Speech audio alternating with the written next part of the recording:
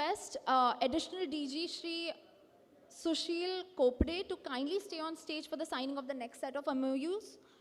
Now we invite the representative of Dockendale Ship Management to please come on stage.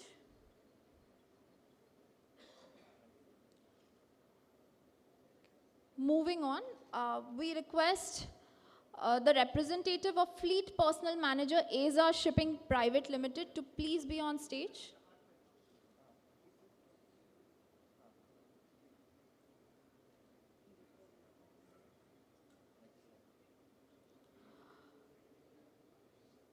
We invite the representative of Maersk Fleet Management and Technology India Private Limited to please come on stage.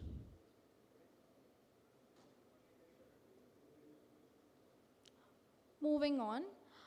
Now we invite the representative of iMost Academy Private Limited to please be on stage. I think it's too early in the morning.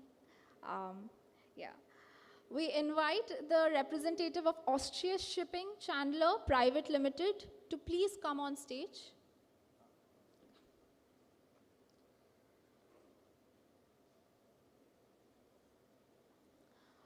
The MOU here is focused on crew management.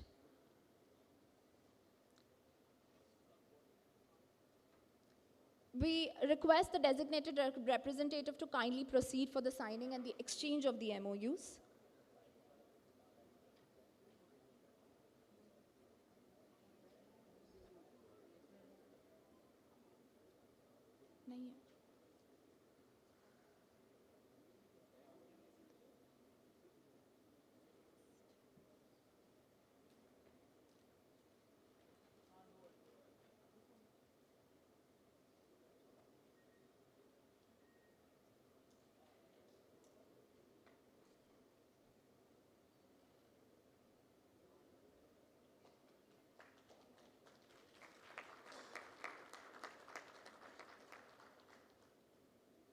Thank you, sir.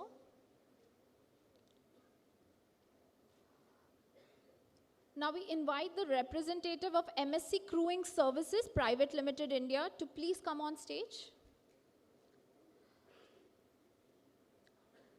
The MOU is focused on employment generation.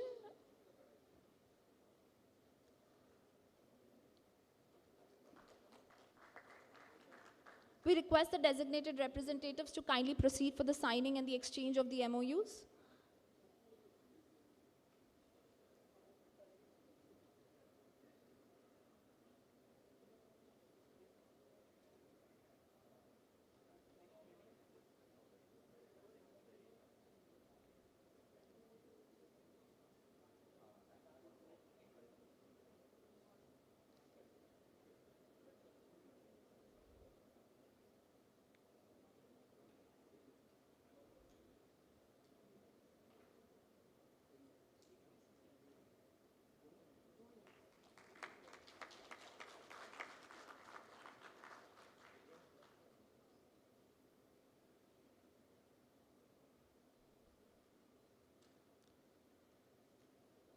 Thank you, sir. We again now invite the representative of MSC Crewing Services Private Limited India for the MOU signing of training and upskill of seafarers.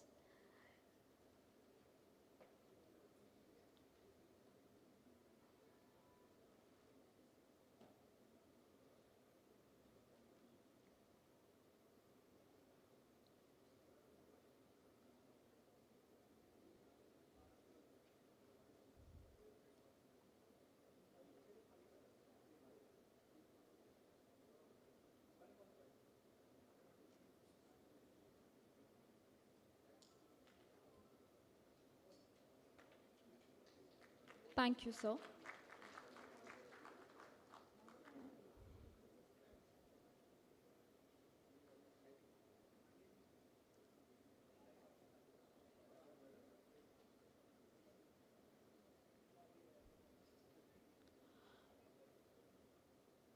We now invite the representative of JBS Marine to please come on stage.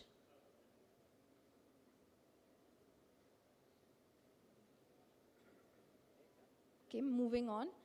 We now invite the representative of Anglo-Eastern Ship Management Private Limited to please be on stage.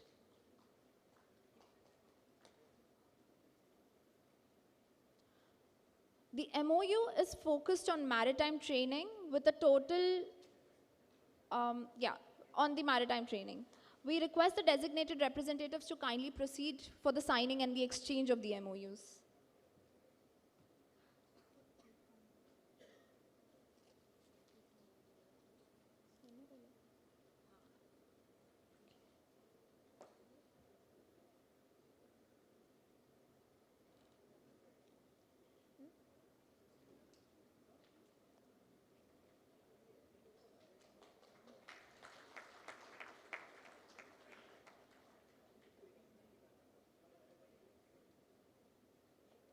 Thank you, sir.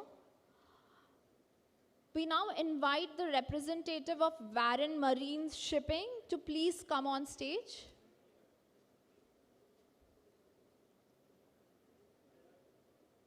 Moving on, we invite the representative of Tisha Ship Management to please come on stage.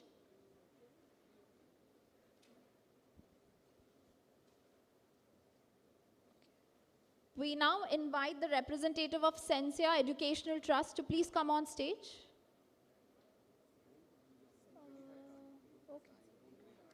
Okay, thank you, sir, for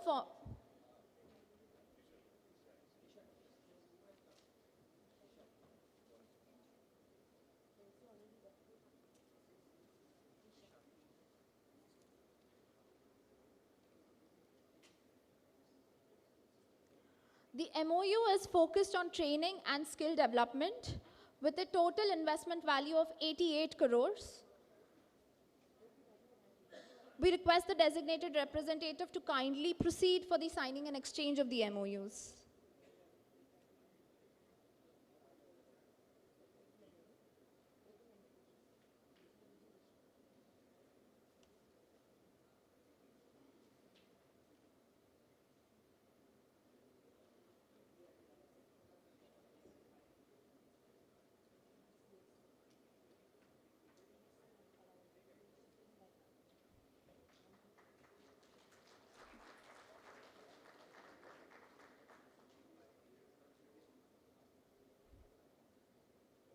Thank you, sir.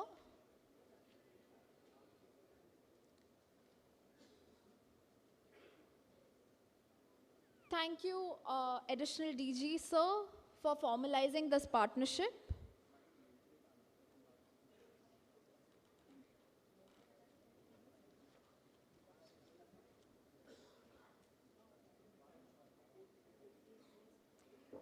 May I request the next set of signatories to please come on stage. Shri Ajit Sukumaran, Chief Surveyor of DGS and representative of ABS Marine, please come on stage.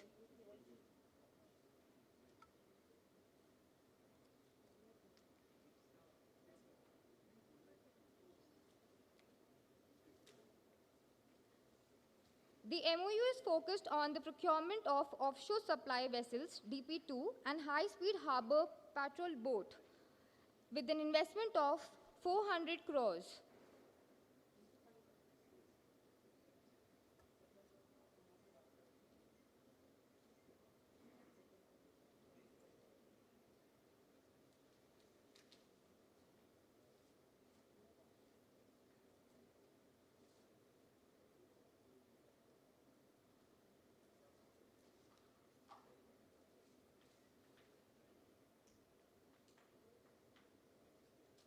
Thank you, sir.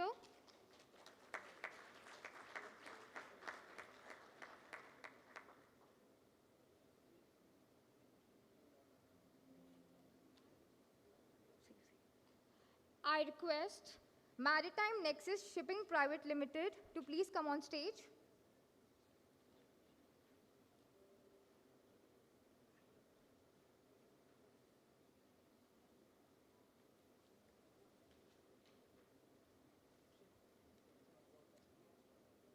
The MOU is focused on purchase of new ships with an investment of 300 crores.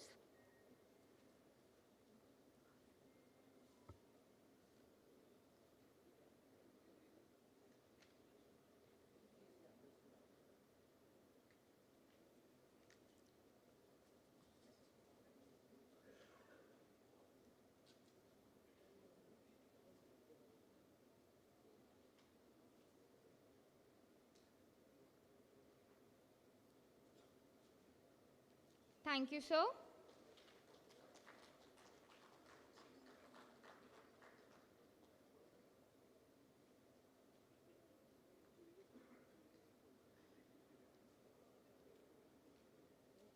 I now request Arcelor Mittal to please come on stage.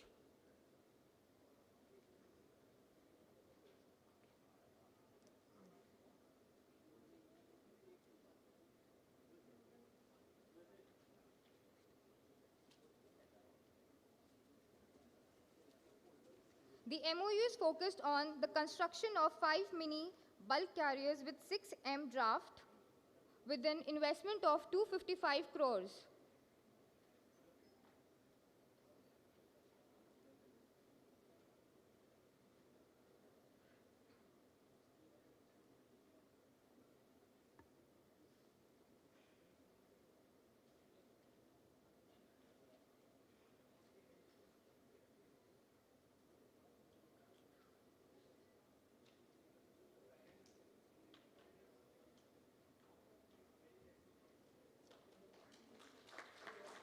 Thank you, sir.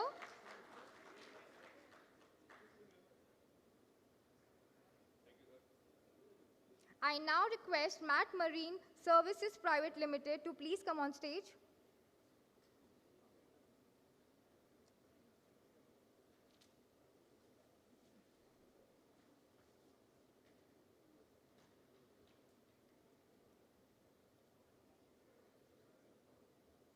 The MOU is focused on new ships building and shipyard with an investment of 240 crores.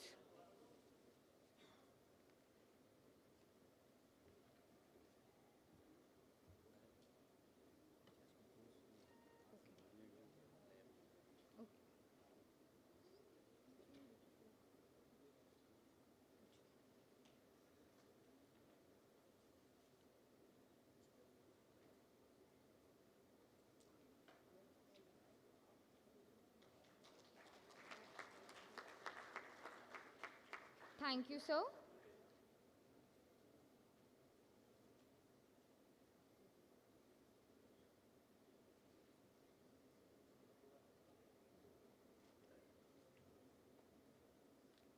I now request Bapu Shipping Jamnagar Private Limited to please come on stage.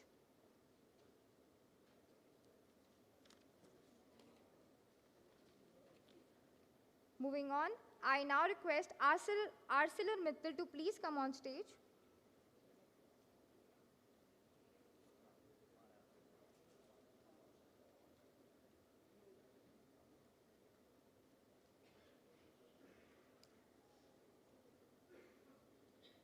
The MOU is focused on procurement of coastal operation vessels with an investment of 170 crores.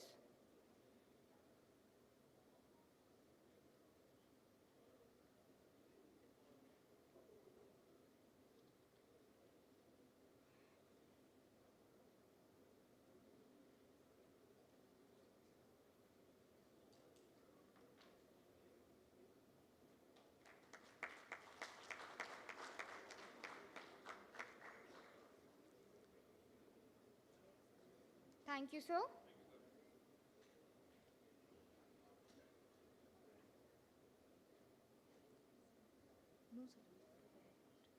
I now call upon Ask Tankers India Private Limited to please come on stage.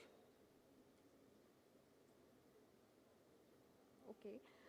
Now I call upon Shubham Freight Carriers India Private Limited to please come on stage.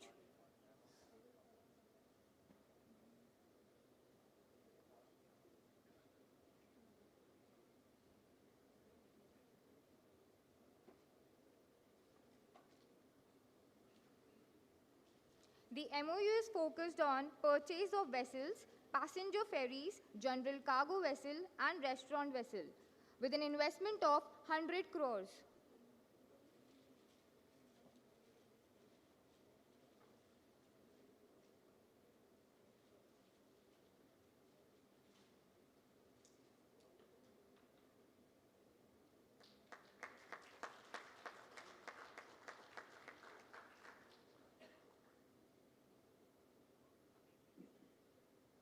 Thank you, sir.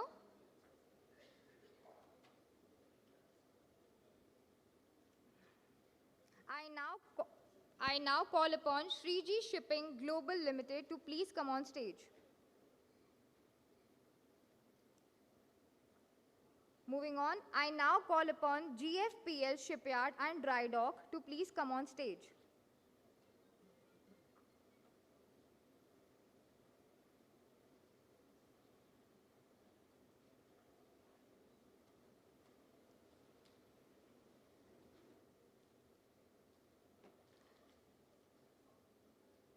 This MOU is focused on shipyard infrastructure development and ship construction with an investment of 76,26,000.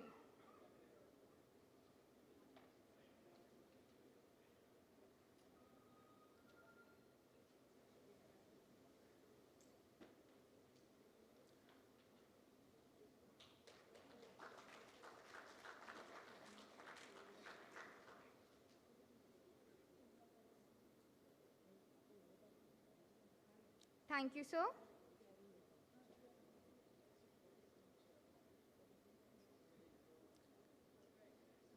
I now call upon Shanti Sagar International Dredging Limited to please come on stage.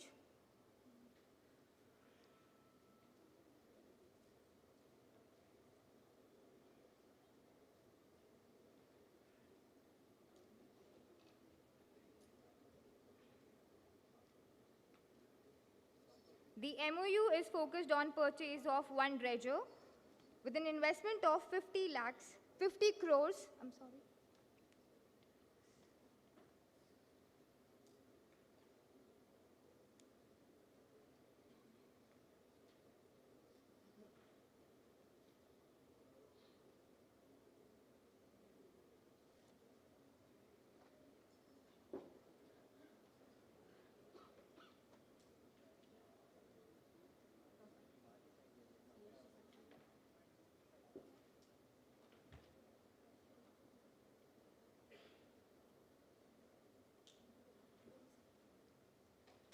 Thank you, sir.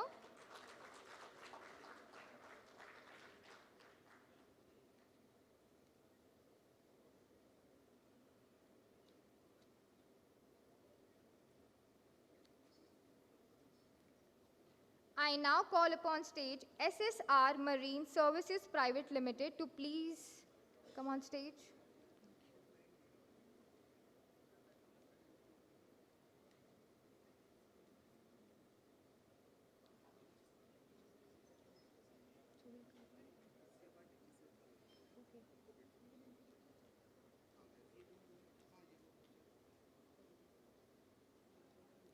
This MOU is focused on shipyards infrastructure development and ship construction with an investment of 45 crores.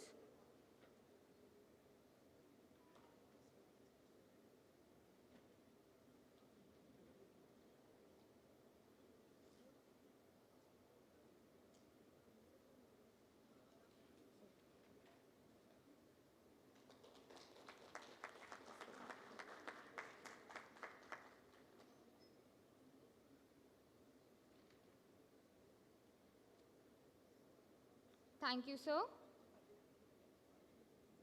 I call upon Abyssal Marine. Please come on stage.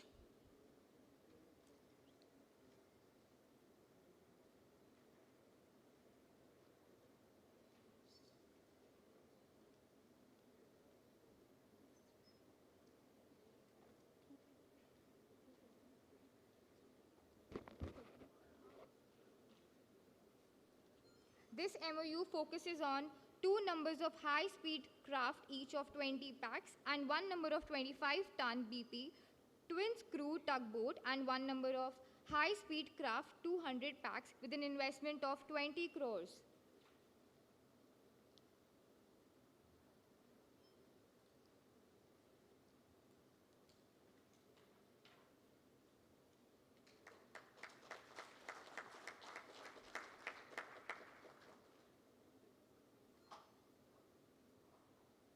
Thank you, sir.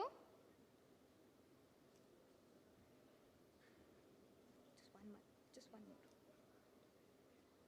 I now call upon stage Vrinda Offshore Private Limited. Okay, thank you, sir.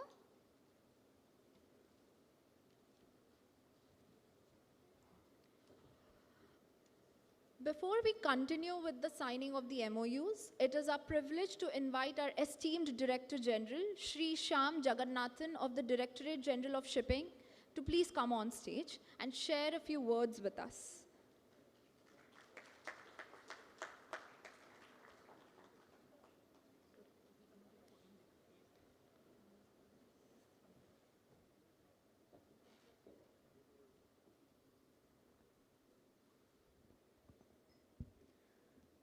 Namaskar and welcome to this wonderful venue.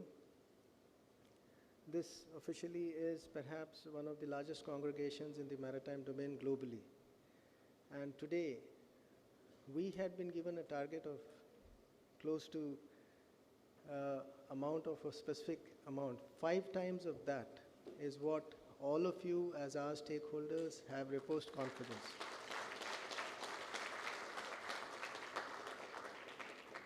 मैं आप सबको आश्वस्त करना चाहता हूँ, आपने जितने intent के साथ आप आगे बढ़ के आए हैं, हमारे प्रशासन के साथ जो आपने आज समझौते किए हैं, our mandate also from the government is to ensure ease of doing business and to ensure that your growth story is fully supported by government intent. Wherever there are issues of regulatory aspects, wherever there are issues where you are finding facilitation is slightly lacking, or any place that you feel in terms of policy is stifling, please do reach out. And lastly, a salute to all of you and thanks a lot. Please partner us as we take India's maritime aspirations globally foremost. Jai Hind.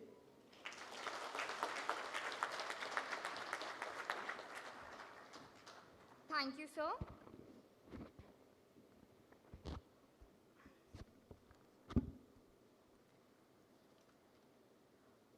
I'm requesting all signatories to please be ready as the company names are announced. With that, I now announce Indian National Shipowners Association, INSA, to please come on stage.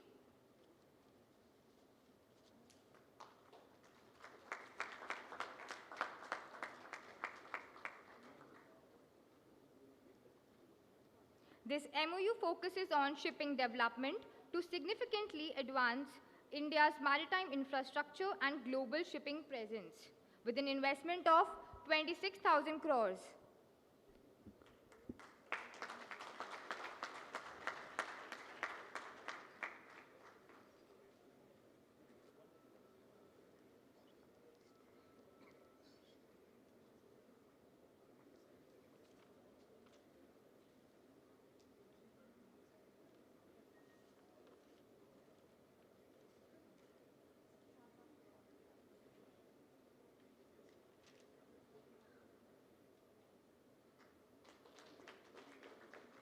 Thank you, sir. Please stay for the photograph, sir.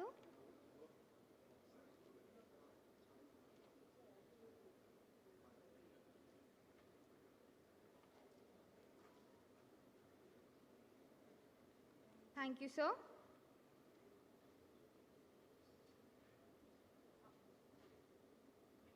I now call upon Sanmar Shipping to please come on stage.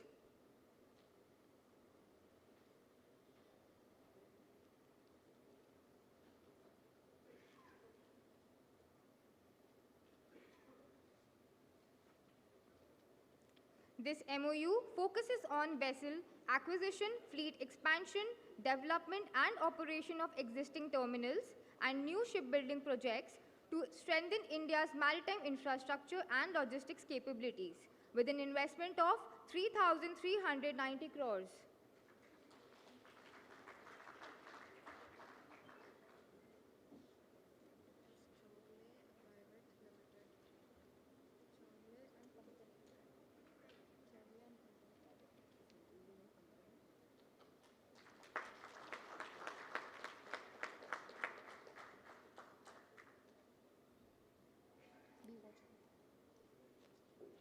Thank you, sir. I now call upon stage Chogule and Company Private Limited to please come on stage.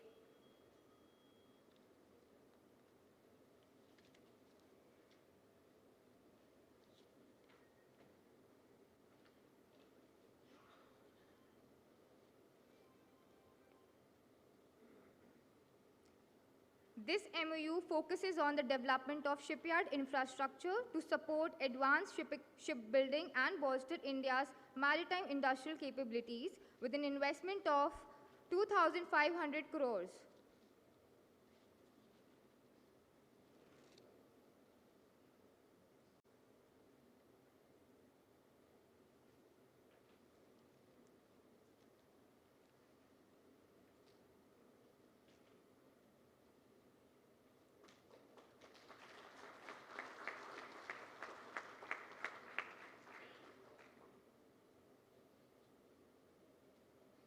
Thank you, sir.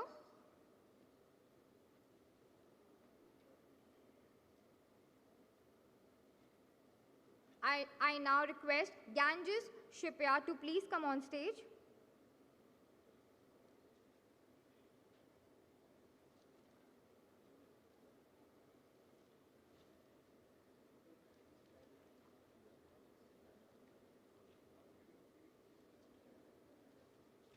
This MU focuses on the development of shipyard infrastructure to support advanced shipbuilding and strengthen India's maritime industrial base with an investment of 1,999 crores.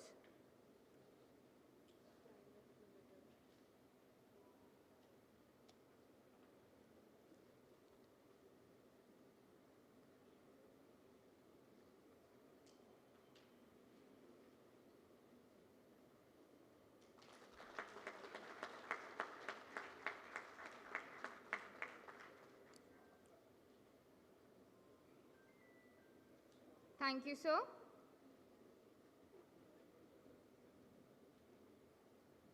Requesting M2M Ferries Private Limited to please come on stage.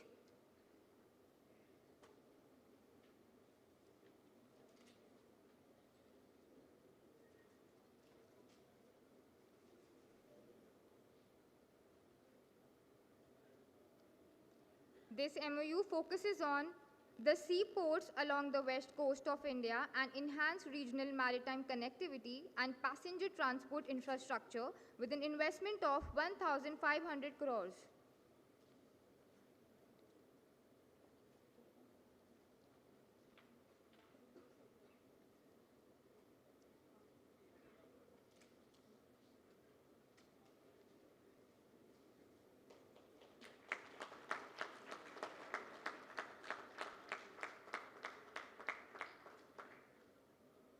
Thank you, ma'am. Requesting Castle Ship Management Private Limited to please come on stage.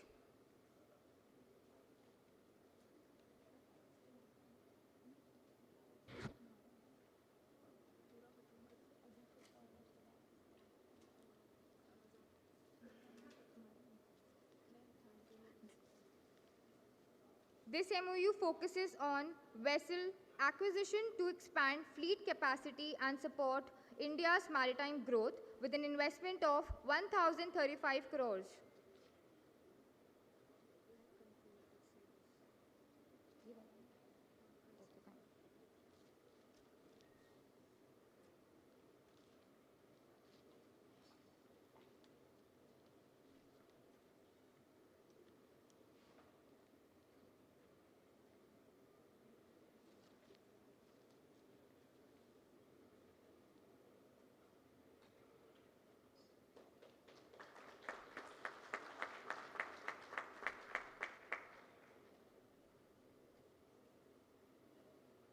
Thank you, sir.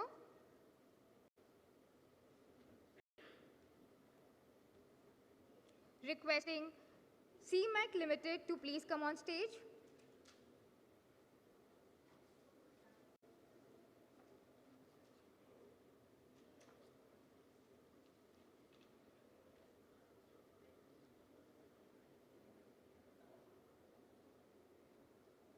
This MOU focuses on vessel acquisition to expand operational capacity and support India's maritime sector growth with an investment of 1,000 crores.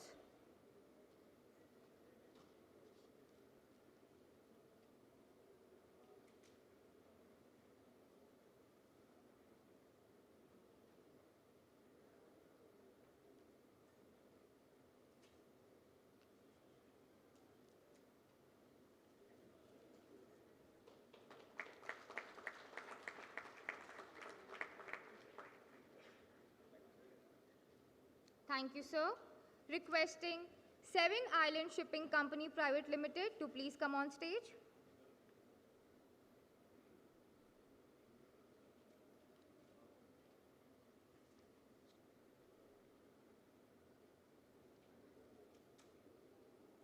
This MOU focuses on the acquisition of vessels and enhance India's shipping capacity and maritime trade capabilities with an investment of 1,000 crores.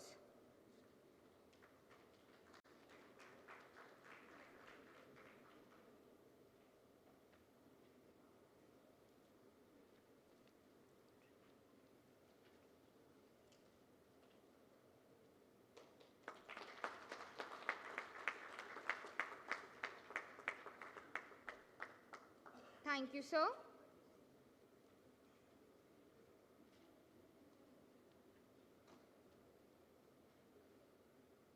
Requesting Treasure Harvest Shipping Private Limited to please come on stage.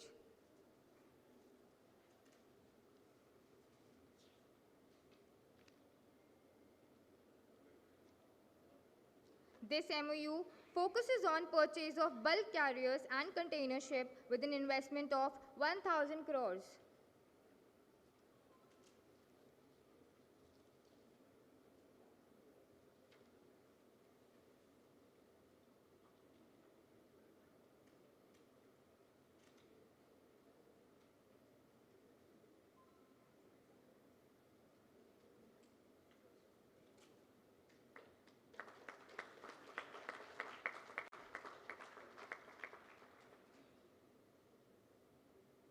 Thank you, sir.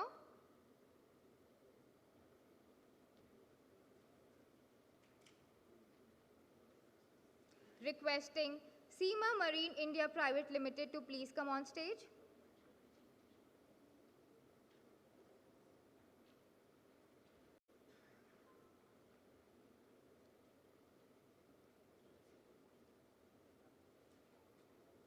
The MOU focuses to establish a strategic alliance focused on mutual assistance and cooperation in crew management with an investment of 970 crores.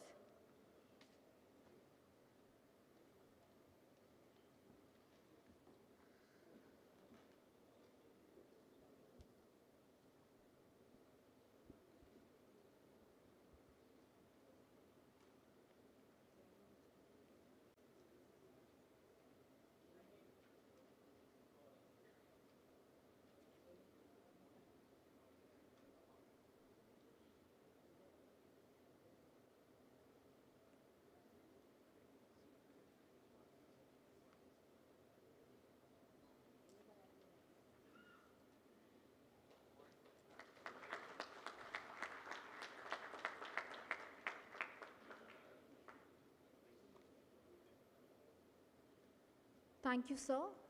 Thank you, sir, for formalizing this partnership. We look forward to a fruitful collaboration. May I request the next set of signatories, Captain S.I. Azad, Nautical Advisor of DGS and representative of Anije Shipping Limited, to please come on stage.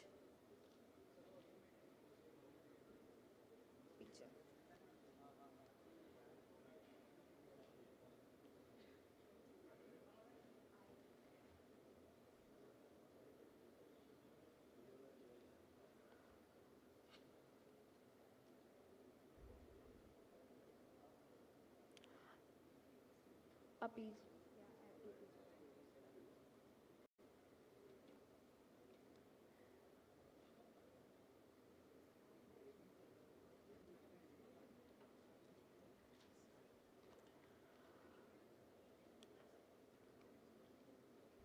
The MOU is focused on purchase of vessels with a total investment value of 800 crores.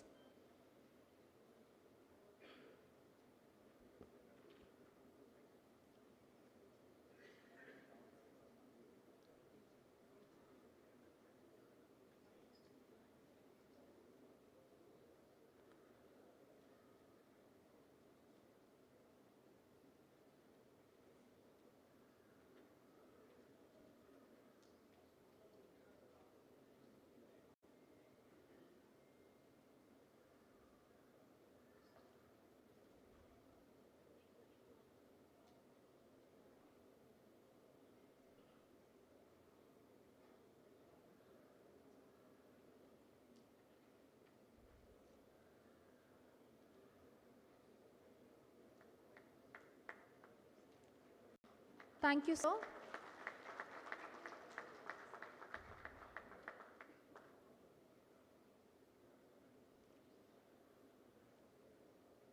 We request Captain Azad to kindly stay on stage for the signing of the next set of MOUs. Now we invite KNK Ship Management and Indian Shipyard to please come on stage.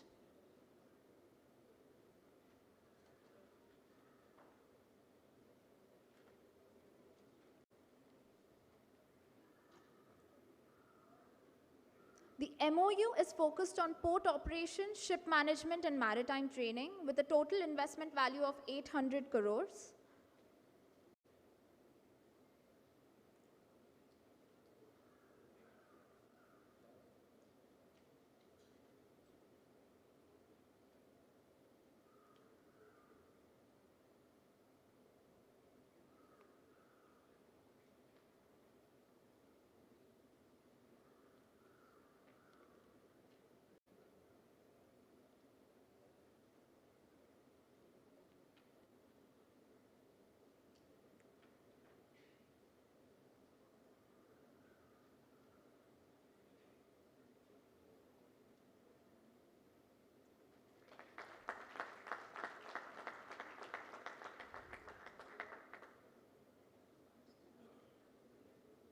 Thank you, sir. We now invite Ocean Sparkle Limited, Adani Shipping, to please come on stage.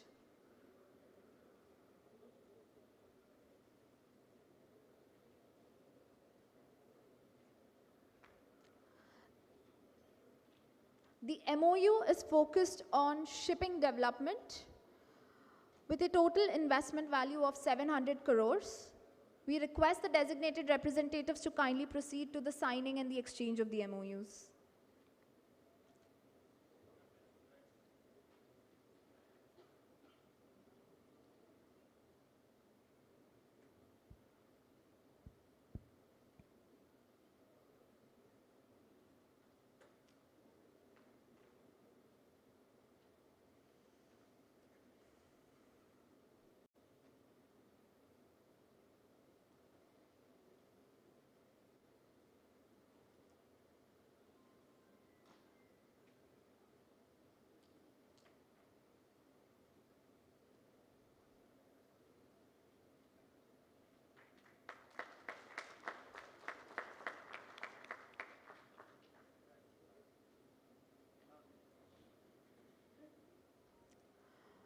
Thank you, sir. We now invite Underwater Services Company Limited to please come on stage.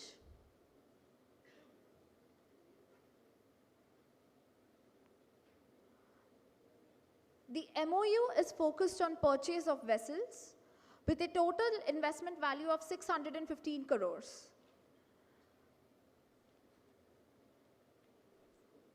We request the designated representatives to kindly proceed for the signing and the exchange of the MOUs.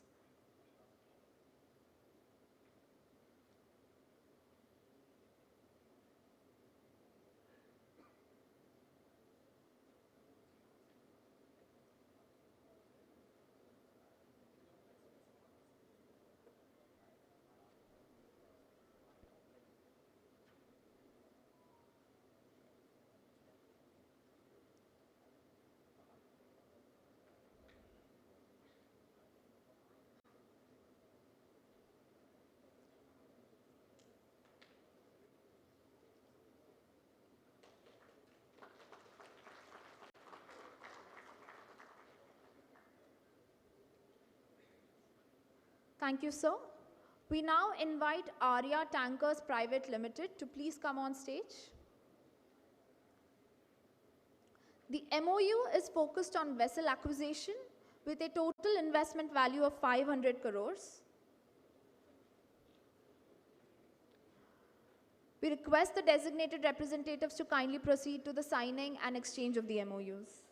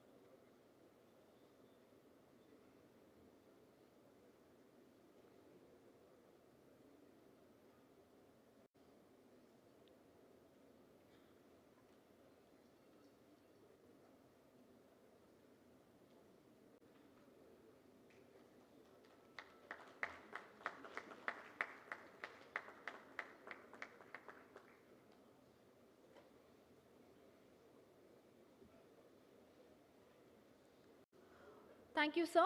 We now invite JT Marine Services Private Limited to please come on stage. The MOU is focused on purchase of new ships with a total investment value of 230 crores.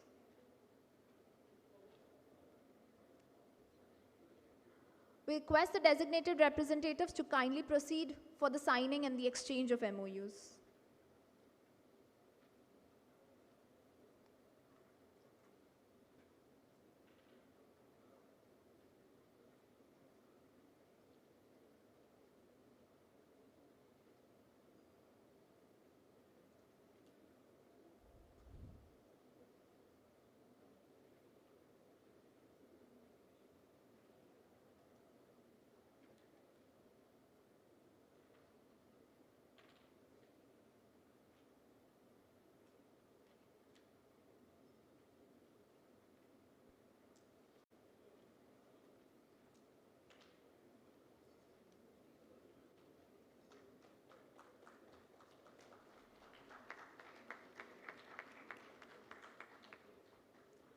Thank you, sir. We now invite ITT Lines Private Limited. Moving ahead, we now invite Seaborne Ship Management Private Limited. The MOU is focused on maritime skill development with a total investment value of 150 crores.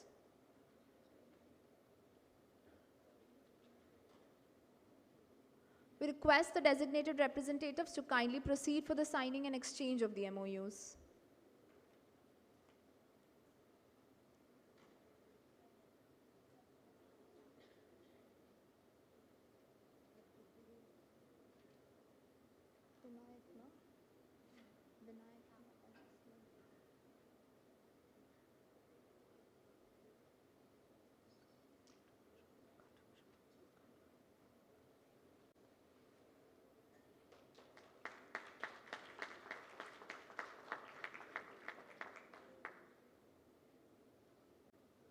Thank you, sir. We now invite Vinayak Marine Service Private Limited to please be on stage.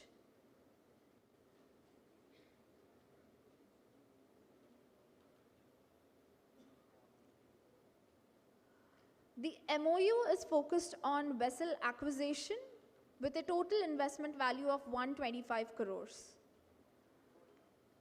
We request the representatives to kindly proceed for the signing and exchange of the MOUs.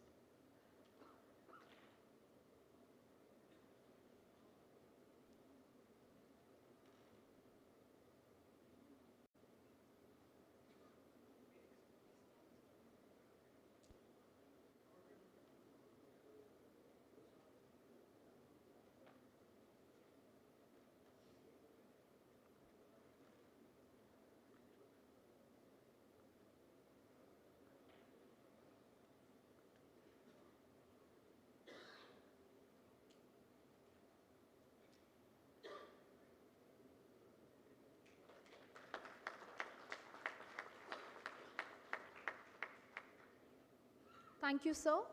We now invite Sea-Link Adventures India Private Limited to please come on stage.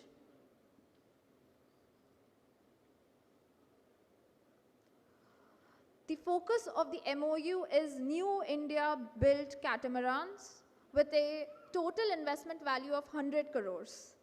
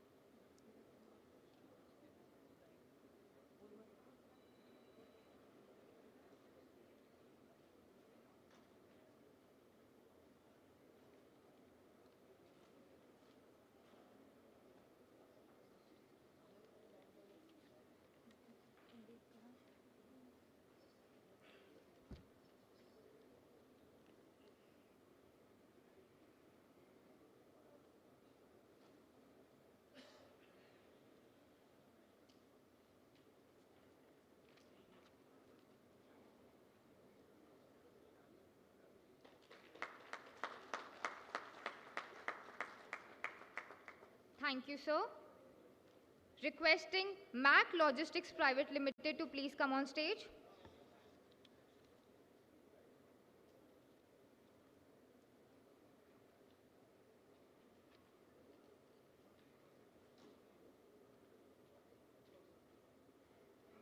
This MOU focuses on new passenger ferry with an investment of 100 crores.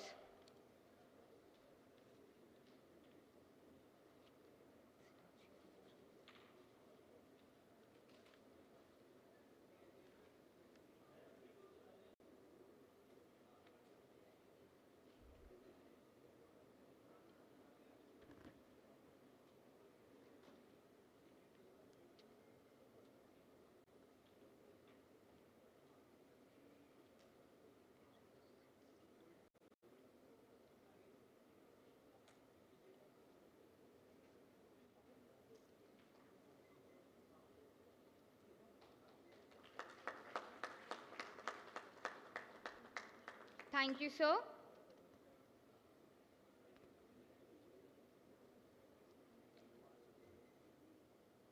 Requesting Synergenius Growth Private Limited to please come on stage.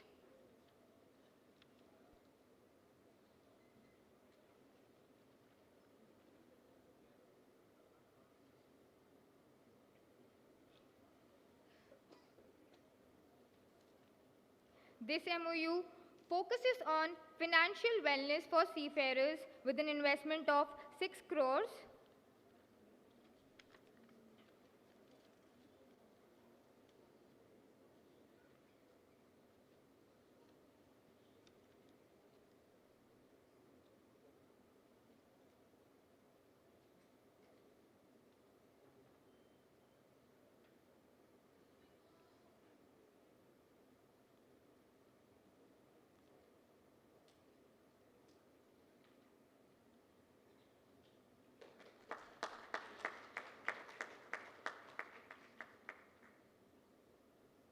Thank you, sir. Requesting the Company of Master Mariners of India to please come on stage.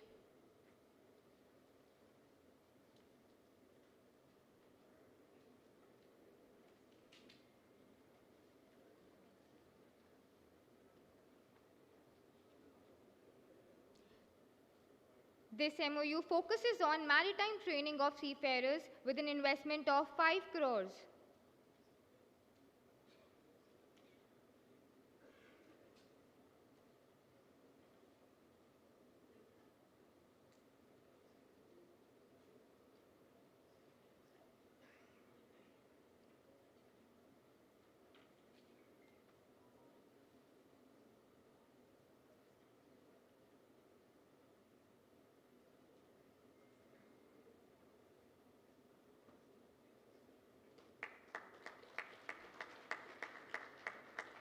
Thank you, sir. Requesting JES Automation LLP to please come on stage.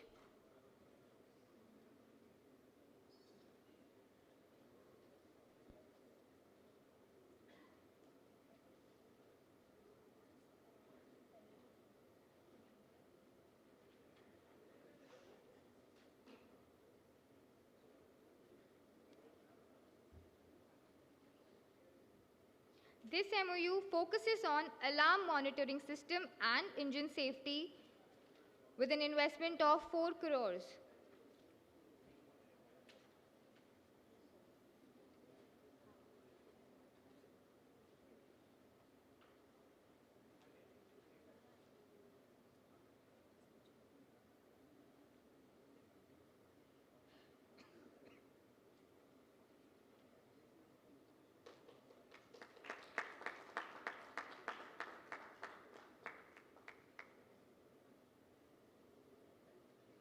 Thank you, sir.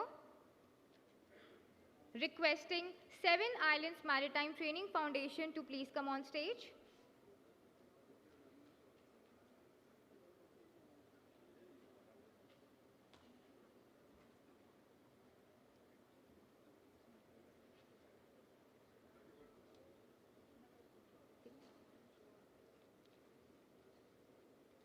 This MOU focuses on maritime training of seafarers with an investment of 3 crores.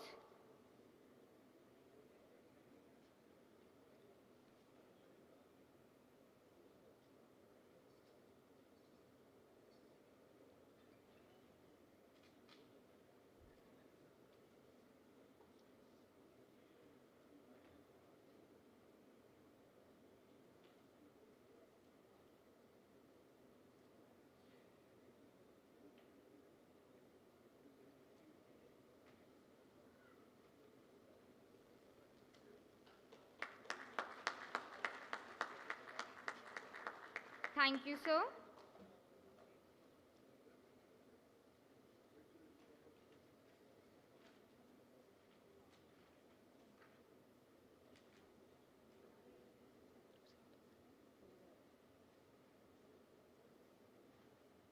Requesting Nautical Institute India West Branch to please come on stage.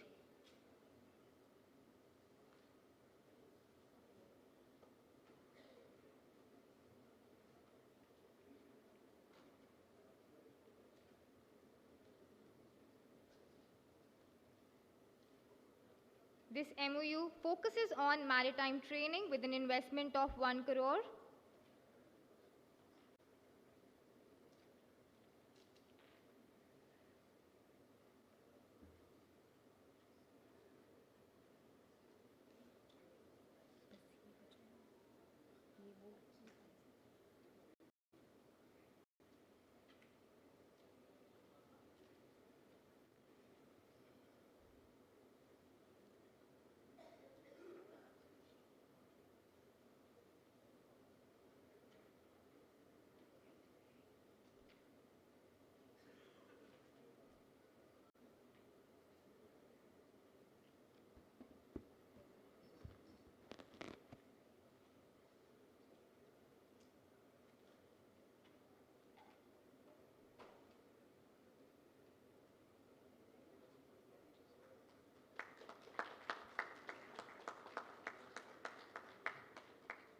Thank you, sir.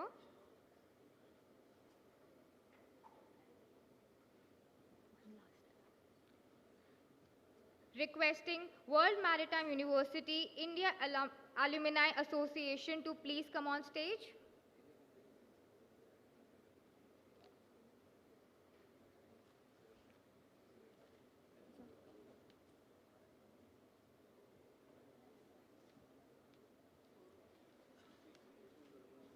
The focus of the MOU is maritime training for seafarers with a total investment value of 50 lakhs.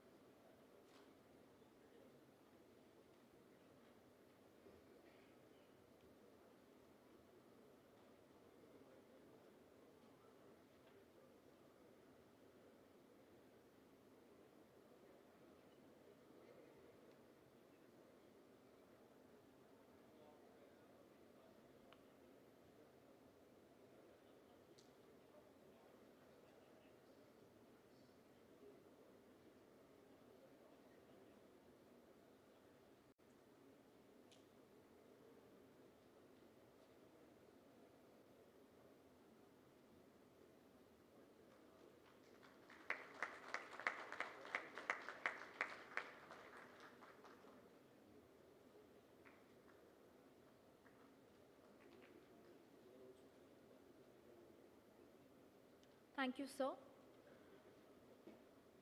Thank you, sir, for formalizing this partnership. May I request the next set of signatories, Shri Pradeep Sudhakaran, Chief Ship Surveyor of DGS, and the representative of SHM Shipcare Private Limited to kindly come on stage.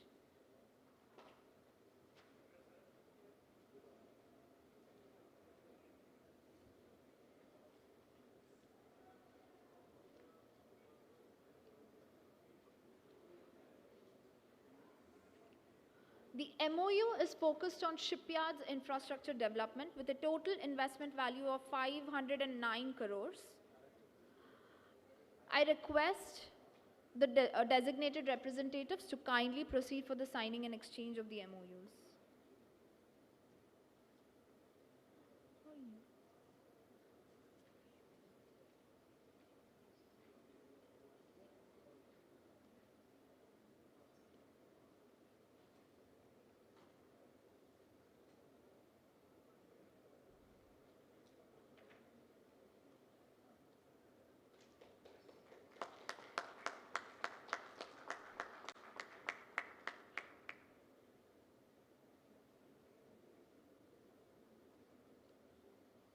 We request Shri Pradeep Sudhakaran to kindly stay on stage for the signing of the next set of MOUs.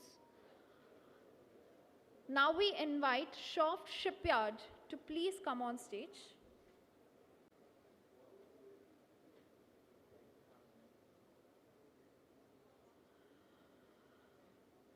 We now invite Synergy Shipbuilders and Dockworks Limited to please come on stage.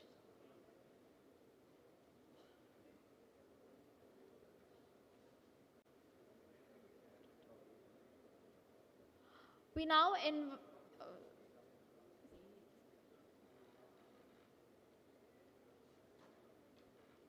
the MOU is focused on shipyard infrastructure development with a total investment value of 300 crores.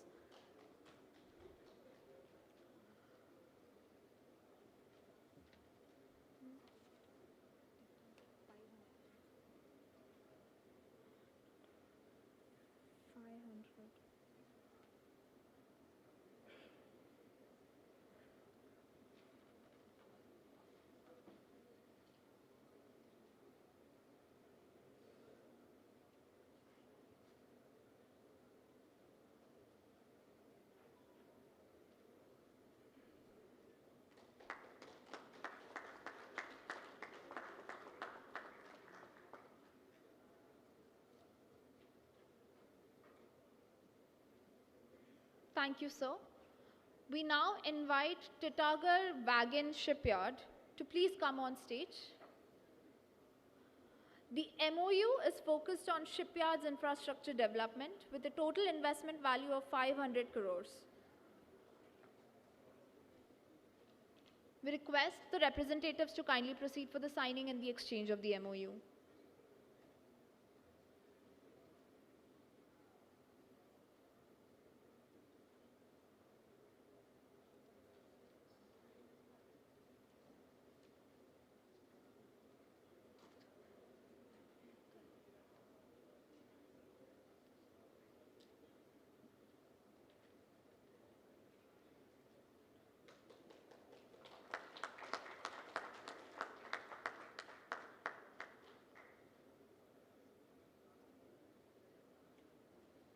Thank you, sir.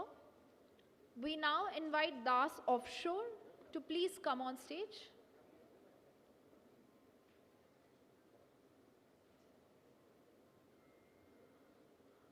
We now invite Atreya Shipyard to please come on stage.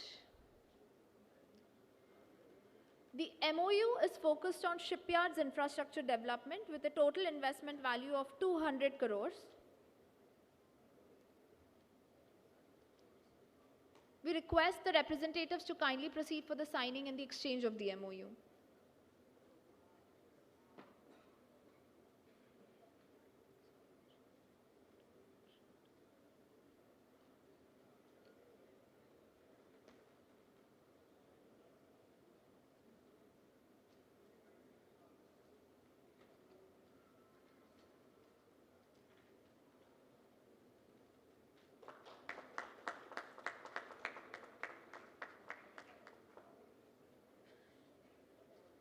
Thank you, sir. We now invite San Marine to kindly come on stage. The MOU is focused on shipyards infrastructure development with a total investment value of 200 crores.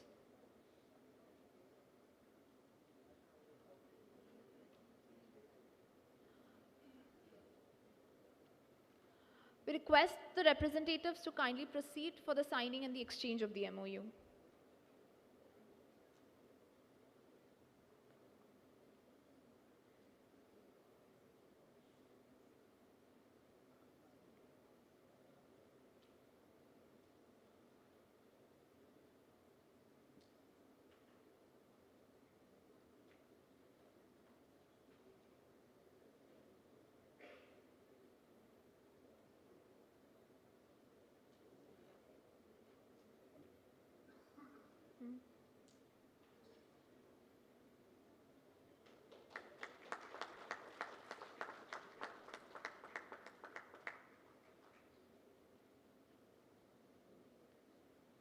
Thank you, sir.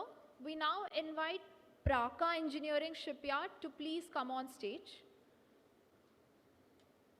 The MOU is focused on shipyards infrastructure development with a total investment value of 200 crores.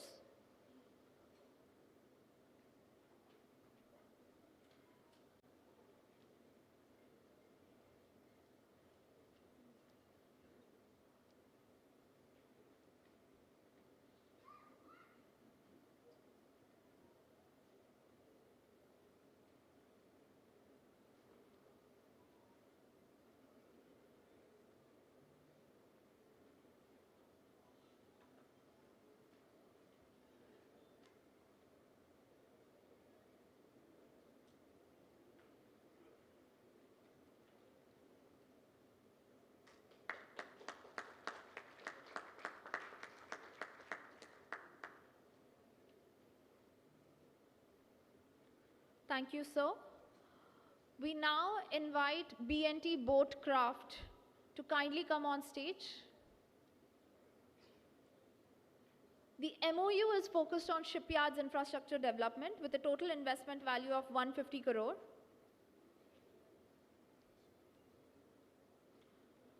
We request the representatives to kindly proceed for the signing and the exchange of the MOU.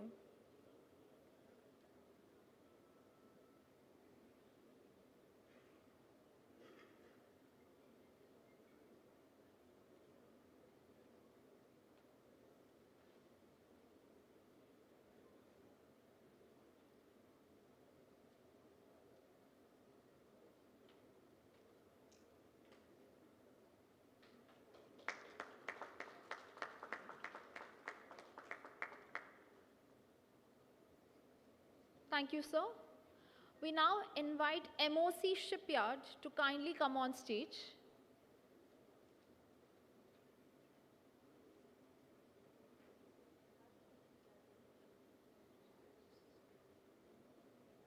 We now invite Sierra Shipyard Private Limited to kindly come on stage.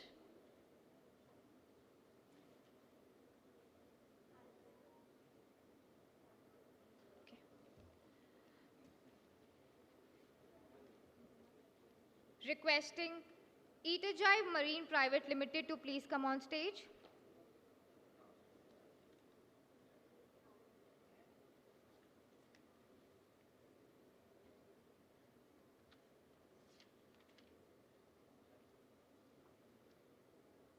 The MOU is focused on shipyards infrastructure development with an investment of 100 crores.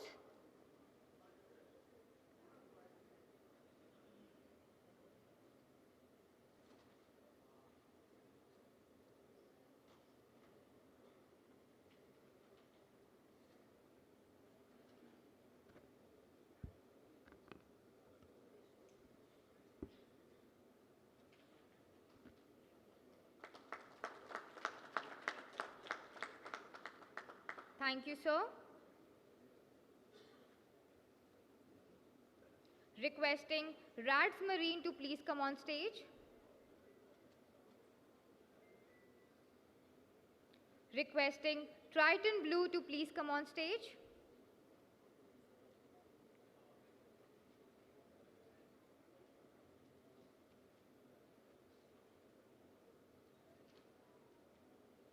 The MOU is focused on shipyards infrastructure development with an investment of 61 crores.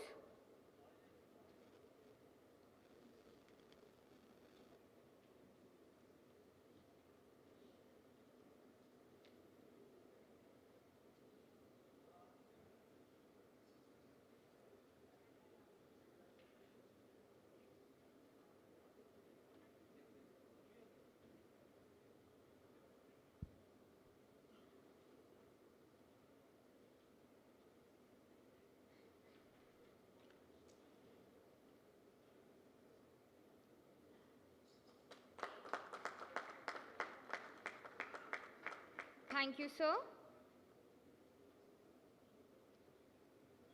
Requesting Marine Frontiers Shipyard to please come on stage.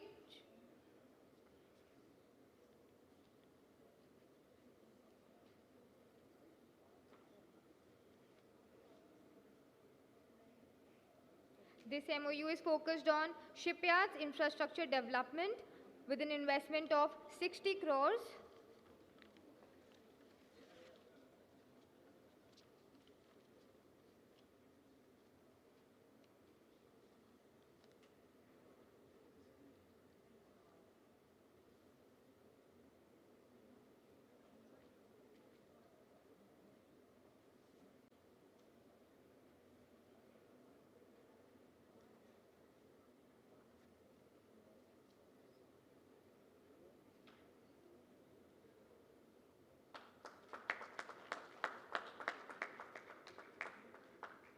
Thank you, sir.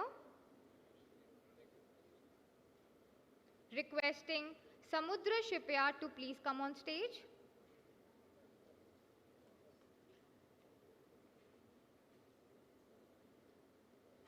This MOU is focused on shipyards infrastructure development with an investment of 50 crores.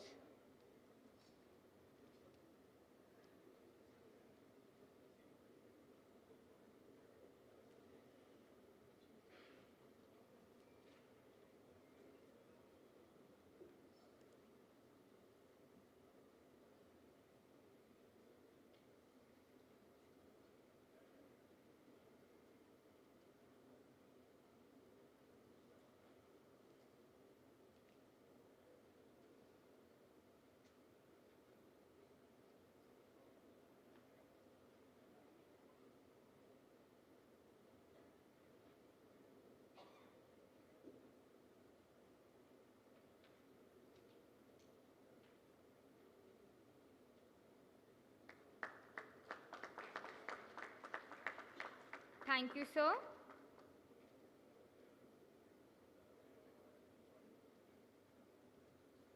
Requesting Dharya Marine to please come on stage.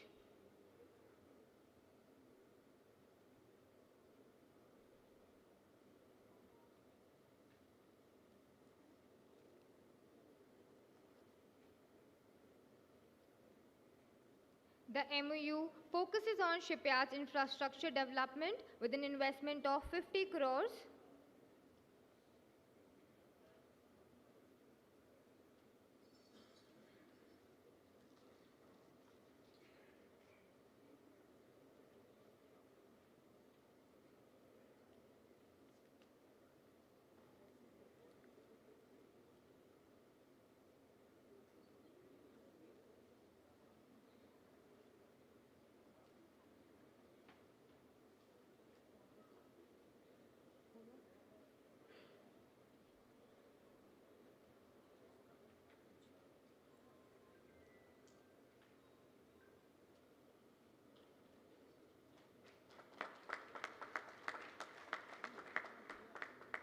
Thank you, sir.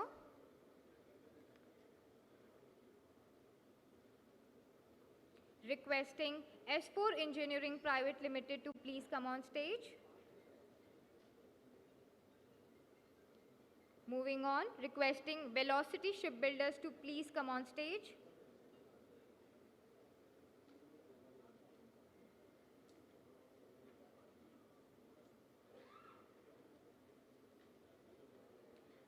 The MOU focuses on shipyards infrastructure development with an investment of 50 crores.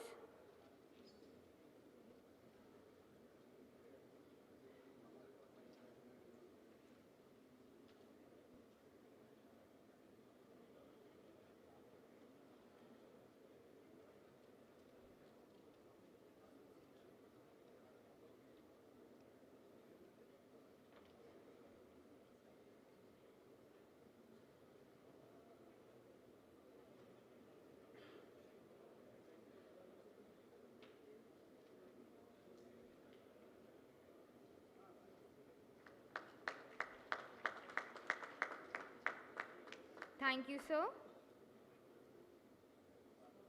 Requesting Marino Industries and Infrastructures to please come on stage.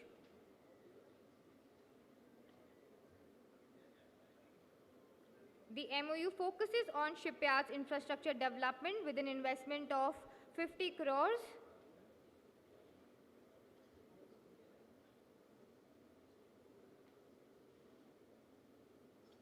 Please be seated, sir. No. Marino Industries.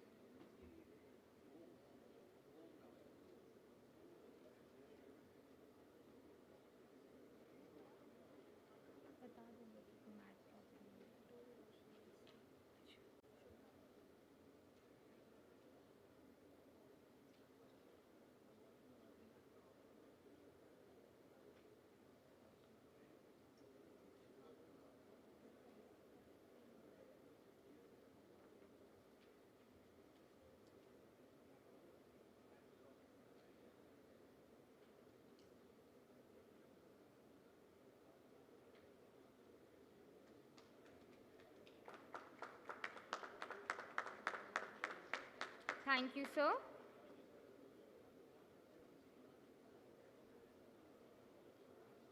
Requesting Matprop Technical Services to please come on stage. Requesting Walid Shipyard to please come on stage.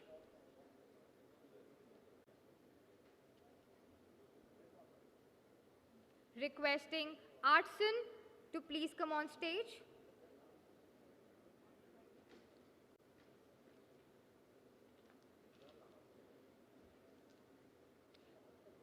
The MOU focuses on shipyards infrastructure development with an investment of 15 crores.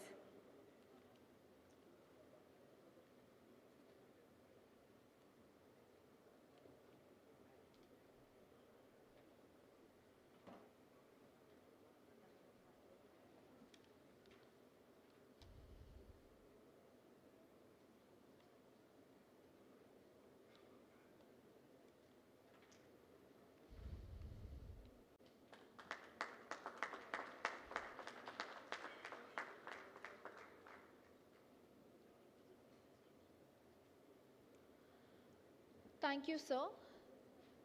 Thank you, sir, for formalizing this partnership. That brings us to the successful completion of all the MOU signing and exchanges. A big round of applause to all our signatories and partner organizations for coming together in this spirit of collaboration and progress. So now we request Dr. Sudhir Kohakade, DDG, propose the vote of thanks.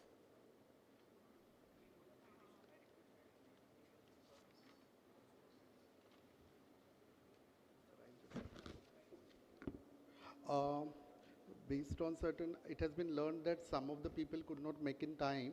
As we have still 20 minutes, we will rerun the list, sir, once again with one of the dignitaries. If I may request additional DG sir to please come on the dais. We will rerun it, but just request everybody to be just as quick as possible. Thank you.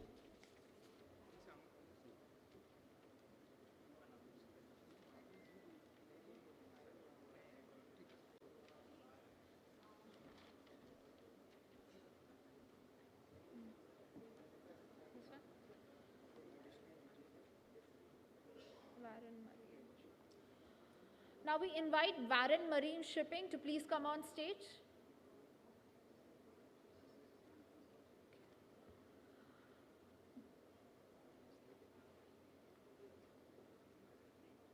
The MOU focuses on maritime training and ship management with a total investment value of 550 crore.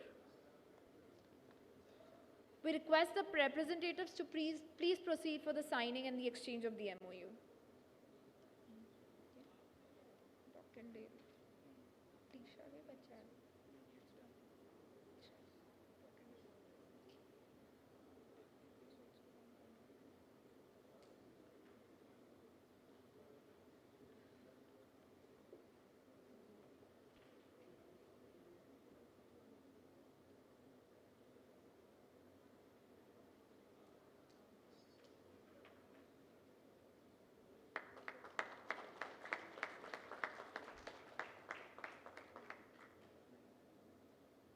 Thank you, sir.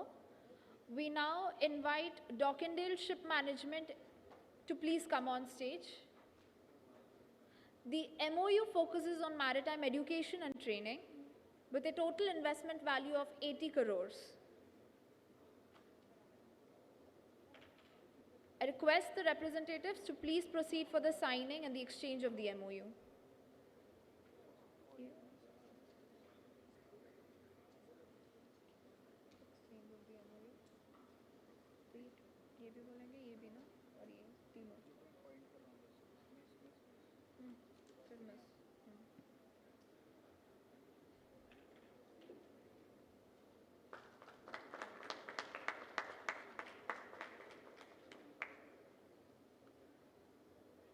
Thank you, sir. We now invite Fleet Personnel Manager, Aza Shipping Private Limited, to please come on stage.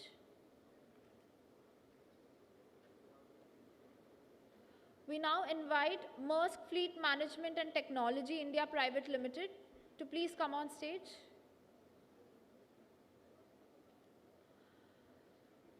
We request iMost Academy India Private Limited to kindly come on stage.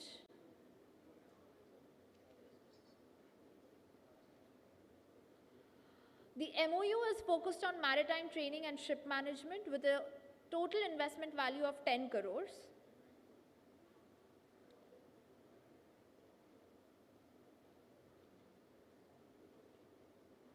Request the representatives to please proceed for the signing and the exchange of the MOU.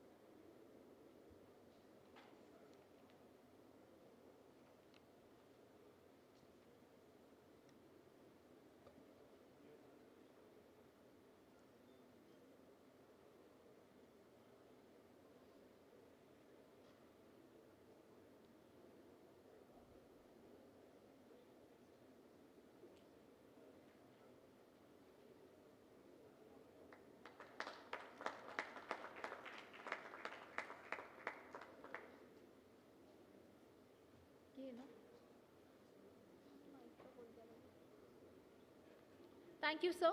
We now invite JBS Marine to please come on stage.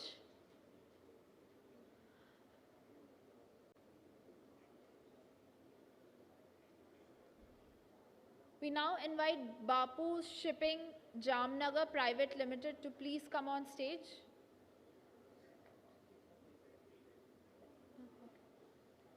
The MOU is focused on shipyards infrastructure development and ship construction with a total investment value of 200 crores. Request the representatives to kindly proceed for the signing and the exchange of the MOU.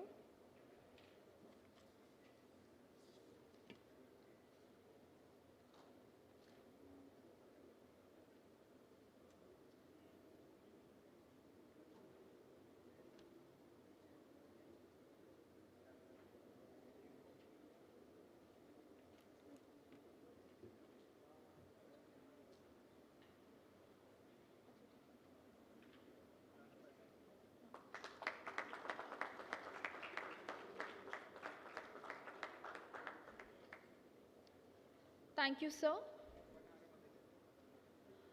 We now request Ask Tankers India Private Limited to please come on stage.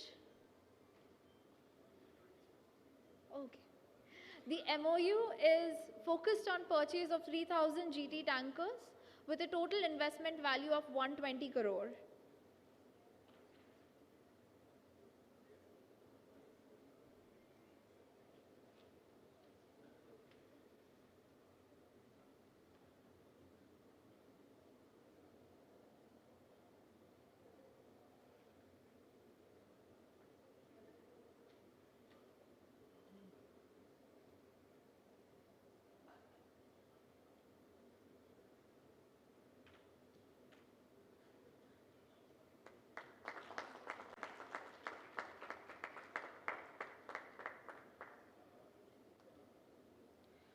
Thank you, sir. We now invite Shriji Shipping Global Limited to please come on stage.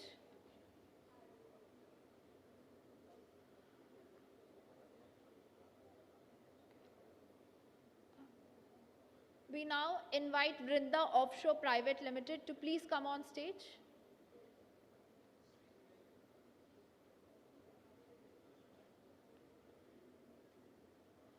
We now invite ITT Lines Private Limited to please come on stage.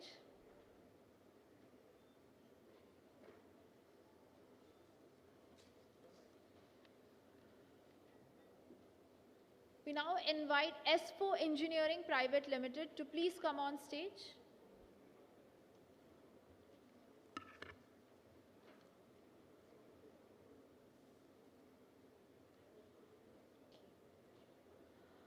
We now invite Shoft Shipyard to please come on stage.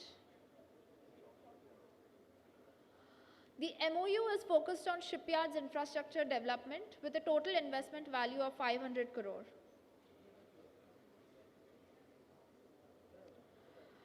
We request the representatives to please proceed for the signing and the exchange of the MOU.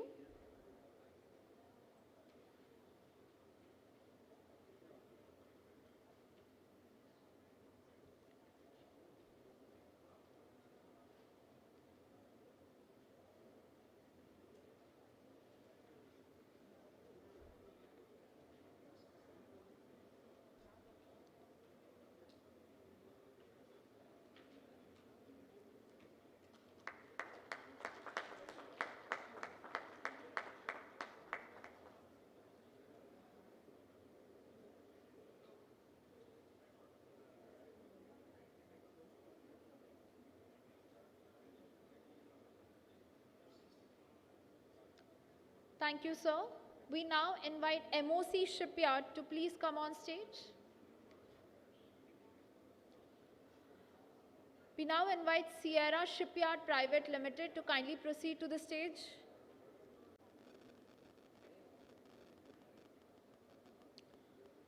We now invite RADS Marine to please come on stage.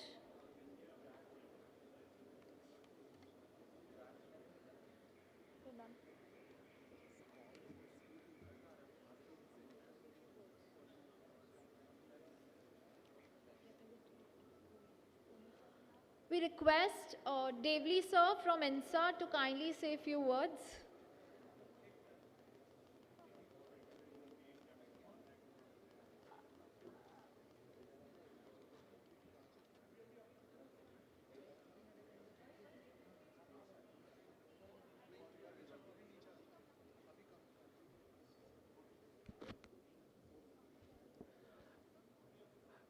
respected DG sir, additional DG sir, CS sir, NA, Sudhakar sir, and all my other colleagues from DG Shipping and those from the fraternity. Sir, on behalf of the Indian National Ship Owners Association and all ship owning fraternity, my heartfelt, sincere thanks for the sincerity that we can see from the administration, today when you spoke and in these past few months and years that we have been working with the DG Shipping. We owe our existence to the DG, and we are also mindful of your sentiment that you see us as partners, and that is exceedingly important. All of you, the way that you treat us. So I'm particularly enthused by what you said today, that whenever we need you, we should be able to approach you, which we are able to do. And I think that is what is symbolic of this enthusiasm today, of so many of us coming in and saying, these are the ships that we'll acquire. Also, the shipyards, we are happy to see that shipyards themselves are growing. So I'm hoping, sir, that all of us together today will become a milestone. Maybe 20 years down the road, people will say, what had happened in 2025 made the difference. Thank you once again to all of you. Namaskar. Thank you, sir. We request the representative of Sanmar Shipping to kindly come on stage and say a few words.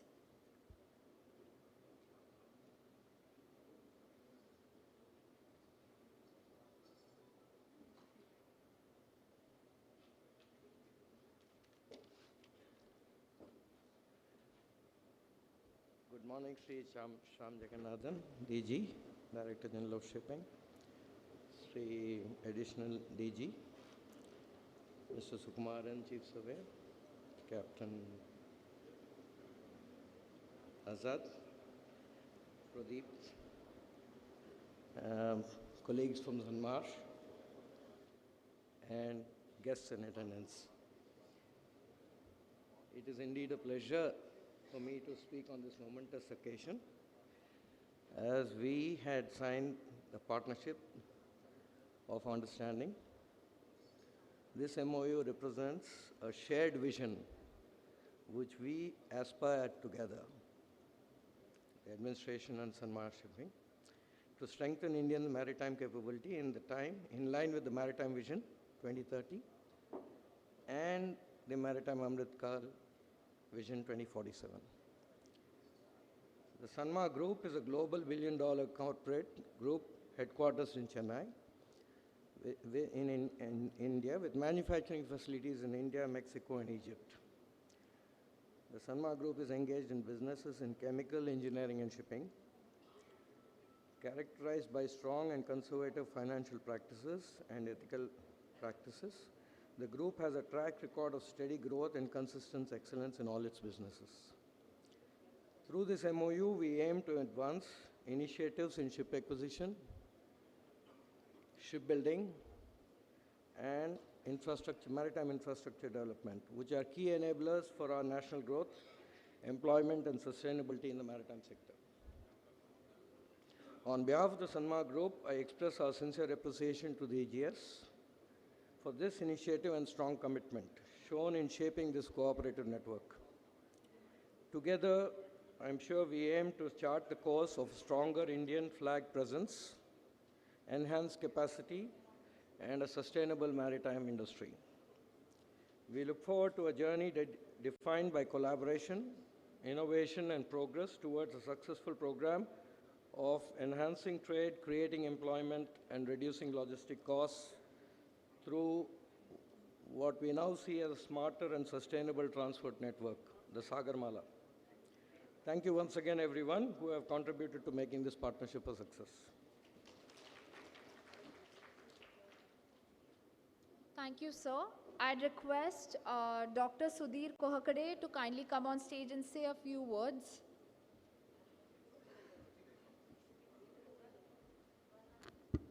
Thank you. I am here for the vote of thanks. Respected Director General of Shipping, Shri Sham Jagannathan, Additional Director General Shri Sushil Khopre, Chief Surveyor Shri Ajit Sukumaran, Nautical Advisor Captain Abul Kalam Azad, Chief Ship Surveyor Pradeep Sudhakar, all my senior officials, officers of DG Shipping, and all my esteemed partners. A very good morning to all of you. On behalf of the Director General of Shipping, I extend my heartfelt gratitude to each one of you for gracing this landmark occasion, the signing of Memoranda of Understanding for the proposed investment in the sustainable shipping sector. As this MOU is not merely a document, it is a shared commitment to a greener, more resilient maritime future. It reflects our collective resolve to transform India's shipping landscape in alignment with the visionary goals of Viksit Bharat 2047 and the strategic roadmap of India Maritime Vision 2030. Together, we are laying a foundation for a sector that is not only economically vibrant but also environmentally responsible and globally competitive. I wish to thank all our esteemed partners for their trust and foresight in choosing to invest in India's maritime ecosystem. Your collaboration with DG Shipping will catalyze the innovation, create green jobs, and accelerate the adoption of the clean technology across ports, vessels, and logistic chain. A special word of appreciation to all my officers of the DG Shipping and allied offices, the staff of uh, the staff of DG Shipping, the seed resources, the consultant, the event management company of the IPA, and last but not the least, definitely this event would not be possible without the support of our Ministry of Port, Shipping and Waterways for their unwavering guidance. Before I close down, I understand that there are certain MOUs which are still to be signed, as we have got a large list of MOUs that will be convened in the DG stall number 44 in hall number 1 shortly. The time would be communicated to everyone in due course. Lastly, let this moment serve as a beacon of what public-private synergy can achieve when anchored with the national vision and global responsibility. May this partnership sail smoothly and inspire many more such transformative alliances. Thank you once again. Jai Hind.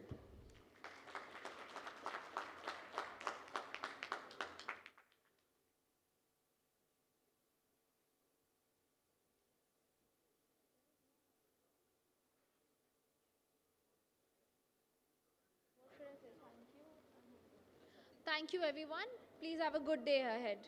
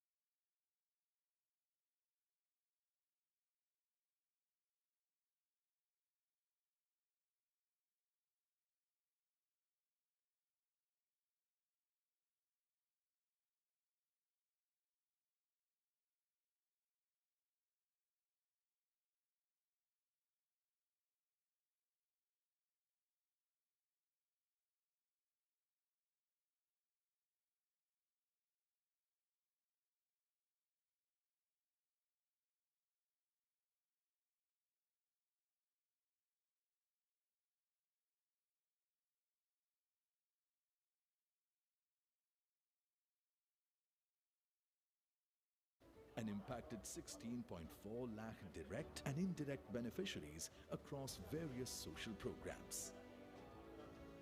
Over the past decade, APSEZ has outpaced industry standards. We are the first private infrastructure developer to be rated AAA by 4 domestic ratings agencies, along with investment grade ratings by international agencies.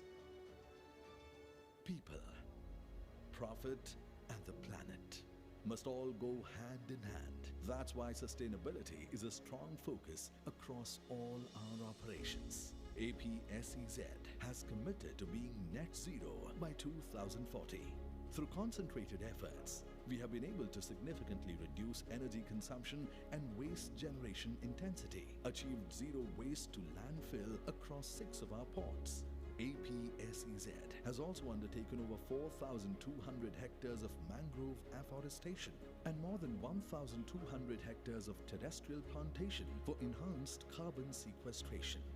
Our commitment to sustainability has been recognized by ESG rating agencies globally. S&P Global CSA recognized APSEZ to be amongst the top 10 sustainable companies within the transportation and transportation infrastructure sector. We have also been ranked in the leadership band by CDP and amongst the top 10 marine ports globally by Sustainalytics. Our ambition continues to grow, with new milestones to reach and new benchmarks to set. By 2030, we aim to handle 1 billion metric tons of cargo in the domestic and international markets. We also aspire to be amongst the largest marine fleet operators globally.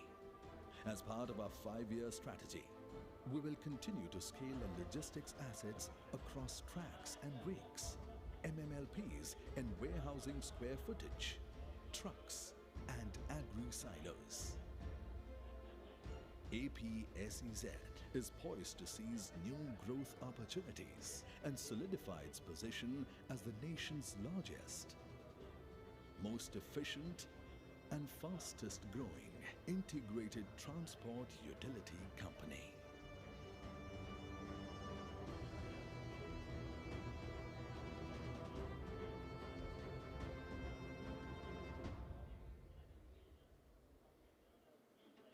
CMA CGM, the world's third largest shipping company, was founded over 45 years ago.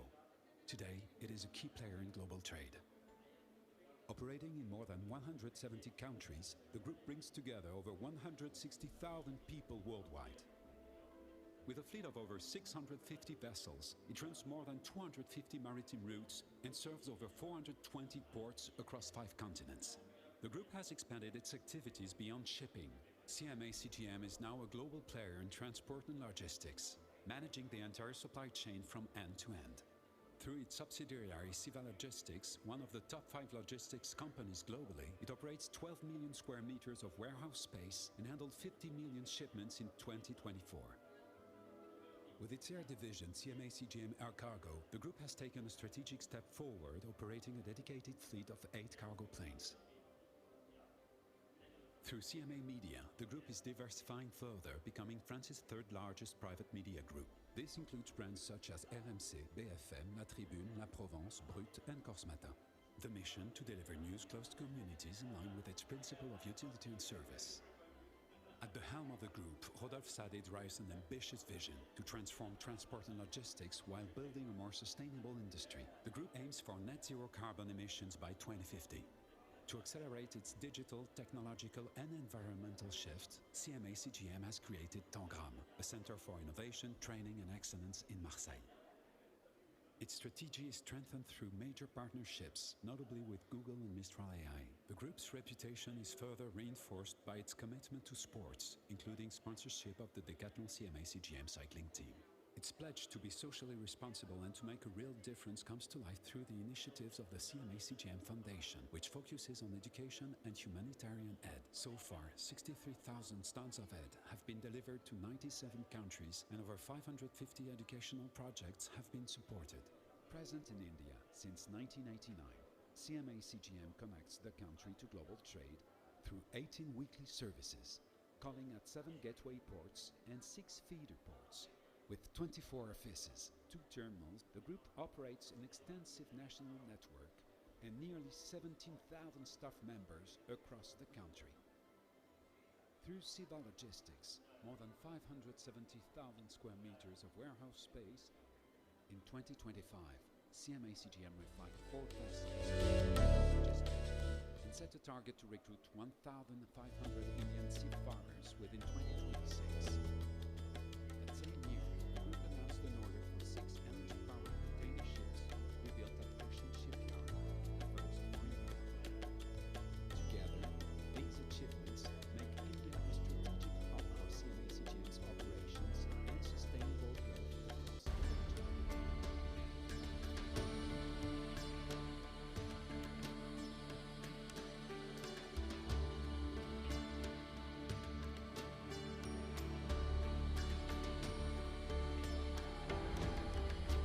At the JN Bakshi Group, opportunity is not found, it is created, crafted by a vision that drives us forward, charting new waters.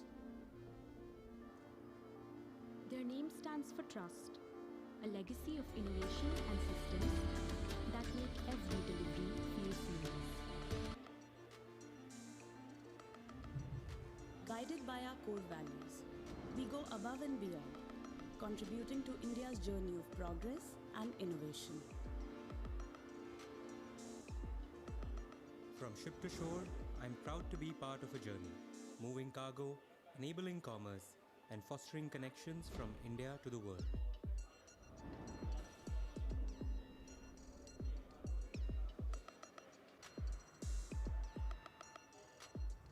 Our experience and tech make each journey an opportunity, one that brings unmatched value to every client we serve.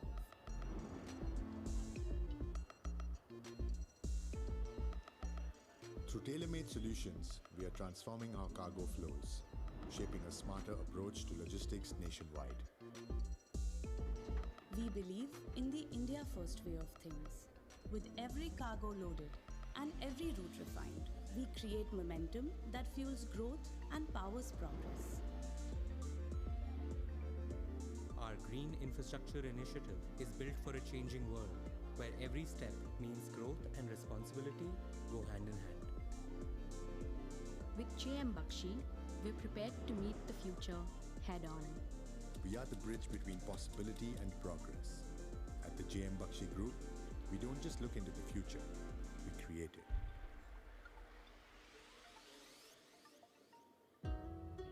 लोग अक्सर कहते हैं कि ये है नया India, लेकिन ऐसी क्या खास बात है नए इंडिया में?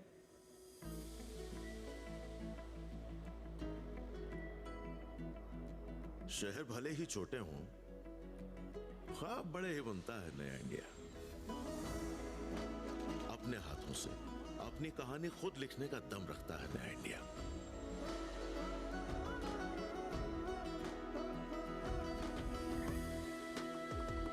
नए इंडिया की सोच में सबको बराबर अधिकार है।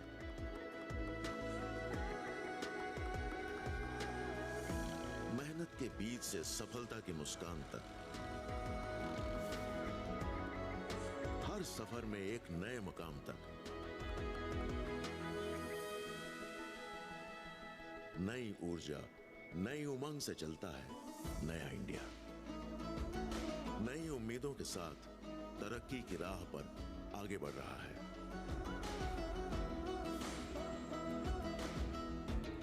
अपनी कोशिशों से आसमान की बुलंदियों को छू रहा है।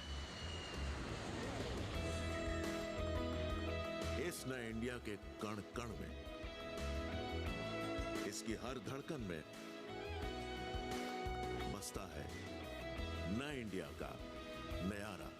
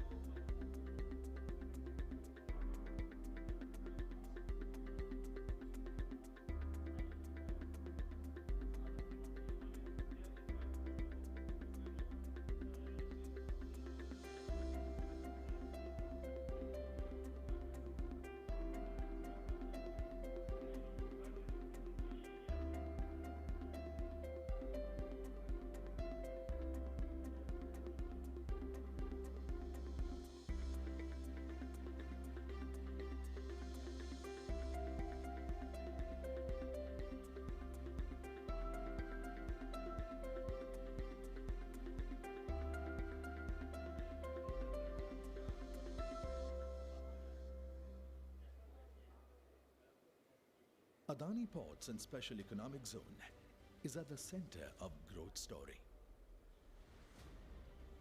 With an unparalleled network of ports, marine fleet, and extensive logistic assets covering 90% of India's hinterland, APSEZ is the largest integrated transport utility company in India. It all began in 1998 with the establishment of the first port on the marshy, barren land of Mundra, which has now become India's largest commercial port and has held this position since 2014. Today, APSEZ's portfolio comprises 15 strategically located ports along India's coastline, together with selected international presence in Sri Lanka, Australia, Israel, and Tanzania. 4 of APSEZ's ports, Mundra, Kattupalli, Hazira, and Krishnapatnam, feature amongst the top 100 ports in the Global Container Port Performance Index. Our multi-commodity, all-weather ports handle a wide range of dry, container, and crude cargo, including coal, aluminum, LNG, fertilizers, chemicals, iron ore, limestone, and edible oil. With an overall market share of 27%, which includes 45% of market share in container cargo, APSEZ is India's largest commercial port operator with a capacity of 633 million metric tons. We have the distinction of handling some of the largest vessels to have called on Indian ports. In September 2024, Vizhinjam Port, during its trial period, received the 400 meters long MSC Claude Girardet, the largest ever container ship to have docked at any Indian port. Is also India's largest operator of marine fleet with over 70% market share. Our SEZs promote significant industry cluster development. APSEZ has over 16,000 hectares of land bank next to its ports that is fully integrated with hinterland logistics.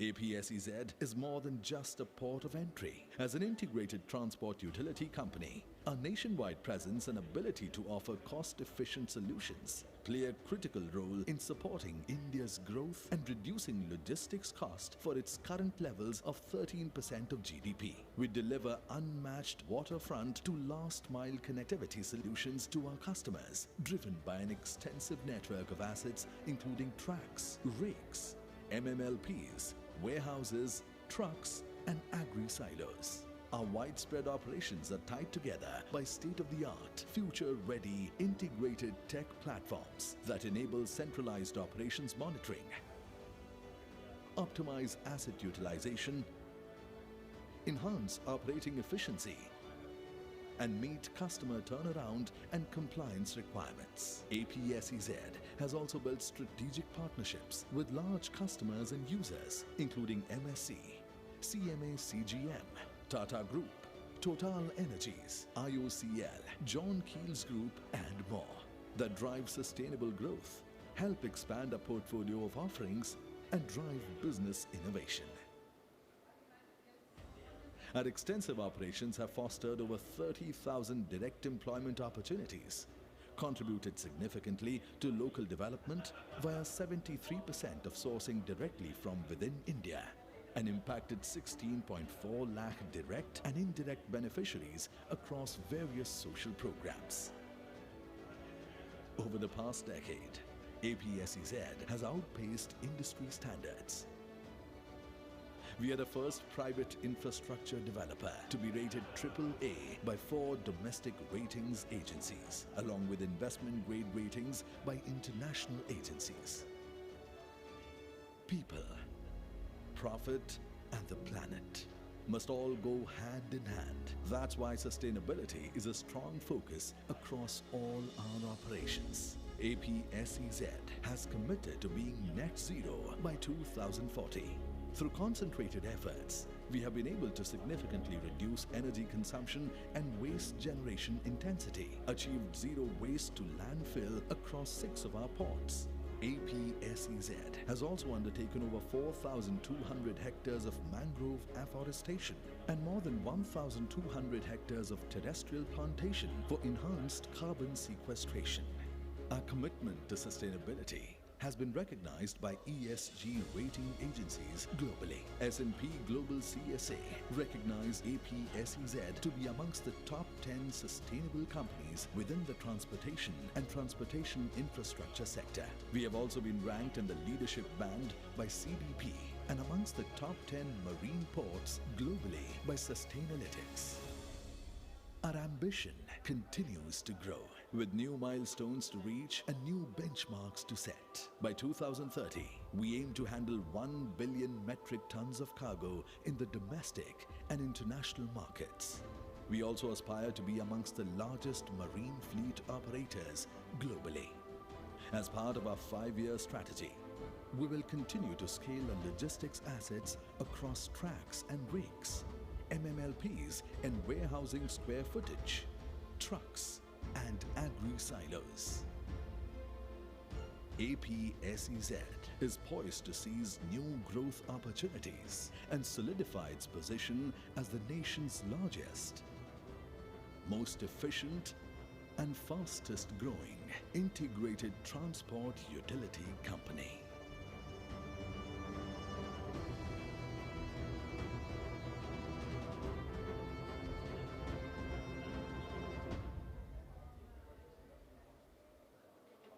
CMA CGM, the world's third largest shipping company, was founded over 45 years ago. Today, it is a key player in global trade. Operating in more than 170 countries, the group brings together over 160,000 people worldwide. With a fleet of over 650 vessels, it runs more than 250 maritime routes and serves over 420 ports across 5 continents. The group has expanded its activities beyond shipping. CMA CGM is now a global player in transport and logistics, managing the entire supply chain from end to end. Through its subsidiary Siva Logistics, one of the top 5 logistics companies globally, it operates 12 million square meters of warehouse space and handled 50 million shipments in 2024. With its air division, CMA CGM Air Cargo, the group has taken a strategic step forward, operating a dedicated fleet of 8 cargo planes. Hello, check, hello. Through CMA Media, the group is diversifying further, becoming France's 3rd largest private media group. This includes brands such as LMC, BFM, La Tribune, La Provence, Brut, and Corse Matin. The mission to deliver news close to communities in line with its principle of utility and service. Hello. At the helm of the group, Rodolphe Sade drives an ambitious vision to transform transport and logistics while building a more sustainable industry. The group aims for net zero carbon emissions by 2050. To accelerate its digital, technological and environmental shift, CMA CGM has created Tangram, a center for innovation, training and excellence in Marseille. Its strategy is strengthened through major partnerships, notably with Google and Mistral AI. The group's reputation is further reinforced by its commitment to sports, including sponsorship of the Decathlon CMA CGM cycling team. Its pledge to be socially responsible and to make a real difference comes to life through the initiatives of the CMA CGM Foundation, which focuses on education and humanitarian aid. So far, 63,000 tons of aid have been delivered to 97 countries and over 550 educational projects have been supported. Present in India since 1989, CMA CGM connects the country to global trade through 18 weekly services, calling at 7 gateway ports and 6 feeder ports. With 24 offices, 2 terminals, the group operates an extensive national network and nearly 17,000 staff members across the country. Through Siva Logistics, more than 570,000 square meters of warehouse space. In 2025, CMA CGM will flag 4 vessels under the Indian registry and set a target to recruit 1,500 Indian seafarers within 2026. That same year, the group announced an order for 6 LNG-powered container ships to be built at Cochin Shipyard, the first for India. Together, these achievements make India a strategic hub for CMA CGM's operations and sustainable growth across the region.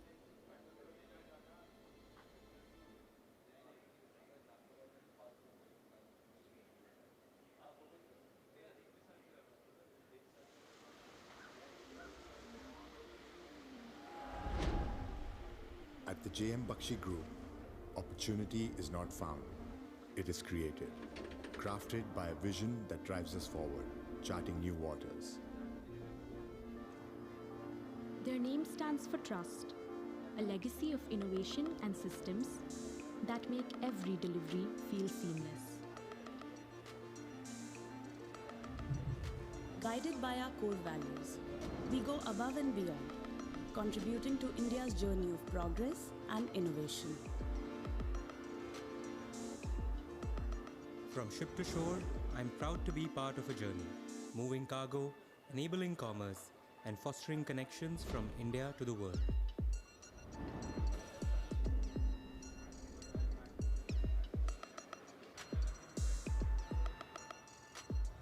Our experience and tech make each journey an opportunity, one that brings unmatched value to every client we serve.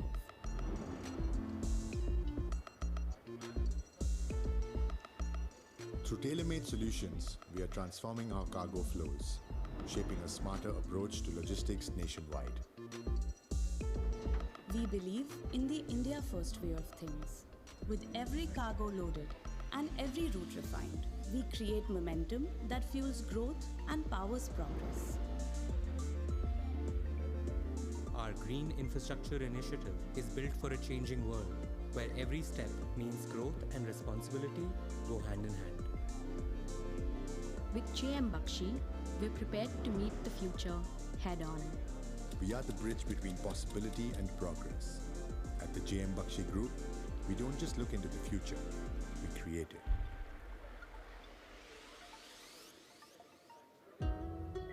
लोग अक्सर कहते हैं कि ये है नया India, लेकिन ऐसी क्या खास बात है नए इंडिया में?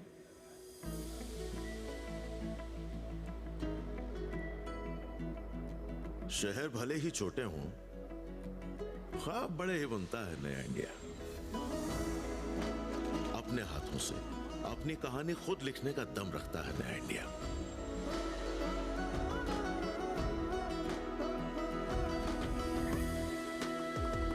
नए इंडिया की सोच में सबको बराबर अधिकार है।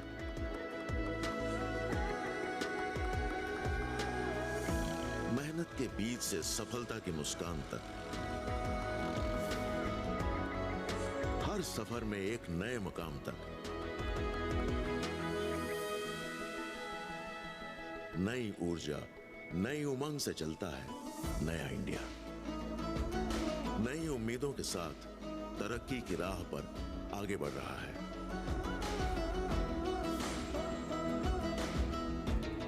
अपनी कोशिशों से आसमान की बुलंदियों को छू रहा है। इस नए इंडिया के कण कण में, इसकी हर धड़कन में बसता है नए इंडिया का Nayara.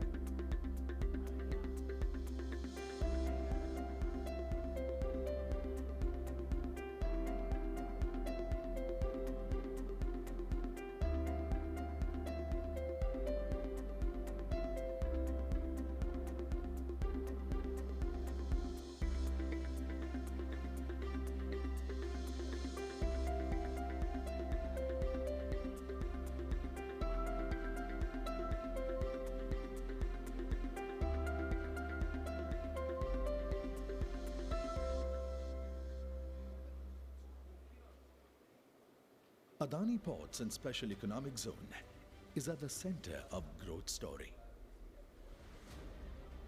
With an unparalleled network of ports, marine fleet, and extensive logistic assets covering 90% of India's hinterland, APSEZ is the largest integrated transport utility company in India. It all began in 1998 with the establishment of the first port on the marshy, barren land of Mundra, which has now become India's largest commercial port and has held this position since 2014.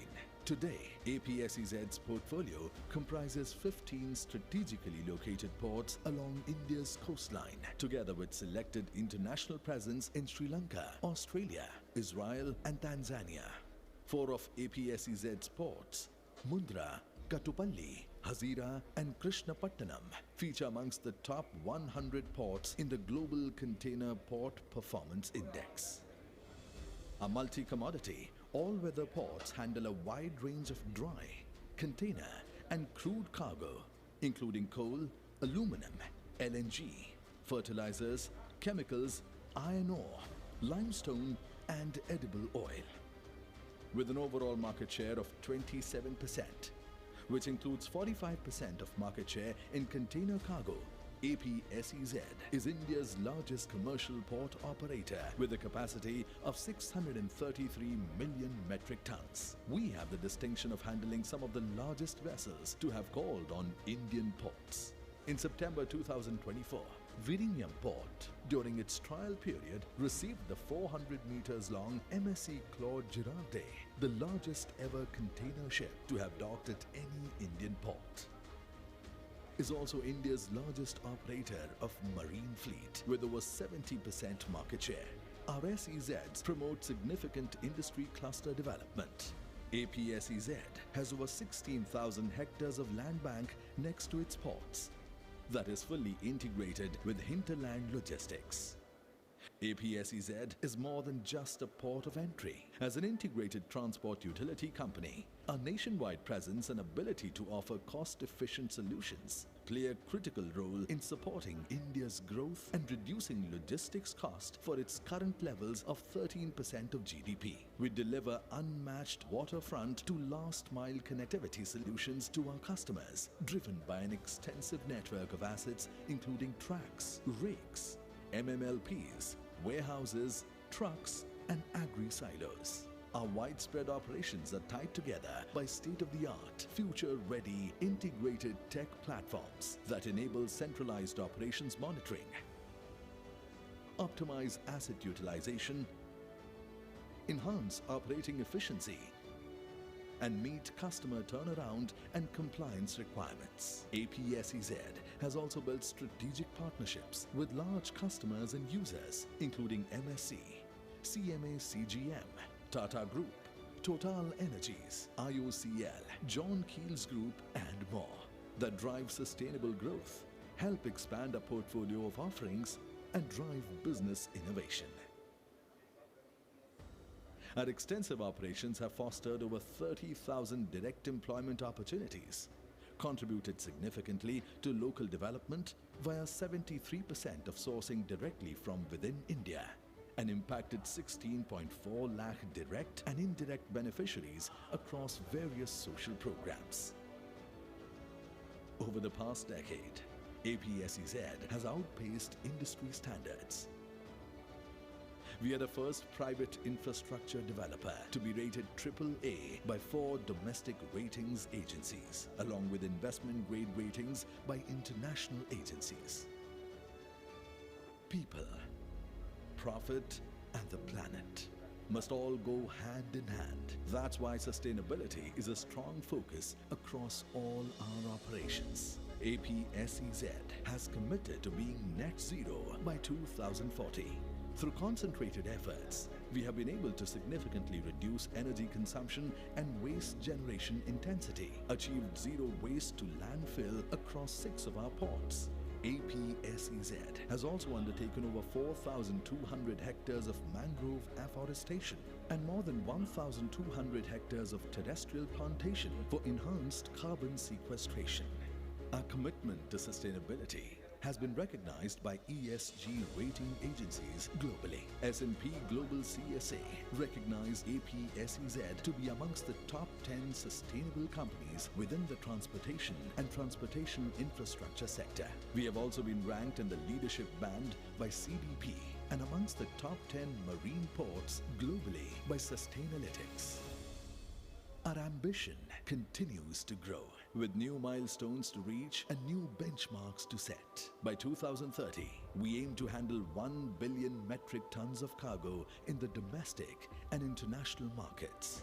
We also aspire to be amongst the largest marine fleet operators globally. As part of our 5-year strategy, we will continue to scale our logistics assets across tracks and rigs, MMLPs and warehousing square footage, trucks and agri-silos. APSEZ is poised to seize new growth opportunities and solidify its position as the nation's largest, most efficient and fastest growing integrated transport utility company.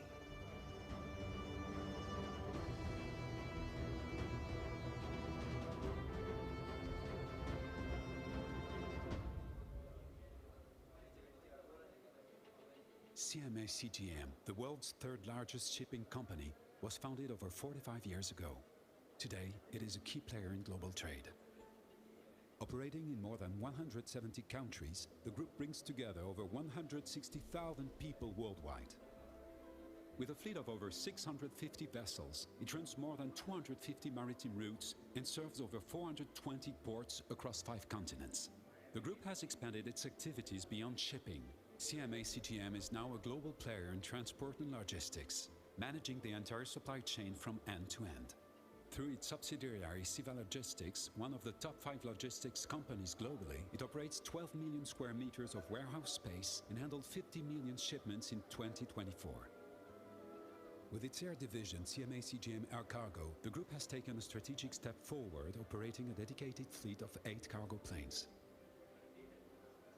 Through CMA Media, the group is diversifying further, becoming France's 3rd largest private media group. This includes brands such as RMC, BFM, La Tribune, La Provence, Brut, and Corse Matin. The mission to deliver news close to communities in line with its principle of utility and service.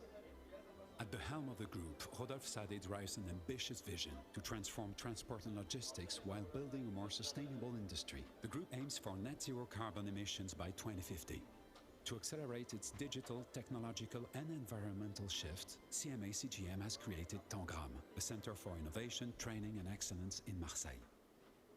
Its strategy is strengthened through major partnerships, notably with Google and Mistral AI. The group's reputation is further reinforced by its commitment to sports, including sponsorship of the Decathlon CMA CGM cycling team. Its pledge to be socially responsible and to make a real difference comes to life through the initiatives of the CMA CGM Foundation, which focuses on education and humanitarian aid. So far, 63,000 tons of aid have been delivered to 97 countries and over 550 educational projects have been supported. Present in India since 1989, CMA CGM connects the country to global trade through 18 weekly services, calling at 7 gateway ports and 6 feeder ports. With 24 offices, 2 terminals, the group operates an extensive national network and nearly 17,000 staff members across the country. Through Siva Logistics, more than 570,000 square meters of warehouse space. In 2025, CMA CGM reflagged 4 vessels under the Indian registry and set a target to recruit 1,500 Indian seafarers within 2026. That same year, the group announced an order for 6 LNG-powered container ships to be built at Cochin Shipyard, a first for India. Together, these achievements make India a strategic hub for CMA CGM's operations and sustainable growth across the region.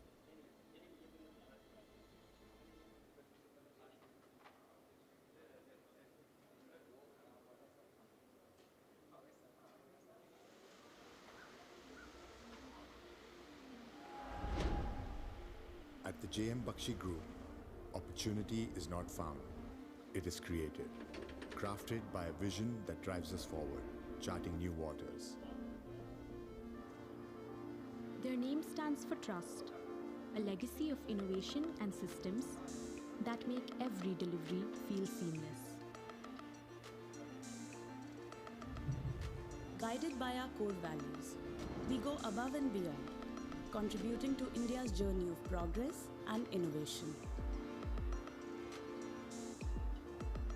From ship to shore, I'm proud to be part of a journey, moving cargo, enabling commerce, and fostering connections from India to the world.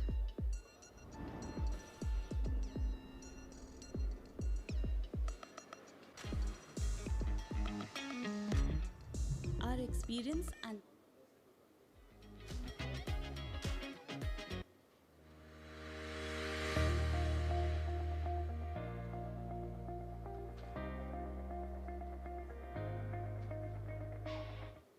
cargo flows, shaping a smarter approach to logistics nationwide. We believe in the India first way of things. With every cargo loaded and every route refined, we create momentum that fuels growth and powers progress. Our Green Infrastructure Initiative is built for a changing world, where every step means growth and responsibility go hand in hand. With JM Bakshi, we're prepared to meet the future head on. We are the bridge between possibility and progress. At the JM Bakshi Group, we don't just look into the future, we create it.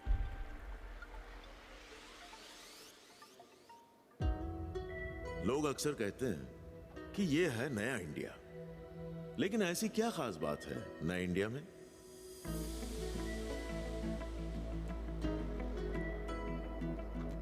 शहर भले ही छोटे हों, ख्वाब बड़े ही बनता है नया India.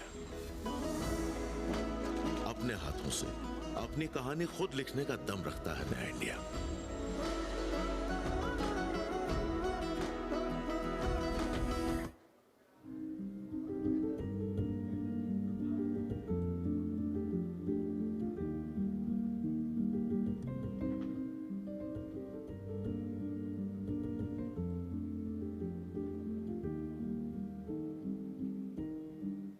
सफर में एक नए मकाम तक, नई ऊर्जा, नई उमंग से चलता है नया इंडिया।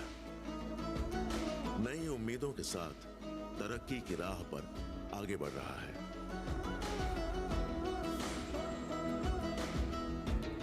अपनी कोशिशों से आसमान की बुलंदियों को छू रहा है। इस नए इंडिया के कण कण में, इसकी हर धड़कन में बसता है नए इंडिया का Nayara.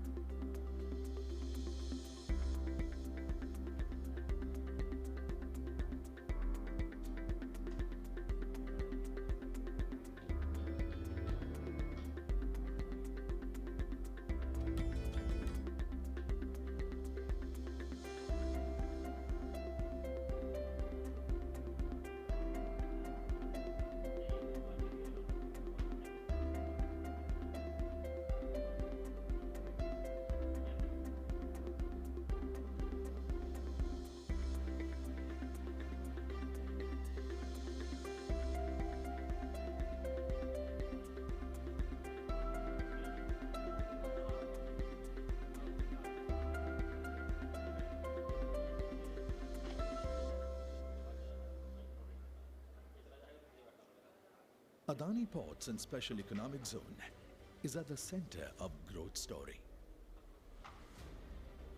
With an unparalleled network of ports, marine fleet, and extensive logistic assets covering 90% of India's hinterland, APSEZ is the largest integrated transport utility company in India. It all began in 1998 with the establishment of the first port on the marshy, barren land of Mundra, which has now become India's largest commercial port and has held this position since 2014. Today, APSEZ's portfolio comprises 15 strategically located ports along India's coastline, together with selected international presence in Sri Lanka, Australia, Israel, and Tanzania. 4 of APSEZ's ports, Mundra, Kattupalli, Hazira, and Krishnapatnam, feature amongst the top 100 ports in the Global Container Port Performance Index. A multi-commodity, all-weather ports handle a wide range of dry, container, and crude cargo, including coal, aluminum, LNG, fertilizers, chemicals, iron ore, limestone, and edible oil. With an overall market share of 27%, which includes 45% of market share in container cargo APSEZ is India's largest commercial port operator with a capacity of 633 million metric tons. We have the distinction of handling some of the largest vessels to have called on Indian ports. In September 2024, Vizhinjam Port, during its trial period, received the 400 meters long MSC Claude Girardet, the largest ever container ship to have docked at any Indian port. Is also India's largest operator of marine fleet with over 70% market share. Our SEZs promote significant industry cluster development. APSEZ has over 16,000 hectares of land bank next to its ports that is fully integrated with hinterland logistics. APSEZ is more than just a port of entry. As an integrated transport utility company, our nationwide presence and ability to offer cost-efficient solutions play a critical role in supporting India's growth and reducing logistics cost for its current levels of 13% of GDP. We deliver unmatched waterfront to last-mile connectivity solutions to our customers, driven by an extensive network of assets including tracks, rakes, MMLPs, warehouses, trucks, and agri-silos. Our widespread operations are tied together by state-of-the-art, future-ready, integrated tech platforms that enable centralized operations monitoring, optimize asset utilization, enhance operating efficiency, and meet customer turnaround and compliance requirements. APSEZ has also built strategic partnerships with large customers and users, including MSC, CMA CGM, Tata Group, Total Energies, IOCL, John Keel's Group, and more, that drive sustainable growth, help expand our portfolio of offerings, and drive business innovation. Our extensive operations have fostered over 30,000 direct employment opportunities, contributed significantly to local development via 73% of sourcing directly from within India, and impacted 16.4 lakh direct and indirect beneficiaries across various social programs. Over the past decade, APSEZ has outpaced industry standards. We are the first private infrastructure developer to be rated AAA by 4 domestic ratings agencies, along with investment grade ratings by international agencies. People, profit, and the planet must all go hand in hand. That's why sustainability is a strong focus across all our operations. APSEZ has committed to being net zero by 2040.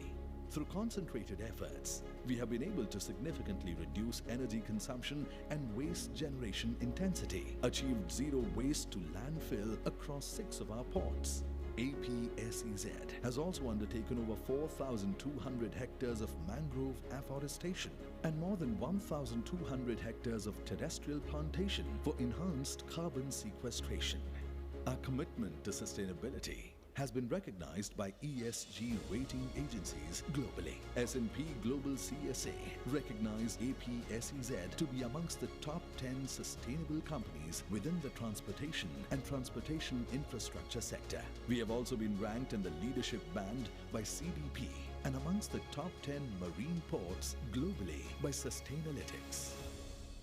Our ambition continues to grow, with new milestones to reach and new benchmarks to set. By 2030, we aim to handle 1 billion metric tons of cargo in the domestic and international markets. We also aspire to be amongst the largest marine fleet operators globally. As part of our 5-year strategy, we will continue to scale our logistics assets across tracks and rakes, MMLPs and warehousing square footage, trucks and agri-silos. APSEZ is poised to seize new growth opportunities and solidify its position as the nation's largest, most efficient and fastest growing integrated transport utility company.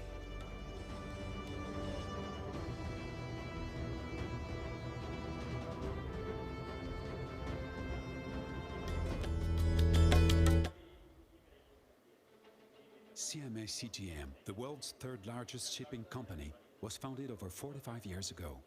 Today, it is a key player in global trade. Operating in more than 170 countries, the group brings together over 160,000 people worldwide. With a fleet of over 650 vessels, it runs more than 250 maritime routes and serves over 420 ports across 5 continents. The group has expanded its activities beyond shipping. CMA CGM is now a global player in transport and logistics, managing the entire supply chain from end to end. Through its subsidiary Siva Logistics, one of the top 5 logistics companies globally, it operates 12 million square meters of warehouse space and handled 50 million shipments in 2024. With its air division, CMA CGM Air Cargo, the group has taken a strategic step forward, operating a dedicated fleet of 8 cargo planes.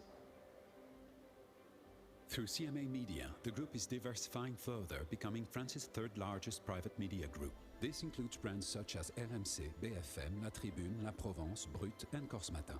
The mission to deliver news close to communities in line with its principle of utility and service. At the helm of the group, Rodolphe Sade drives an ambitious vision to transform transport and logistics while building a more sustainable industry. The group aims for net zero carbon emissions by 2050. To accelerate its digital, technological, and environmental shift, CMA CGM has created Tangram, a center for innovation, training, and excellence in Marseille. Its strategy is strengthened through major partnerships, notably with Google and Mistral AI. The group's reputation is further reinforced by its commitment to sports, including sponsorship of the Decathlon CMA CGM cycling team.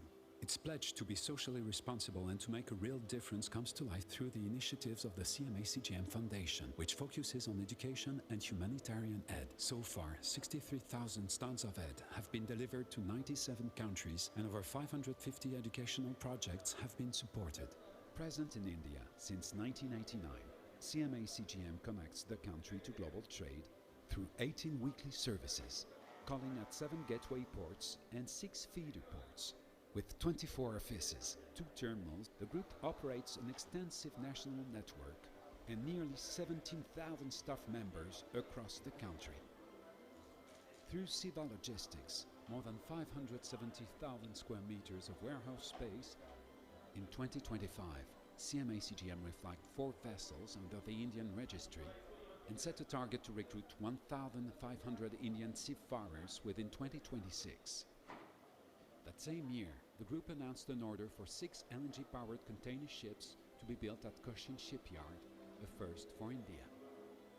Together, these achievements make India a strategic hub for CMA CGM's operations and sustainable growth across the region.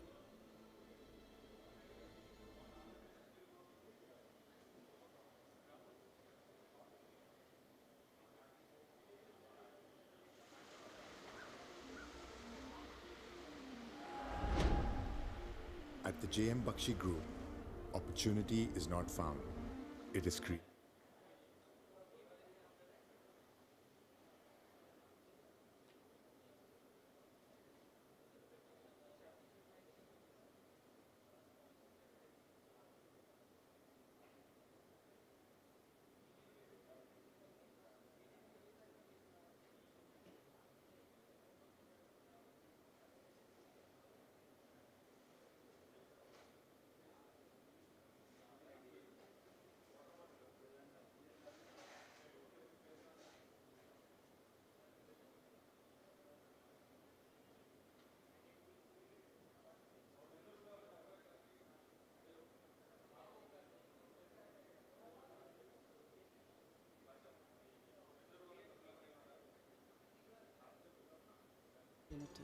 One that brings unmatched value to every client we serve.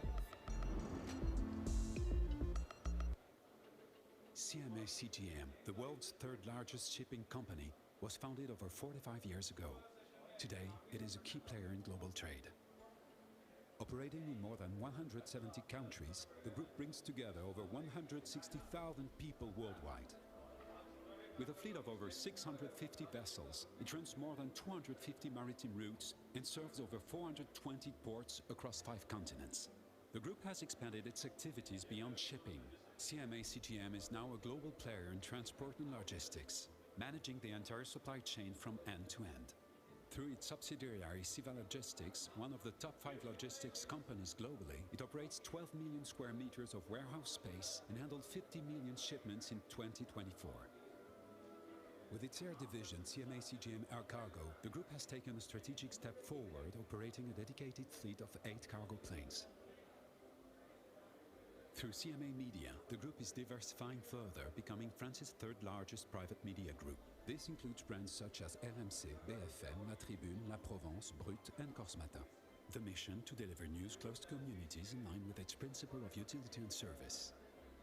At the helm of the group, Rodolphe Sade drives an ambitious vision to transform transport and logistics while building a more sustainable industry. The group aims for net zero carbon emissions by 2050. To accelerate its digital, technological, and environmental shift, CMA CGM has created Tangram, a center for innovation, training, and excellence in Marseille.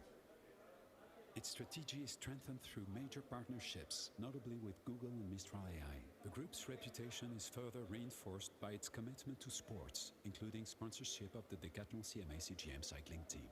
Its pledge to be socially responsible and to make a real difference comes to life through the initiatives of the CMA CGM Foundation, which focuses on education and humanitarian aid. So far, 63,000 tons of aid have been delivered to 97 countries, and over 550 educational projects have been supported. Present in India since 1989, CMA CGM connects the country to global trade through 18 weekly services, calling at 7 gateway ports and 6 feeder ports. With 24 offices, 2 terminals, the group operates an extensive national network and nearly 17,000 staff members across the country. Through Siva Logistics, more than 570,000 square meters of warehouse space. In 2025, CMA CGM reflagged 4 vessels under the Indian registry and set a target to recruit 1,500 Indian seafarers within 2026. That same year, the group announced an order for 6 LNG-powered container ships to be built at Cochin Shipyard, a first for India.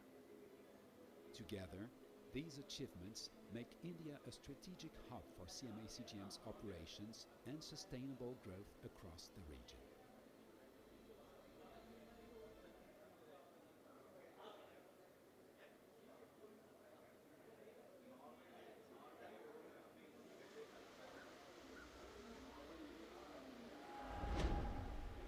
At the JM Bakshi Group, opportunity is not found, it is created, crafted by a vision that drives us forward, charting new waters. Their name stands for trust, a legacy of innovation and systems that make every delivery feel seamless. Guided by our core values, we go above and beyond, contributing to India's journey of progress and innovation. From ship to shore, I'm proud to be part of a journey, moving cargo, enabling commerce, and fostering connections from India to the world.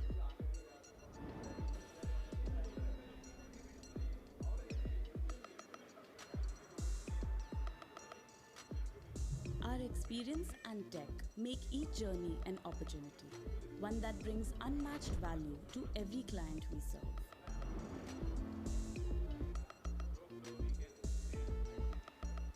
Through tailor-made solutions, we are transforming our cargo flows, shaping a smarter approach to logistics nationwide.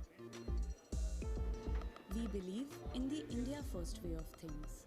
With every cargo loaded and every route refined, we create momentum that fuels growth and powers progress.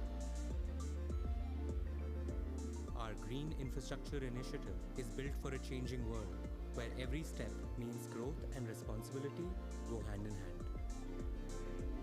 With JM Bakshi, we're prepared to meet the future head-on.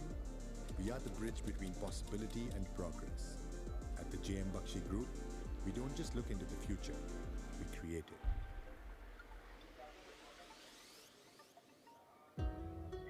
लोग अक्सर कहते हैं कि ये है नया India, लेकिन ऐसी क्या खास बात है नए इंडिया में?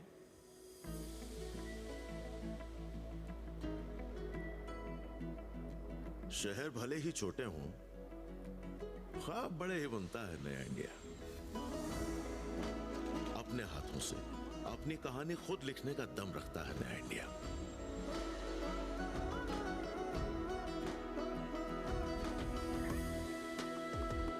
नए इंडिया की सोच में सबको बराबर अधिकार है।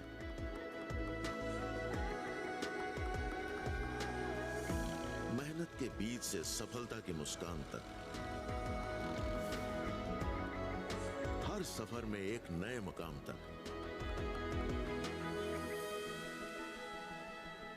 नई ऊर्जा, नई उमंग से चलता है नया इंडिया। नई उम्मीदों के साथ तरक्की की राह पर आगे बढ़ रहा है।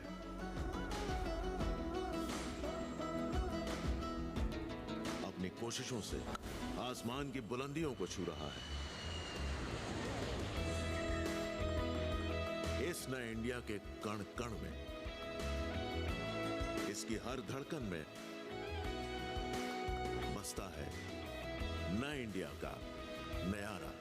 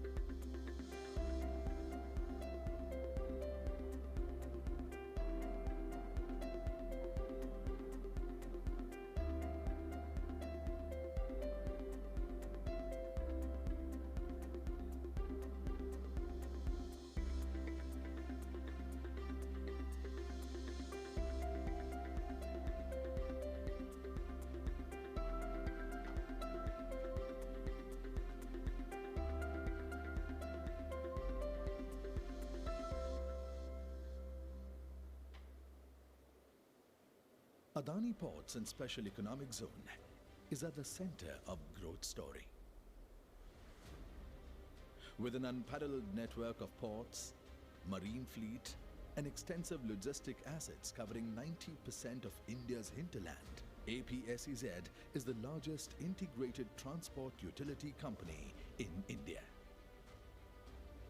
It all began in 1998 with the establishment of the first port on the marshy, barren land of Mundra, which has now become India's largest commercial port and has held this position since 2014. Today, APSEZ's portfolio comprises 15 strategically located ports along India's coastline, together with selected international presence in Sri Lanka, Australia, Israel, and Tanzania. 4 of APSEZ's ports, Mundra, Kattupalli, Hazira, and Krishnapatnam, feature amongst the top 100 ports in the Global Container Port Performance Index. Our multi-commodity, all-weather ports handle a wide range of dry, container, and crude cargo, including coal, aluminum, LNG, fertilizers, chemicals, iron ore, limestone, and edible oil. With an overall market share of 27%, which includes 45% of market share in container cargo, APSEZ is India's largest commercial port operator with a capacity of 633 million metric tons. Hello.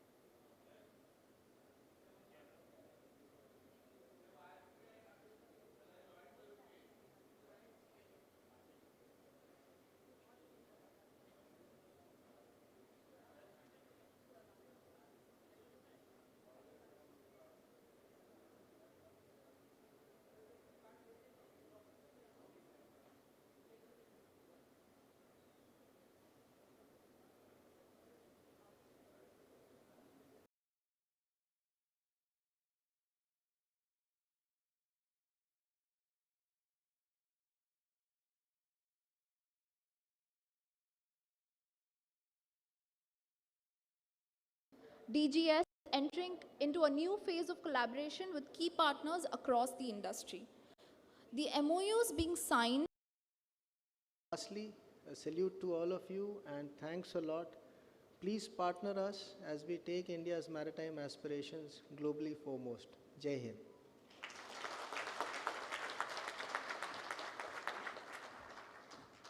Thank you, sir.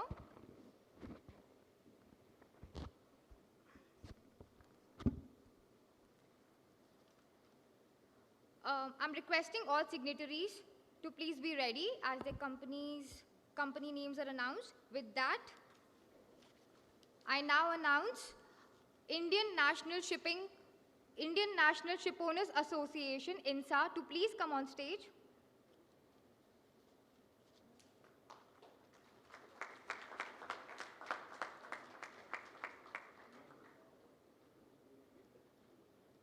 This MOU focuses on shipping development to significantly advance India's maritime infrastructure and global shipping presence with an investment of 26,000 crores.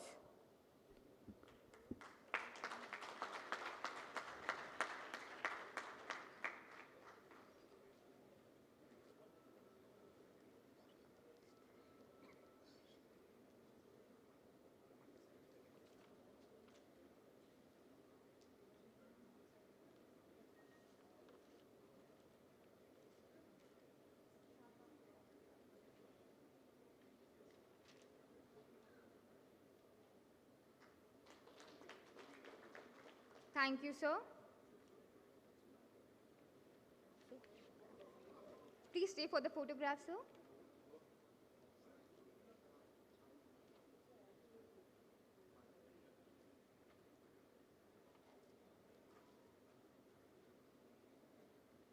Thank you, sir.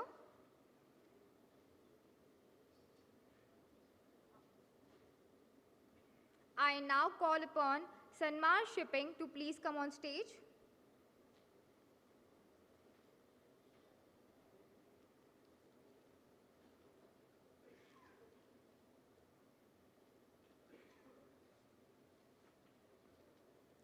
This MOU focuses on vessel acquisition, fleet.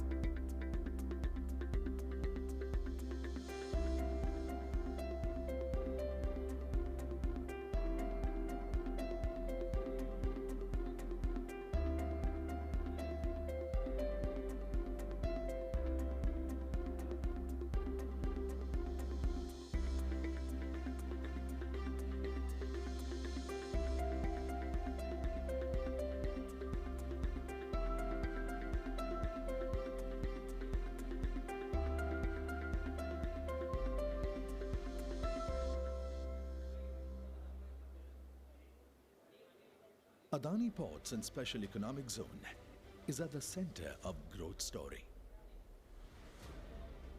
With an unparalleled network of ports, marine fleet, and extensive logistic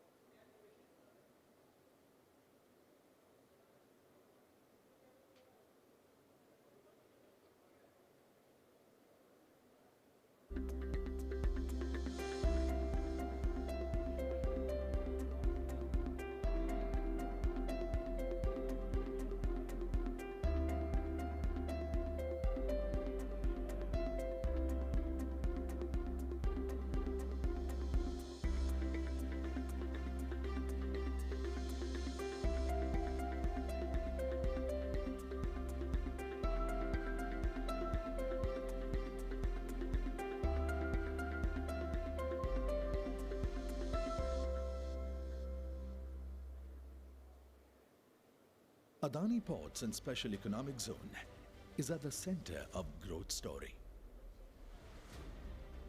With an unparalleled network of ports, marine fleet, and extensive logistic assets covering 90% of India's hinterland, APSEZ is the largest integrated transport utility company in India. It all began in 1998 with the establishment of the first port on the marshy, barren land of Mundra, which has now become India's largest commercial port and has held this position since 2014. Today, APSEZ's portfolio comprises 15 strategically located ports along India's coastline, together with selected international presence in Sri Lanka, Australia, Israel, and Tanzania. 4 of APSEZ's ports, Mundra, Kattupalli, Hazira, and Krishnapatnam, feature amongst the top 100 ports in the Global Container Port Performance Index. Our multi-commodity, all-weather ports handle a wide range of dry, container, and crude cargo, including coal, aluminum, LNG, fertilizers, chemicals, iron ore, limestone, and edible oil.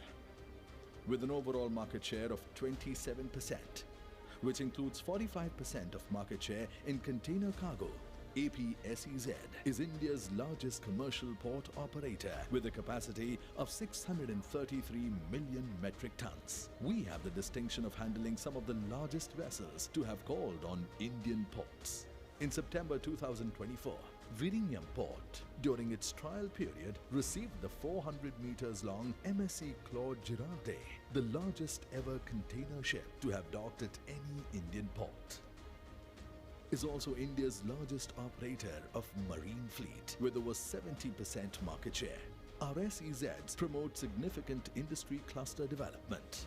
APSEZ has over 16,000 hectares of land bank next to its ports that is fully integrated with hinterland logistics.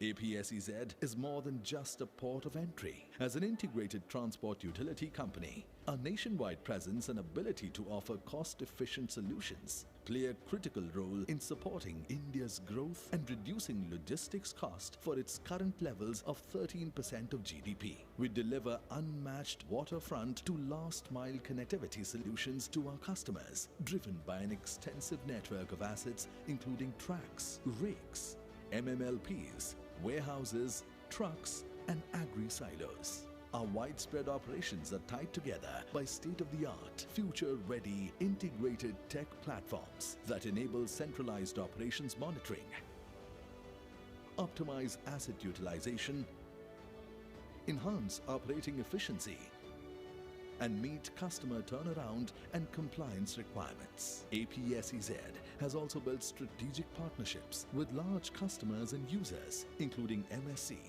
CMA CGM, Tata Group, Total Energies, IOCL, John Keel's Group, and more, that drive sustainable growth, help expand our portfolio of offerings, and drive business innovation. Our extensive operations have fostered over 30,000 direct employment opportunities, contributed significantly to local development via 73% of sourcing directly from within India, and impacted 16.4 lakh direct and indirect beneficiaries across various social programs. Over the past decade, APSEZ has outpaced industry standards. We are the first private infrastructure developer to be rated AAA by 4 domestic ratings agencies, along with investment grade ratings by international agencies. People, profit, and the planet must all go hand in hand. That's why sustainability is a strong focus across all our operations. APSEZ has committed to being net zero by 2040.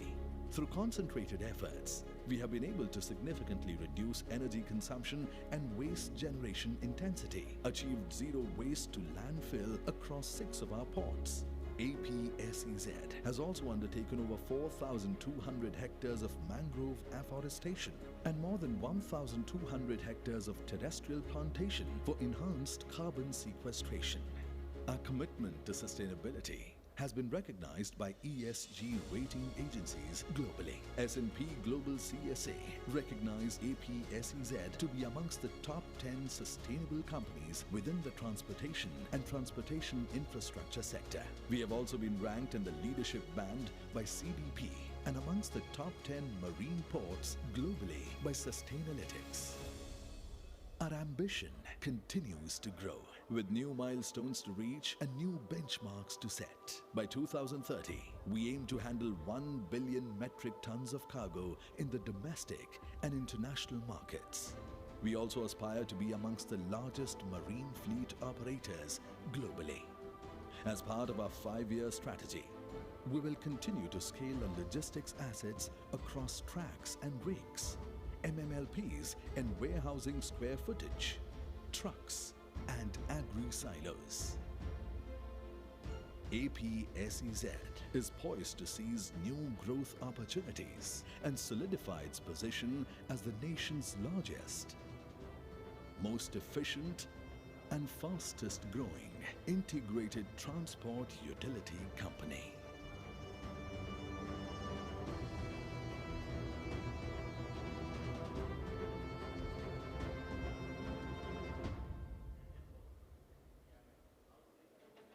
CMA CGM, the world's 3rd largest shipping company, was founded over 45 years ago. Today, it is a key player in global trade. Operating in more than 170 countries, the group brings together over 160,000 people worldwide. With a fleet of over 650 vessels, it runs more than 250 maritime routes and serves over 420 ports across 5 continents.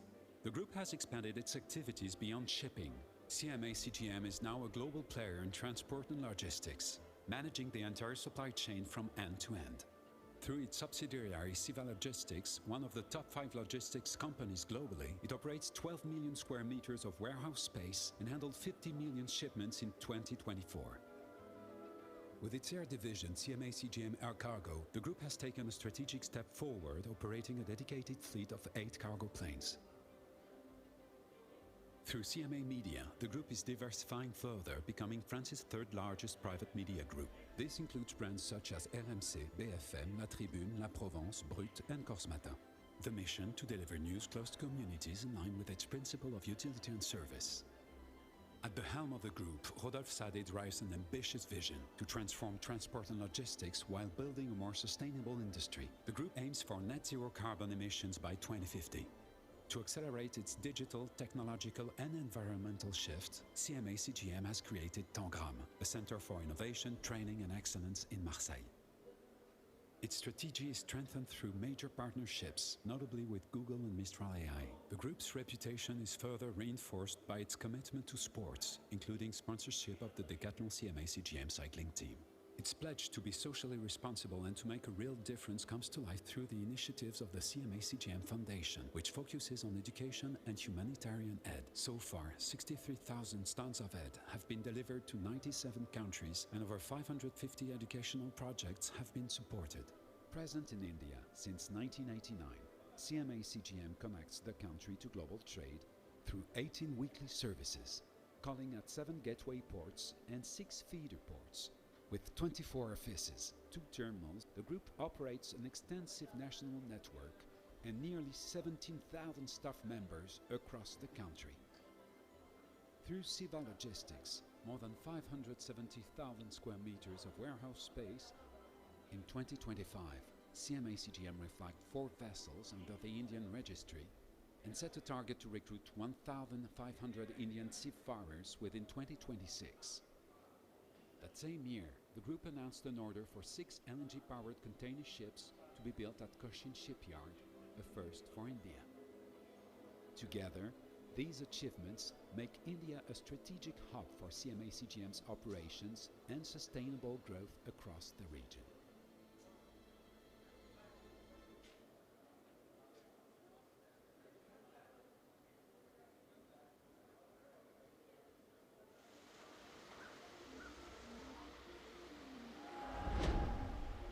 At the JM Bakshi Group, opportunity is not found, it is created, crafted by a vision that drives us forward, charting new waters. Their name stands for trust, a legacy of innovation and systems that make every delivery feel seamless. Guided by our core values, we go above and beyond, contributing to India's journey of progress and innovation. From ship to shore, I'm proud to be part of a journey, moving cargo, enabling commerce, and fostering connections from India to the world.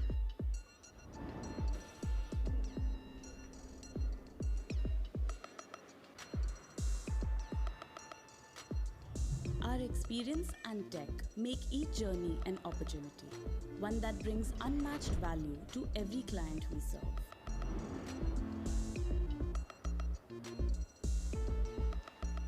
Through tailor-made solutions, we are transforming our cargo flows, shaping a smarter approach to logistics nationwide. We believe in the India First way of things. With every cargo loaded and every route refined, we create momentum that fuels growth and powers progress. Our Green Infrastructure Initiative is built for a changing world, where every step means growth and responsibility go hand in hand. With JM Bakshi, we're prepared to meet the future head-on. We are the bridge between possibility and progress. At the JM Bakshi Group, we don't just look into the future, we create it.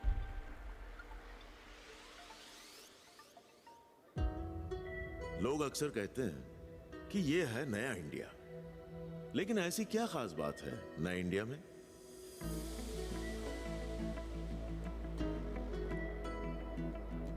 शहर भले ही छोटे हों, ख्वाब बड़े ही बनता है नया India.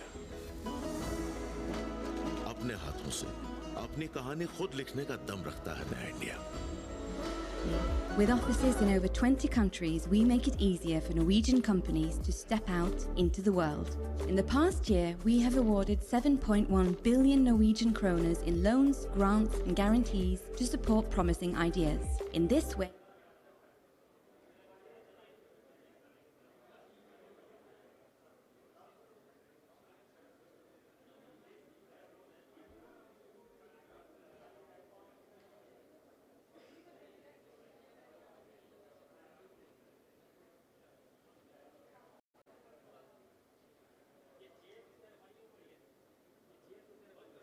new industries that will contribute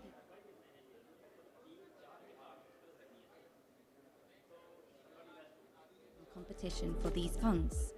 Our national export initiatives highlight the potential for Norwegian companies to compete successfully in selected global industries. We support companies with ambitious projects within offshore wind, more and green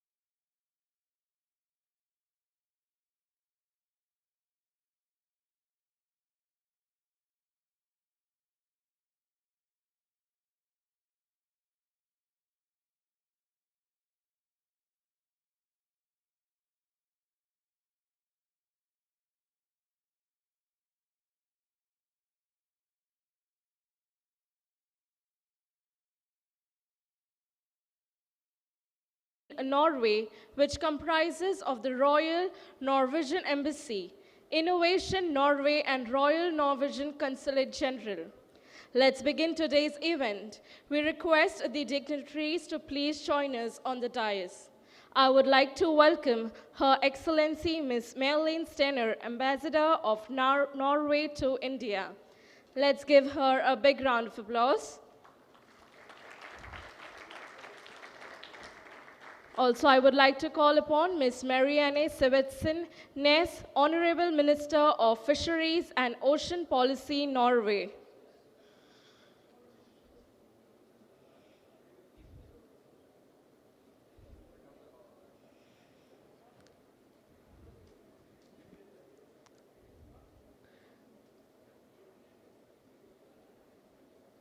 Also, I would like to call upon Mr. Sarbananda Sonawal Ji, Honorable Minister of Ports, Shipping and Waterways, India. Let's give them a big round of applause.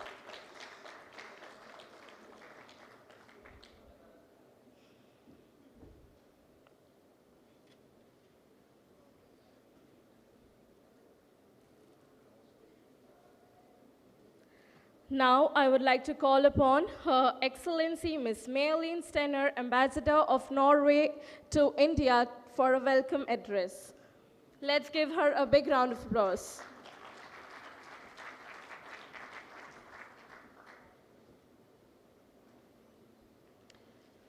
Dear Honorable Minister Marianne Sivertsen Næss, Minister of Fisheries and Ocean Policy of Norway, very pleased to have you here in India at the India Maritime Week. Dear Minister Sarbananda Sonawal Ji, Honorable Minister of Port, Shipping and Waterways of India, we are very pleased to have you here at the Norway country session at the India Maritime Week. As the main host of the whole week, we are especially honored to have you here. All distinguished guests and participants, my task is to welcome you to the Norway country session at this India Maritime Week.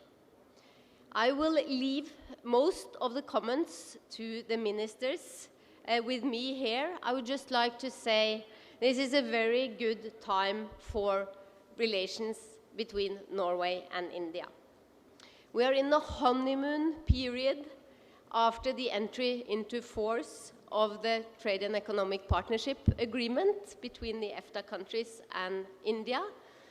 For Norway, that's extremely important. We expect the trade to increase. We know that it has already increased. We know that the interest has increased. This is particularly important for the maritime sector. It's important for the maritime sector because it is a sector where Norway has a lot of cutting-edge technology, and we see those with the cutting-edge technology looking to India because this is where this can be scaled up. So with those words, I will leave to the ministers their comments. Again, welcome so very much to this Norway country session.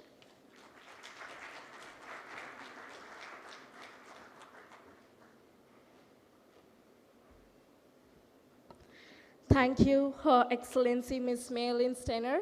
Now I would like to call upon Ms. Marianne Sivertsen Næss for a key address. I welcome you, ma'am.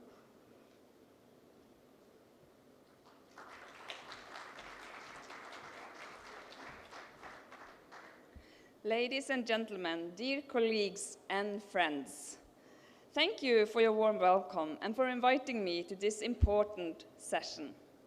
It is a true pleasure to be here with you during Indian Maritime Week. The maritime industry is an important industry.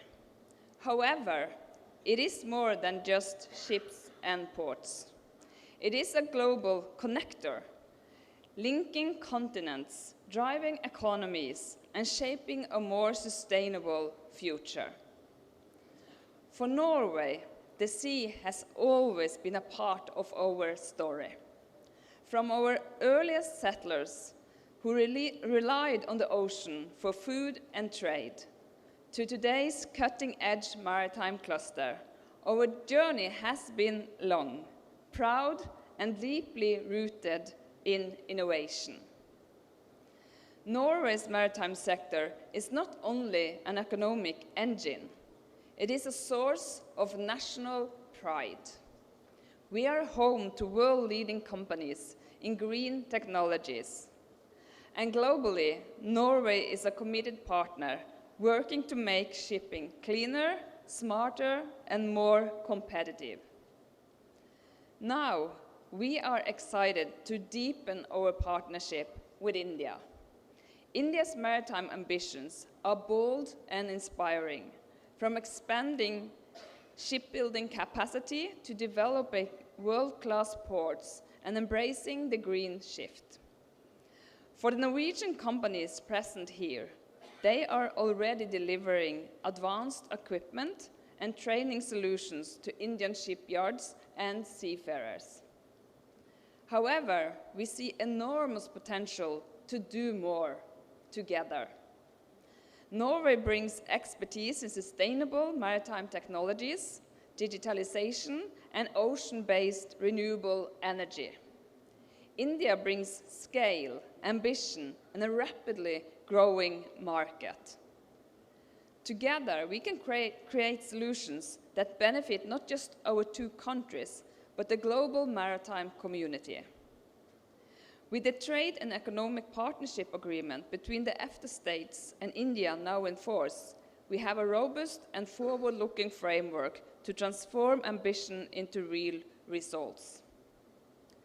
While I must acknowledge that I had hoped for stronger provisions for maritime transports of goods, I remain optimistic. Our close and constructive cooperation gives me confidence that we can achieve improved market access over time. Today, 42% of Norwegian exports can enter the Indian market tariff-free. Over the next decade, that figure will rise to an impressive 92%, opening the door for new possibilities for innovation, investment, and deeper collaboration. This is undoubtedly encouraging news for business and trade. But more importantly, it is a step toward the future we aspire to build, one that is sustainable, inclusive, and globally connected.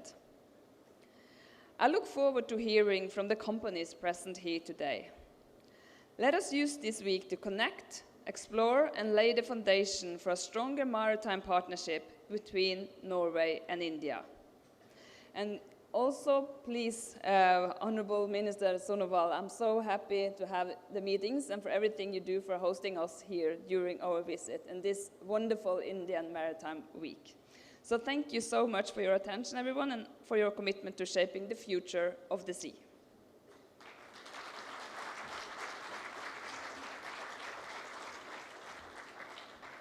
Thank you so much, Ms. Marianne. Now I would like to call upon Mr. Sarbananda Sonowalji, Honorable Minister of Ports, Shipping and Waterways, India. Welcome, sir.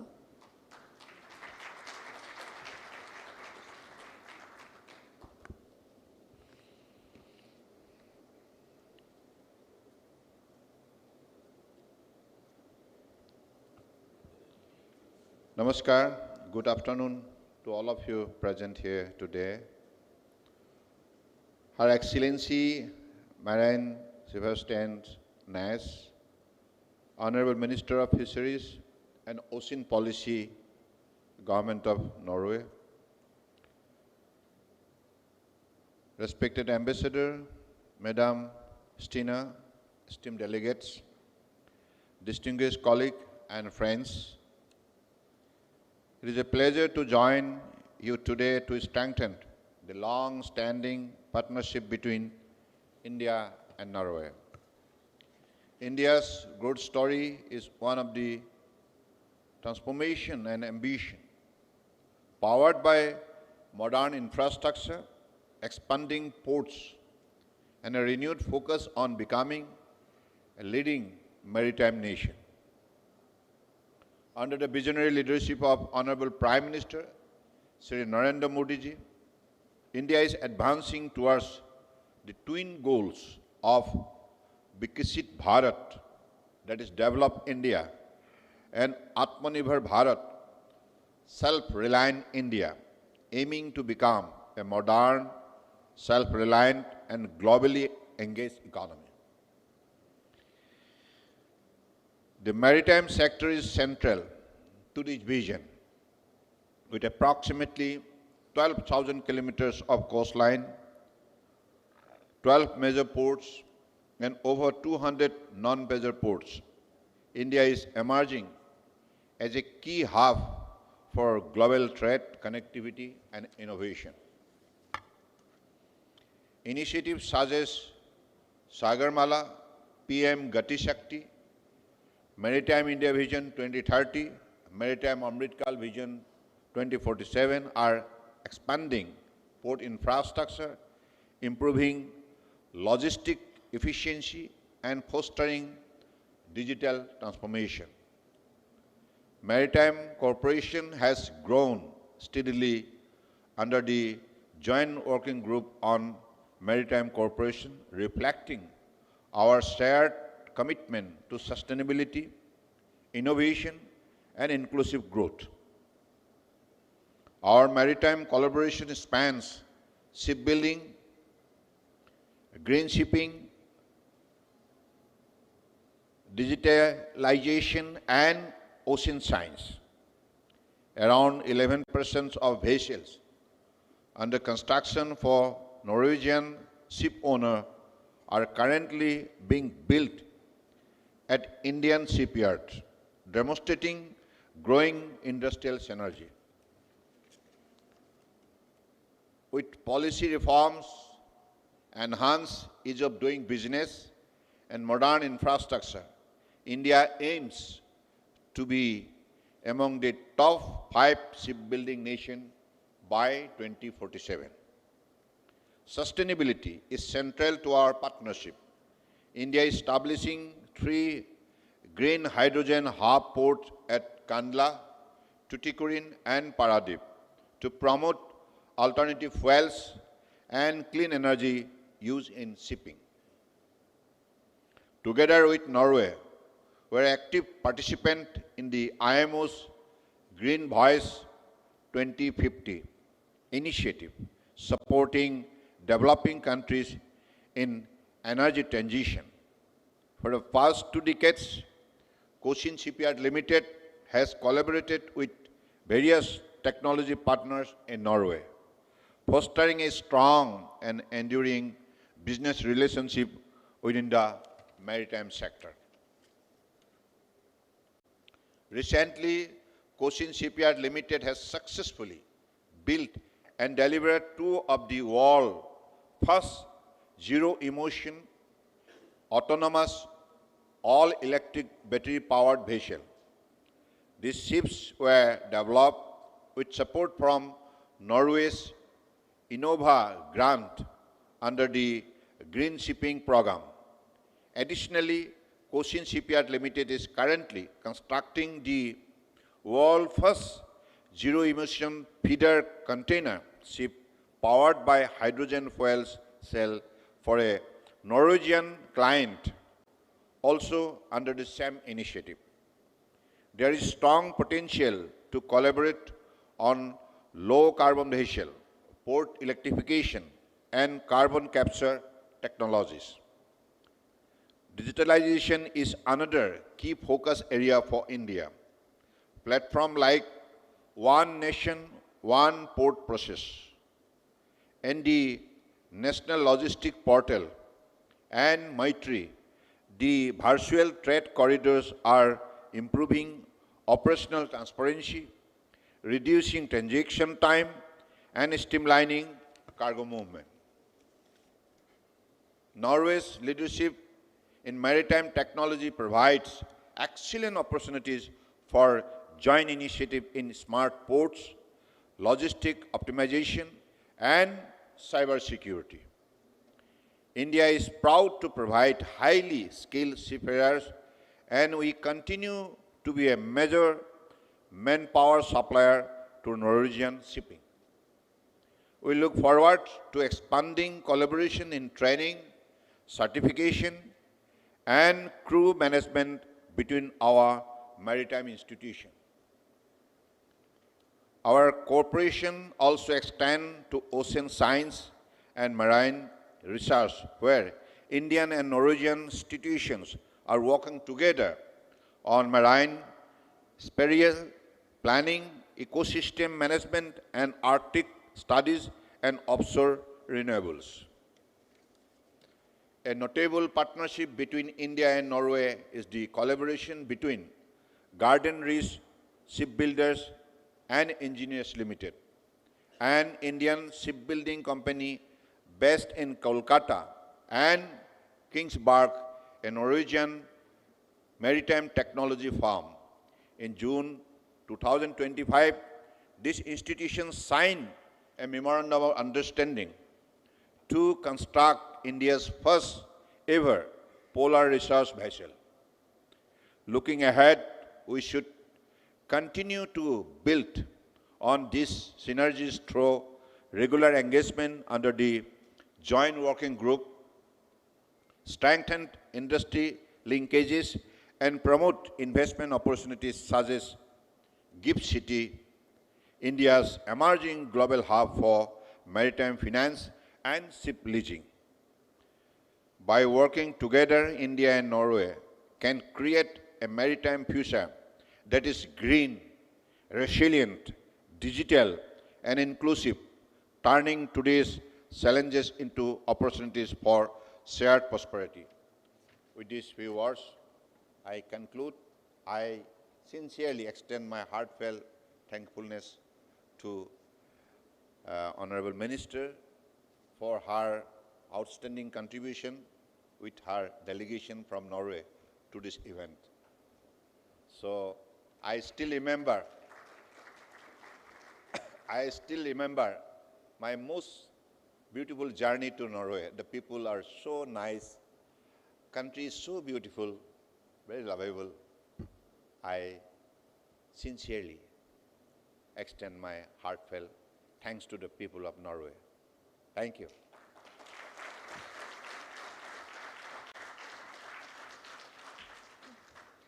Thank you, Mr. Sarvanand Sonawalji. I would like to thank all the three dignitaries for sharing their kind words with us. Let's give them a big round of applause once again. Thank you so much. I would request you all to please take your seats. Thank you.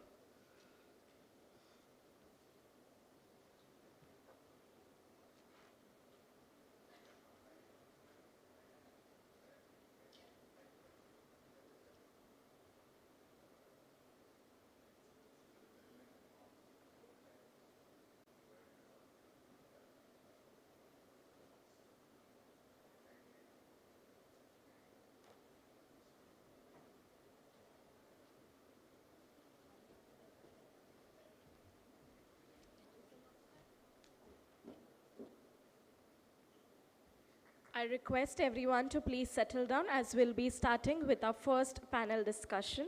Thank you.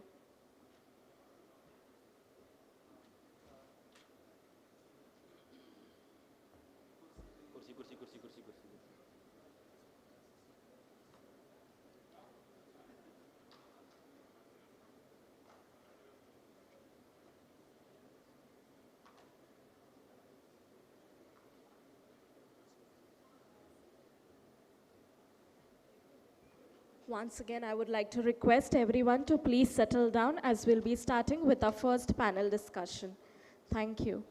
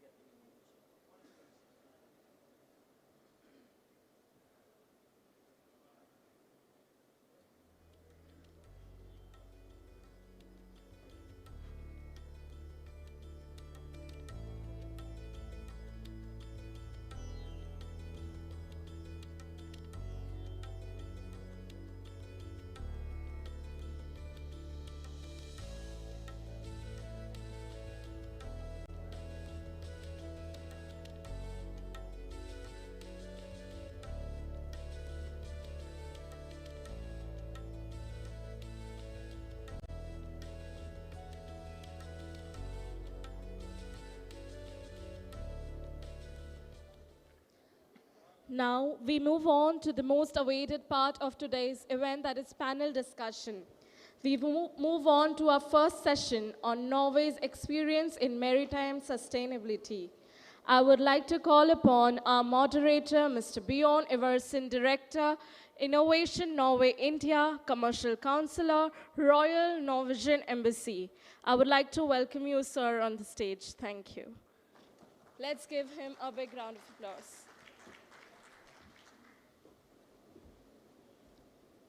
Thank you so much. So now we will continue with our experience on maritime sustainability. And I call upon the stage Mr. Ingvar Mathisen, Port Director and CEO, Port of Oslo Chair, and Ports of Norway.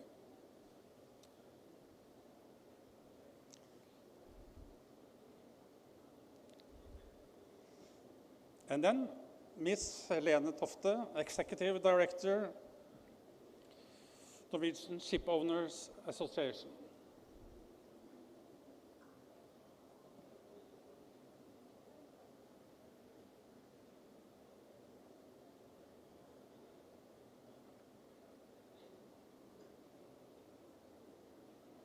And then Sissel Norvik, Director, Nova Spectrum, Nor-Shipping.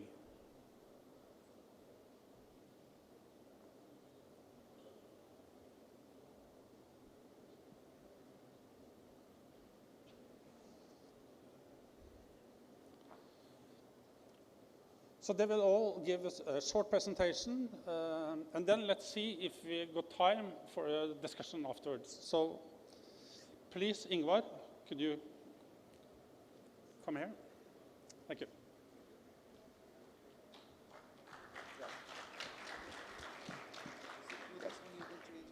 Yeah. Yes. Hello, everyone, dear distinguished delegates, colleagues, and friends. It's my pleasure to tell you a bit more about Port of Norway and also Ports of Norway, which I'm a chair.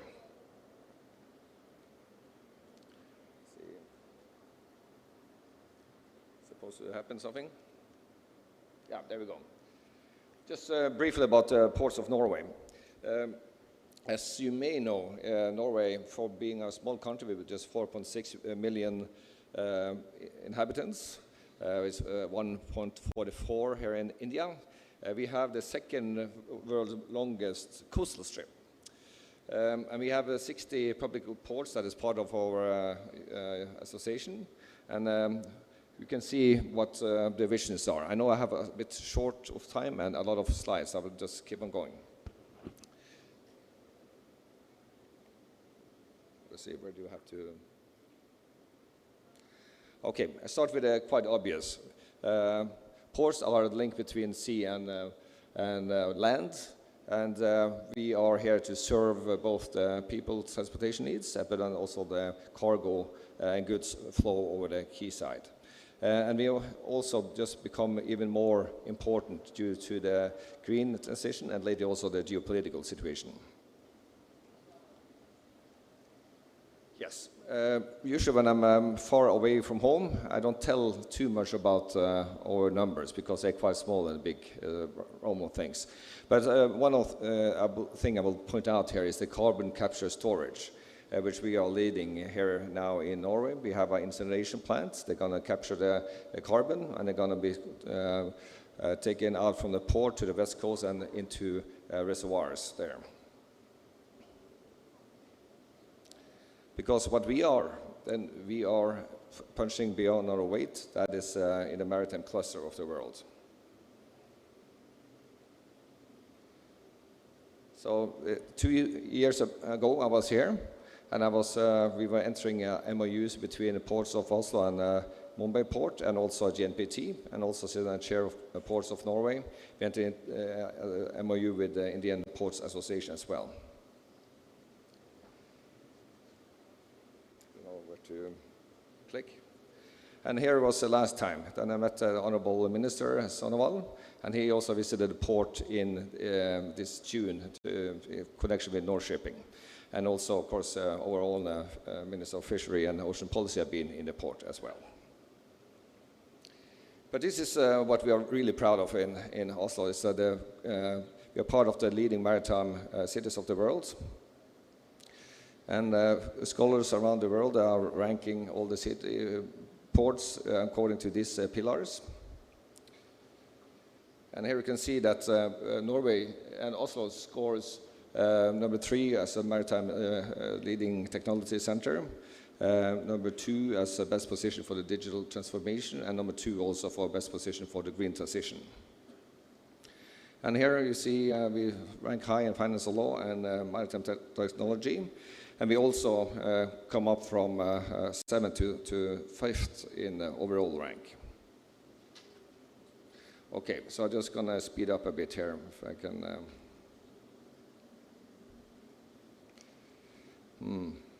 Yeah.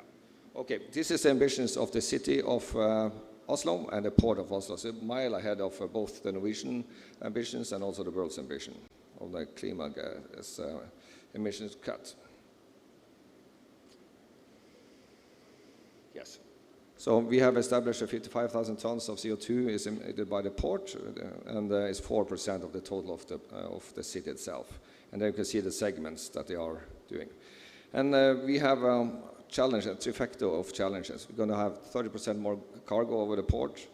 We're going to cut the clean gas emissions by 85, and we're going to do half of the historical port area. So we are shrinking in size, and still we're going to do more. And then also explain the reason and the concept behind our vision, the world's most effective and environmentally friendly city port. And here we went very fast. Just go to a bit further up to the egg there, you see.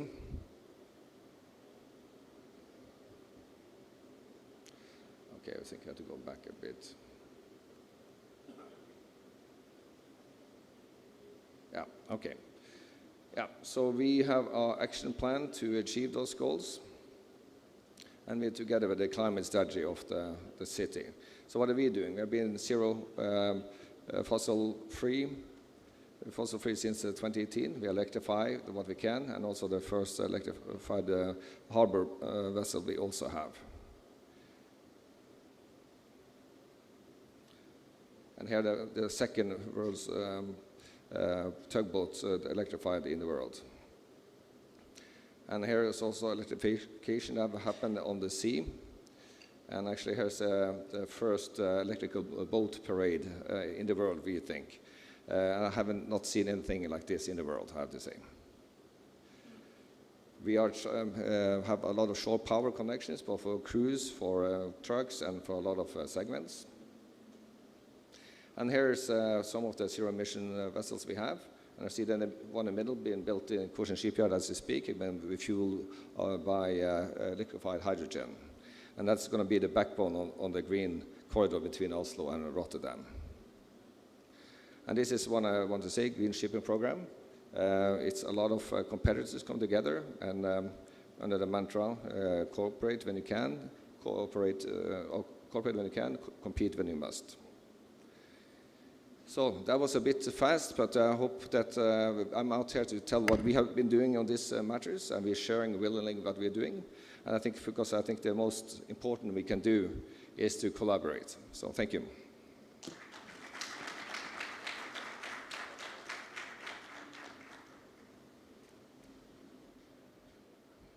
Thank you so much, Ingvar Mathisen, for your insight.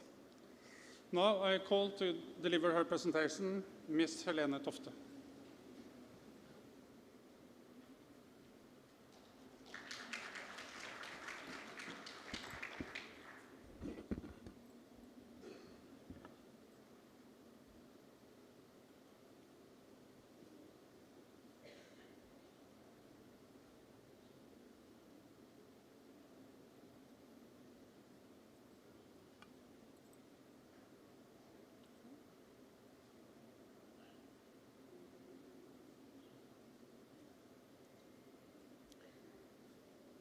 Ambassador, distinguished participants, dear everybody, it's a great pleasure to be here together with you and to share the experience of the Indian Maritime Week. So this map shows 1,500 small pieces of Norway.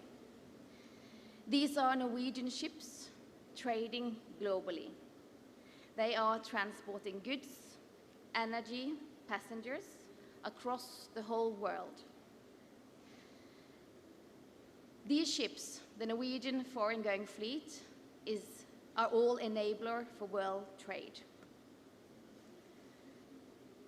These ships also makes Norway one of the world's largest shipping nations.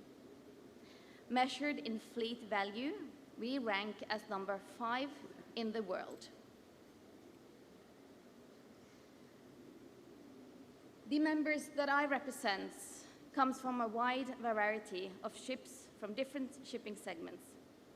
Half of them are transporting goods, passengers worldwide. The other half of them are operating in the offshore segment, serving the oil, gas, and more also the offshore wind industry. And did you actually know that 1/3 of all wind turbines in the world has been installed by a Norwegian-controlled vessel?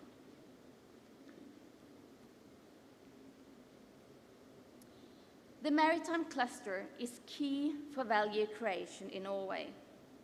In 2024, the Norwegian maritime industry employed almost 90,000 people in Norway and created value for around $20 billion. The maritime industry is the second largest export industry of Norway.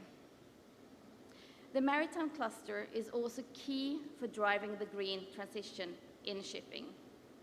Norway being a small country, the way we work together, the way we cooperate, and the easy access between the different actors in the cluster makes it easier to test and to develop new technology and new solutions. And indeed, in the green shift, Norwegian shipping, the Norwegian maritime cluster, is leading the way.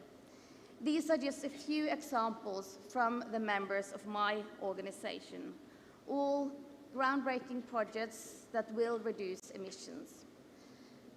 Companies looking into energy efficiencies, as we see here on the slide, hybrid solutions, and also putting sails on their ships. We also have members looking into using alternative fuels, like represented by Hög, which has ordered ammonia-ready ships. When we look at the fleet at large, generally there has been an efficiency improvement by 25% within our members. That's quite substantial. Also, a few other examples.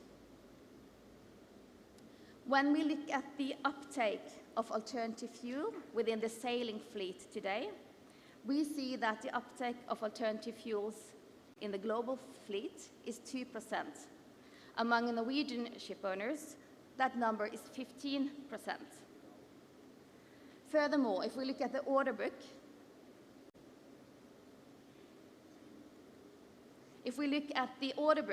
the ships in order, 27% of the world fleet are built to be able to sail on alternative fuels, while the same percentage in the Norwegian fleet is 72%. And then the question is, of course, how to make sure that this development continues, and why is this so important? What we have done in the Norwegian Ship Owners Association is that we have measured the emissions of our members. We've done that 2 years in a row. And what we see on these figures is, first of all, that shipping is a large emitter of greenhouse gas emissions. Last year, our members emitted 28.7 million tons of CO2 equivalent. And to put that into perspective, that is the same as 3.1% of emissions from shipping in total globally.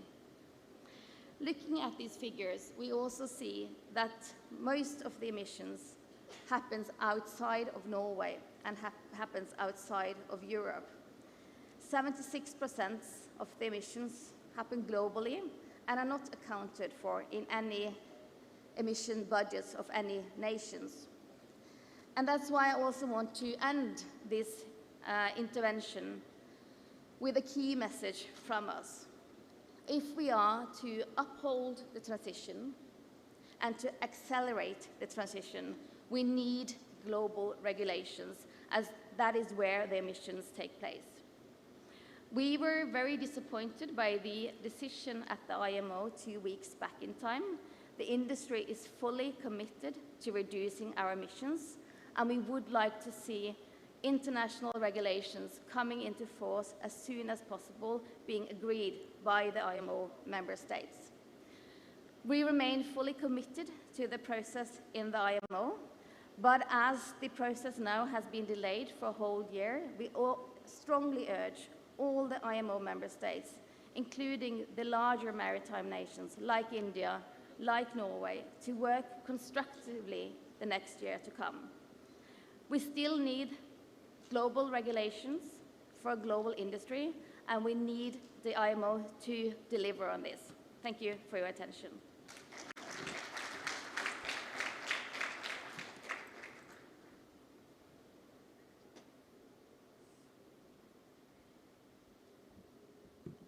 Thank you so much, Helene Tofte.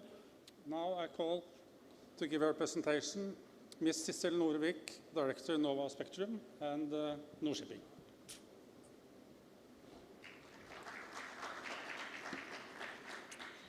Ambassador Stener, distinguished guests, it's a great pleasure to be back in India.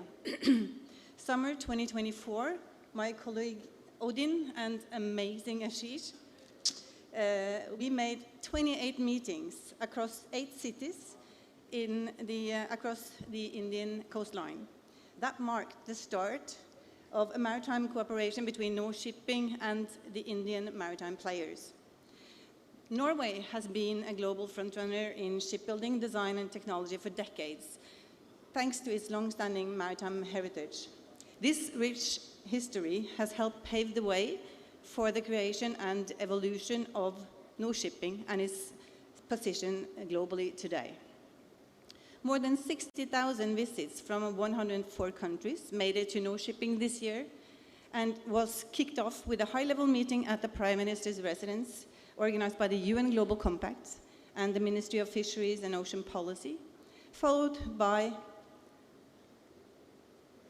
an opening ceremony at Oslo City Hall. This set the scene for a week of serious discussions, committing decisions, and a lot of networking. The traditional participation from our Crown Prince Haakon Magnus demonstrates the importance of the maritime industry for Norway and the instrumental role that Nor-Shipping plays in bringing the maritime world together in Oslo every 2 years. Nor-Shipping is built on 3 key pillars. Number 1 is the exhibition floor. This is where more than 1,000 companies from all over the world of innovation, technology, design, and developments showcase. And innovation is crucial to the maritime industry, and the exhibition floor opens a front row seat to the ideas and the technologies that shape the future of ocean industries. It was great to see a solid India pavilion for the very first time at Nor-Shipping, and I hope and trust that this will continue to grow. I know for sure that connections were established and business was made, and I really look forward to meet each and every one of them here during the week. Pillar number 2 is the continuously enhanced conference program at Nor-Shipping. I see that my slides aren't actually moving. So that was the previous one, sorry for that. But the enhanced conference program across the many stages, ranging from the flagship Ocean Leadership Conference to specific conferences on maritime operations in offshore wind, offshore aquaculture, and seabed minerals, and conferences on hydrogen, ammonia, and all sorts of alternative fuels. We also had a country-specific seminar on India, designed to enhance maritime collaboration between Norway and India. The topical program ensures a push for sustainable industry development, and Nor-Shipping is committed to supporting this vision by providing an international arena that builds bridges, encourages cooperation, innovation, and knowledge sharing.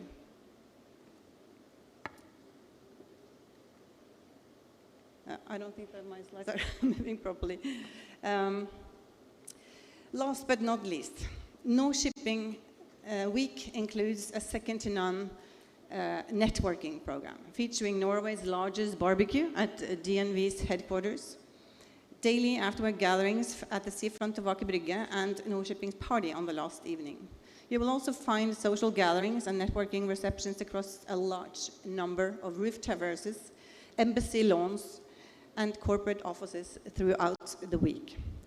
In a fast-changing world characterized by shifting geopolitics, trade wars, disruptive technologies, and the growing impact of climate change, the maritime industry is facing a rapidly evolving risk reality.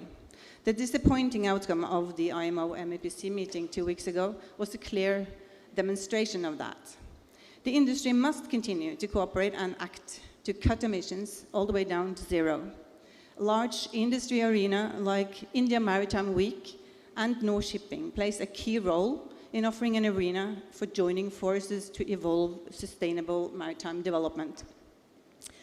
I look forward to 5 days of sharing, talking, listening, and learning here at India Maritime Week, and I invite you all to come to Norway to next Nor-Shipping in June 2027. Thank you very much.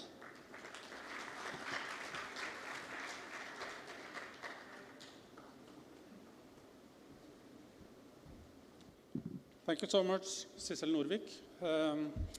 Then we're all invited, so that will be a nice trip going there next summer. But thank you so much to Ingvar Mathisen and Helene Tofte and Sissel Norvik. That concludes the first part of this country session. So, thank you so much.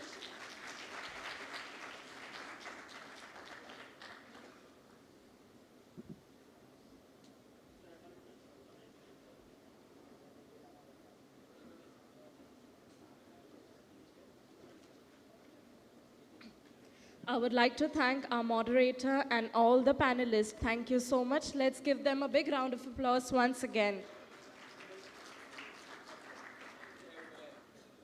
We'll be starting with our next session in a while. Thank you.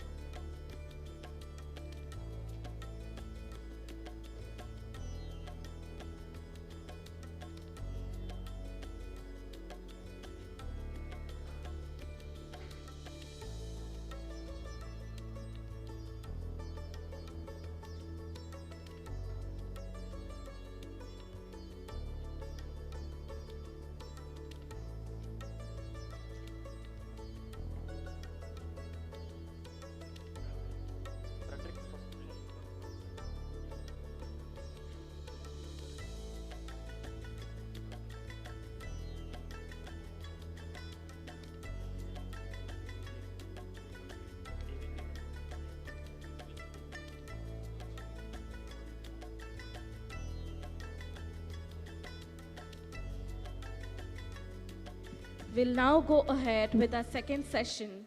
I would like to call upon our moderator, Mr. Frederick Berka, Abdelmajid, Deputy Consul General, Royal Norwegian Consulate General of Mumbai. I would like to welcome sir on the stage. Welcome, sir.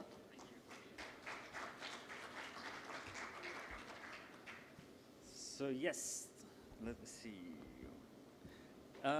In the interest of time, you see there's 7 seats on the stage. So I'll call upon 7 companies, and you just please join me on the stage. And the first name I call, take this chair and then fill up from the end. So Mr. Uday Chaitanya Ganivada, Country Manager of India, Sri Lanka and Bangladesh from DNV. Give him a warm welcome of applause for everyone. And then Ms. Anette Holte, President and CEO of Kongsberg Maritime, India. And Mr. Anirudh Sharma, Vice President, Kongsberg Norcontrol and Surveillance. And Mr. Robin Norvik Svendsen, Senior Sales and General Manager, Far East Maritime Optima AS. And Mr. Uday Natu, CEO of Maritime Montering, India. And Mr. Rishi Kudalkar, Head Shipping Customer Group, Jotun, India Private Limited. And last, 1, 2, 3, 4, 5, last one in this panel, Captain Arun Mehta, Managing Director of OSM Tome, India. Great. We'll just wait for Arun to join us. We have mics here. I think that's, you can grab the mic first, Mr. Uday. You have 4 minutes, and I guess we're running a tight schedule. Oh, you have the presentation? Yeah? Is it ready? Yes. Okay. Or you can take the podium if that's easier. Yeah.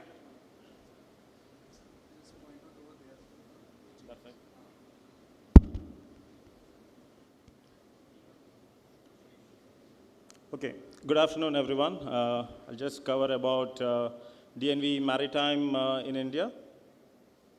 So DNV in India, we are founded in 1971. We are 54 years in India. We are present in all the major cities in India. We are total 950 employees in India. And we have set up a global service support center in Pune, which has 275 people. So DNV's major business areas, all the 6 business areas from maritime, energy systems, accelerator, digital solutions, supply chain, and business assurance, all the 6 business areas we operate in India. And when it comes to the different services that we offer in the maritime side, it's the traditional core classification. We work with all the major ship owners, ship managers, shipyards, with all the major designers in India. Then we have our advisory services. We are working with ship recycling institutes for their EU SRR certification. We are working with Deen Dayal Port for the alternate fuel study for the Deen Dayal Port. Currently, we are also working with IMO and DG Shipping with respect to the alternate fuel availability and the pricing in India. In the past, we have worked with DG Shipping and the Norwegian Consulate with respect to the green shipping in the Indian coast. Then we have an academy. Our academy works with most of the ship managers here in providing trainings, also with shipyards. Considering the shipbuilding ambitions for India, we see that there's a huge potential for skilling up. So our academy is working towards providing training for the shipyards and the shipping crew that India is actually majorly offering to the shipping companies. We also have our digital solutions. So the digital solutions is for the decarbonization for the ship managers, all the new requirements and all. So our Veracity platform helps in offering these services. The new building expertise that we have in India. So in the last 15 years, I'd say that we have delivered over 100 ships in India with DNV class. Currently, our order book is 50 ships in India being built to DNV class. We are working with all the major shipyards. If you see the projects that we have, most of them are first of its kind. We have methanol fuel projects. We talked about the SAMSKIP, the green hydrogen SAMSKIP project. The Honorable Prime Minister had mentioned that India has gone to the space. We also want to go to the bottom of the ocean. So there's this NIOT. It's a 6,000 meters manned submersible project. This is a project where we are providing the technology transfer. Of course, we are being the class for this project. So all the projects, as you could see, are a one-of-a-type kind projects. So this is largely what we are doing. And to add this, we are also working with major equipment suppliers in India. Currently, there are 450 certificates issued for maritime equipment in India, be it type approval or approval of manufacturers or approval of service suppliers. These represents 180 companies. And in India, we are committed to work more with the suppliers to increase the base, because to meet India's growth ambitions with respect to the shipbuilding, the ancillary industries win is a must, and we are committed and supporting the ancillary industries. Yeah, that's my slides. Thank you.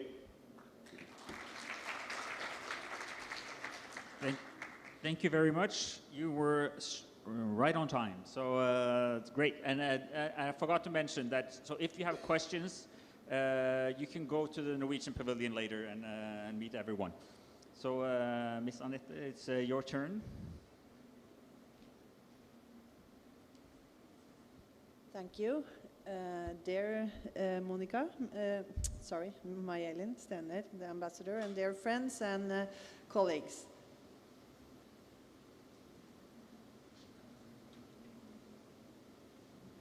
Okay, so I will present Kongsberg and Kongsberg Maritime and what we do with sustainable shipping, and give some examples what we have done together with Indian collaborations and also for European owners. So if we look at Kongsberg, we are 14,600 employees around the globe. We are in 40 countries, a revenue of 50 billion NOK, and we consist of 4 different business areas. These are Kongsberg Maritime, it's defense and aerospace, discovery and digital. And all of these business areas is also present in India. Talking about sustainability, we aim to ensure that competitive long-term value creation in line with the ambitions with the Paris Agreement. We will do this using our technology and expertise for innovation, competitive, profitable and sustainable solutions for our customers and partners. At the same time, we will reduce the CO2 emissions from our own operations and also from our value chain. If we look at Kongsberg in India, we are around 650 employees, and we are located in 5 different locations.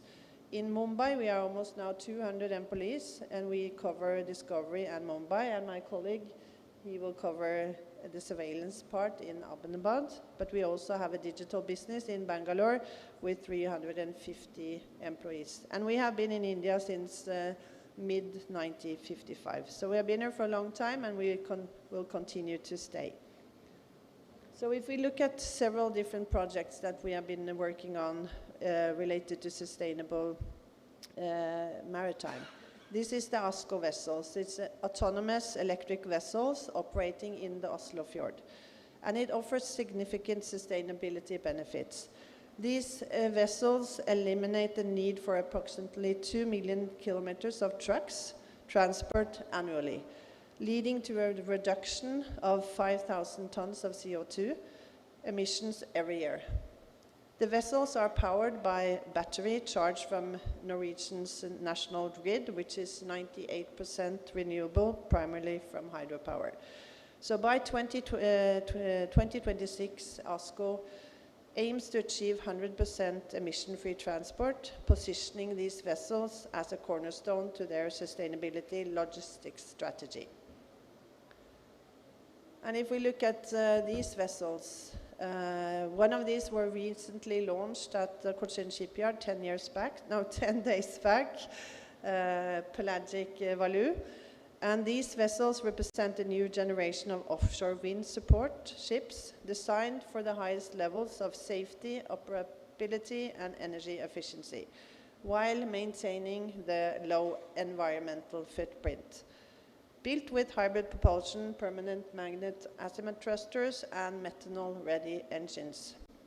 The pelagic Value can operate safely and efficient in any condition, even performing port operations without using diesel engines. And then we have an energy-efficient autonomous underwater vehicle, an AUV, for marine mapping and research. These vessels, or underwater vehicles, play an important role in sustainable and supporting sustainability. They could replace traditional survey vessels, which not only reduces carbon emission, but also at a lower cost. These AUVs are faster, more productive, and have a much smaller environmental footprint. And on top of that, they help protect fragile ocean ecosystems by enabling more precise environmental monitoring, like detecting marine mammals and tracking noise from human activities. And then the last one, it is one of our recent won contracts. It is a fully electrical tug, the first one to be built under the Green Tug Transition Program in India. This tug will have a 60-ton bollard pull and will be delivered and commissioned in Q4 next year and will be operating at Dendayal port in Gujarat, one of the key sites under the GTTP initiative promoted by the government of India.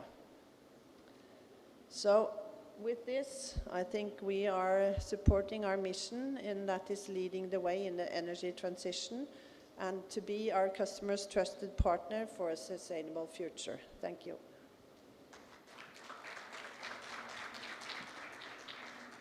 Thank you very much, Anette. It was almost on time.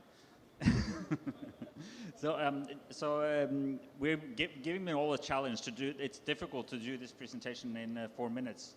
So this is what we're doing to all the startups. They get 3 minutes. So, Mr. Anirudh, you're up.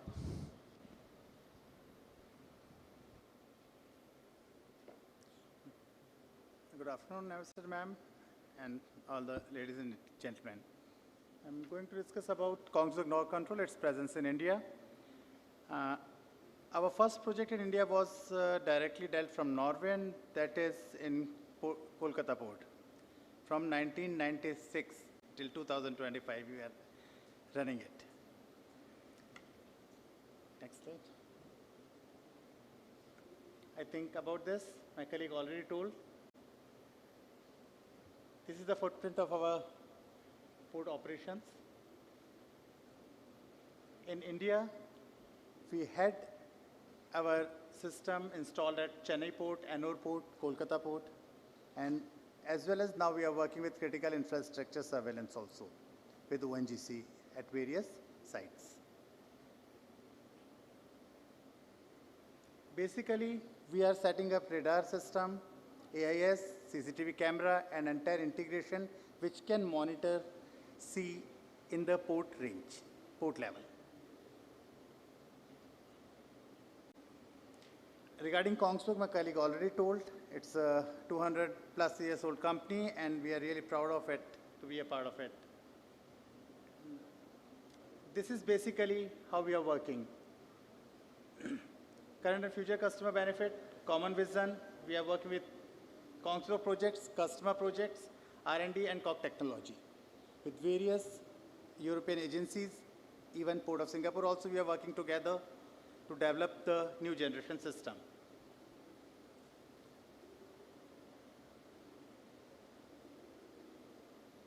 And this is the timeline we are planning for. We have planned for 2032 till now. And the direction given to me by my Norwegian parent company that we are going to stay here longer in India. Thank you very much.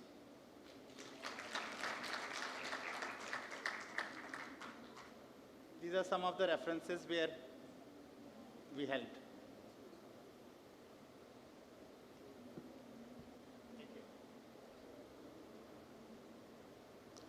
Thank you very much, Mr. Anirudh. Yeah, you're up, Robin. So, Mr. Anirudh, set the stage now. Thank you very much, everyone. So just wait until it starts. Okay, we are Maritime Optima. We are vessel tracking as the main thing that we are doing. Some of you are maybe familiar with us. Some of you maybe don't know. We are a Norwegian company, started for 7 years ago. And we are 23 people that are based all over in Norway mainly, where everything is produced. And then we are in Singapore, as for me, and then in Greece. That's where we are now. So I want to share everyone for you that this is what we call ourselves. Maritime intelligence in your fingertip. What does that mean? It is to make you guys have a better way to optimize your commercial department and your operation, make it efficient. And that is something I think everybody is thinking about in a daily life, to make these two things better in our organization. So that's something that I will show you more in detail. And I recommend everybody, because this is a big topic. So I want to encourage everybody who find this interesting to come to our booth after, where I can explain more in details for your particular kind of business. So I move on. So we are a software that collecting the machine learning, an AI tool for you to get information about where vessels are going, and we can get a reported destination for the vessel, and also predicting. So you can get the information beforehand if they're coming earlier, later, or on time. So I will show more in details for this thing. And this will optimize your intelligence when you are negotiating with your customer, or if you're gonna operations, so it can be more planned ahead. Okay, so we have 3 different sets. One of them is the ship atlas that you can see. That is more on personal level. The main thing that we are using for this one is for seafarers who give that to their wives so they can see where their husband are when he's trading around the world. That's a very good thing to help them. The other one is the Ship Intel Essential. That is more professional, where you can use it in a huge scale in your business to optimize your knowledge in this market. And then, last but not least, is the Ship Intel, the prefix, which is a tool that can summarize the cargo and who is the broker, and for the spot market, the contract of affreightment, and also who are looking for this time charter, and also can do the voyage calculation for you. So for everybody who have the 3 things, I recommend you strongly to come to our booth after, so I can show in details. Okay, and as I said, this is to do a better way tomorrow, to optimize this, because if you can optimize commercial and operation, then it can be more sustainable, your business as well, when things go faster and more in a more planned way for you. Okay, so this is just to show you guys, for this, when you have this intelligence in your fingertip, then you are able to gain information much faster, instead of, most of you have employees who are looking for information. Information is everything in this industry, where you find the information you know before the others are the one who make you win the business, and speed is the key to be able to win the business, and also to do the operationalness better. So even if it is a supplier, if it is a technical manager, surveyor, or a ship owner, then the information is the key. And as fast as you get it, just faster you will be on the ball to win the business and build the trust with your customer. So this is the segment that I was just mentioning for this. And what makes us unique, you have probably heard about this many times before, about our that the marine traffic and all this thing where we can see where the vessels are. What makes us special is that even when they are crossing the middle of the sea, you are able to find out where your vessels are, and every single vessels are supposed to be updated within less than 1 hour ago. So that I can explain more in details if you come to our booth on how we are doing this thing for you. Okay, so this is our trusted partners that we are working with right now. Most of them who have been with us more than a year. There are some less. And so far, since we started with our first customer in the end of 2019, not a single one of them have said we are not going to continue our subscription. Everybody have followed us because they can see that this makes their daily life more efficient and their business more efficient. So this is just to make this a smarter movement, smarter where you can go ahead with defining this information in the market. So just make this smarter decision-making, collaboration between. So Okay, so this is one you can see on the map. This is one of the things how this is working, where you can see the vessel's movement anytime. And you can segregate them into one single thing. And if you can see there, you have one reported and one predicted. This is real data that are updated.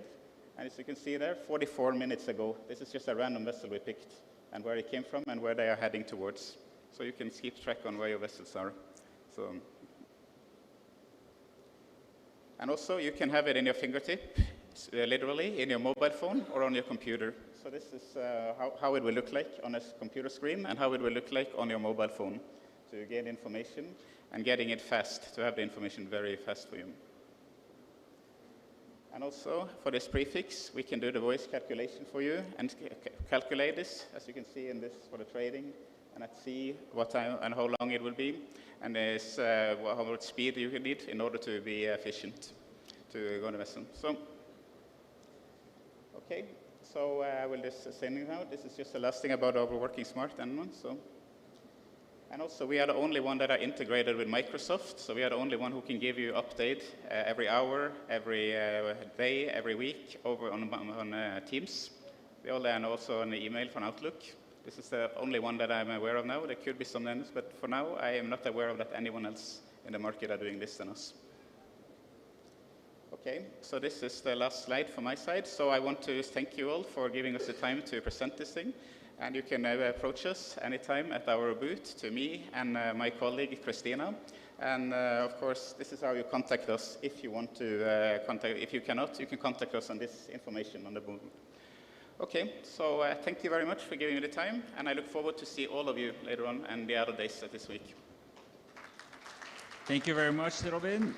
I was about to say that you're almost a startup still, but you missed the timing a little bit. Mr. Uday.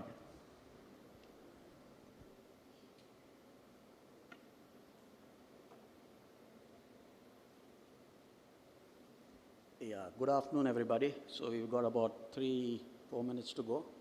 So let's make it like the carbon footprint of our company, short, efficient, and should be over before you know it.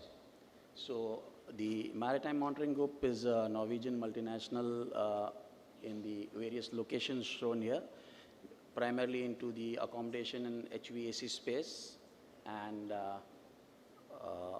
we are in India also from the last close to about 15 years. We've done over 1,000 projects worldwide and more than 100 projects in India as well. These are our worldwide locations. These are the type of vessels which the group does all over the world. A lot of them in India as well. Some of them we haven't done in India, but most of them we have done in India as well. In India, we have our corporate office in Kochi, registered office in Mumbai. Mumbai is where we actually started off when this company was formed in Mumbai in partnership with the Indian company Norinco, now Varia Tech. So that's how was the beginning in India, and now we are virtually at every location, almost all the ports in India. So since this theme is about sustainability, one of the things is, I mean, it's spoken of already that Norway is a leader in green shipping, which is there. Most Norwegian groups, and like our group, follow the sustainable philosophy. And that's the philosophy we are trying to follow for expanding the shipbuilding ecosystem in India, aligning with both Norway's Green Maritime Vision 2030 and Maritime India 2030. And part of that is our Make in India drive as well, through localized and eco-efficient execution. So what we've tried to do here is sometimes often forgotten that even modular accommodation and HVAC has got a big role to play in maritime sustainability. It's not just propulsion and electric vessels, but also you can reduce a lot of waste by simple things like improving insulation, enhancing air quality, optimizing the energy requirements in HVAC, because we are also in the HVAC AC space, not to speak of even crew comfort through intelligent modular accommodation systems is part of the sustainability feature which we try to incorporate in our group. sustainability through design and execution. So this is some of the things which we have tried to bring forward in India, and primarily, though it is still driven more for the export-oriented vessels, and we look towards even implementing this for some of the ones for Indian owners. Simple things like prefabricated modular construction reduces waste and emissions, energy-efficient HVAC systems, lower shipboard energy demand, lightweight recyclable materials aligned with global green building, shipbuilding standards, optimize crew spaces for comfort, safety, and well-being, which actually tackles the human side of sustainability. Back again to at least something which we have done, some of our bellwether projects. Like I said, we've done well over 100 projects, but just highlighting a few of the largest projects which we've done in India. Started with the aircraft carrier. We've actually built about 50% of the aircraft carrier interiors. We've done the 2 major passenger vessels in India, which was complete accommodation and HVAC. And then now we are on the eco series of dry cargo vessels for Wilson ASA, which we're doing about 6 vessels now, 3 already completed, and remaining will be over by next year. And we have order for some more in the pipeline. Just some photographs to show the world-class accommodation. Some more photographs. So what is our commitment? Our commitment is sustainability is not an initiative, it's our design philosophy. By combining Norwegian innovation with Indian capability, we create marine environments that are efficient, comfortable, and ready for the future. So together, we are shaping a sustainable maritime industry for generations to come. So our theme for this is inspired by Norway, engineered in India, sustaining the future. So I guess that makes it on time. That was very good efficiency. It was perfect timed. Thank you very much. And then Mr. Rishi, it's your turn. You're up.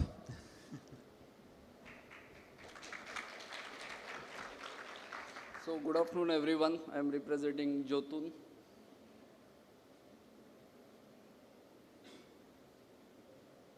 Yeah, so sustainability is our integrated part of our strategy. And these are our core values, which we are using in our day-to-day life as well as professional. And our innovation and our strong technical service is our key success. And we are knowing that out of the total emission, the 3% is from the shipping companies. And Jotun, as a business partner, we are committed to reduce that GHG emission and the CO2 emission under our clean shipping commitment.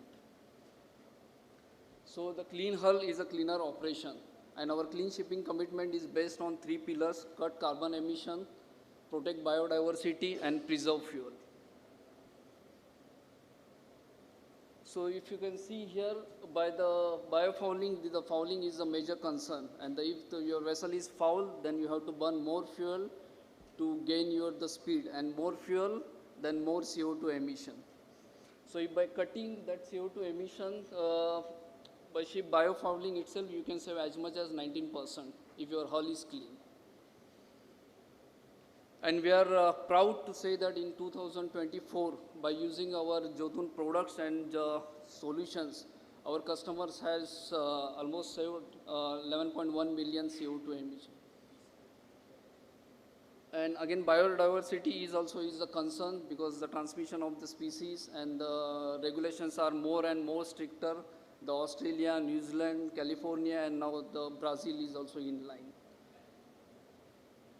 Also clean hull, and then preserve fuel. The clean hull ensure the clean operation, and clean operation save fuel.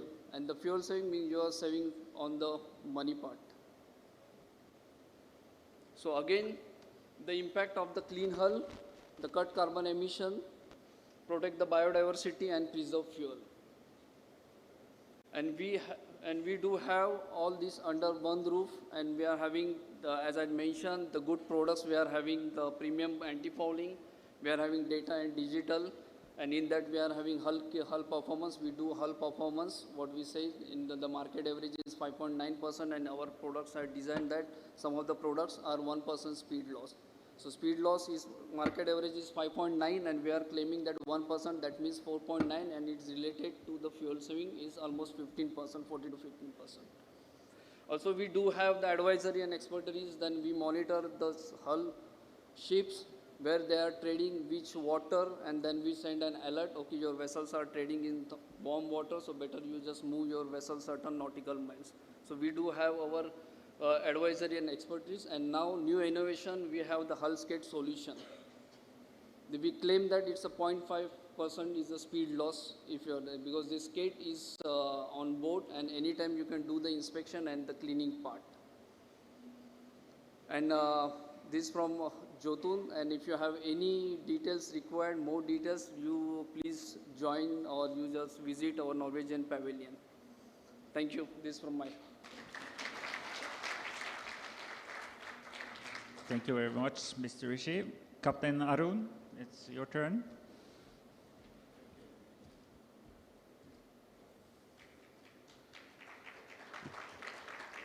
Good afternoon, Ambassador Stenner, distinguished guests over here. Thank you, and Team Norway, thank you for creating this opportunity for us to be able to present over here. I think there is a lot which has been said by the panelists over here, and bringing up the rear is not always an easy challenge. And with Frederick keeping the time now and pushing me, I think everybody has stepped a little over the time. So I think, Frederick, do I have 4 minutes, or is it going to be lesser than that? Okay, 3 to 4 minutes. I'll try to make the most of it. So I represent over here a global powerhouse in a comprehensive solution provider for the shipping industry, and that's called OSM Thome. We manage about 1,000 assets under our management, 1,000 vessels under technical and crew management. That's the expertise we bring here. And we have been always at the forefront of trying to bring about sustainability in the solutions we provide. What we have gathered together and what you see over here is a specialized unit we have put together called Evigo, and that powers the sustainable solutions we bring to our customers. We want to ensure that we bring in the practical aspect. Let me see if I can manage this. That's what we want to take care of. The operational side of things. You know, there's a lot of requirements which are there. There's a lot of challenges which come in, and we want to make sure that we handle the practical side of the solution. What we end up, this has been talked about, and this has been discussed. There has been 2 weeks ago something which was pushed back at the IMO. So this is still there, but from our perspective, we are looking at ensuring that all our clients are able to meet these goals and requirements. And as of now, the way we look at it, there are a lot of solutions up in the market, and there's a lot of challenges which these ship owners and our clients have to face. And when we look at the other aspect, is the crew which is on board our vessels, which has to manage this in real time. They're the sharp end of the stick, which has to ensure that this gets taken care of.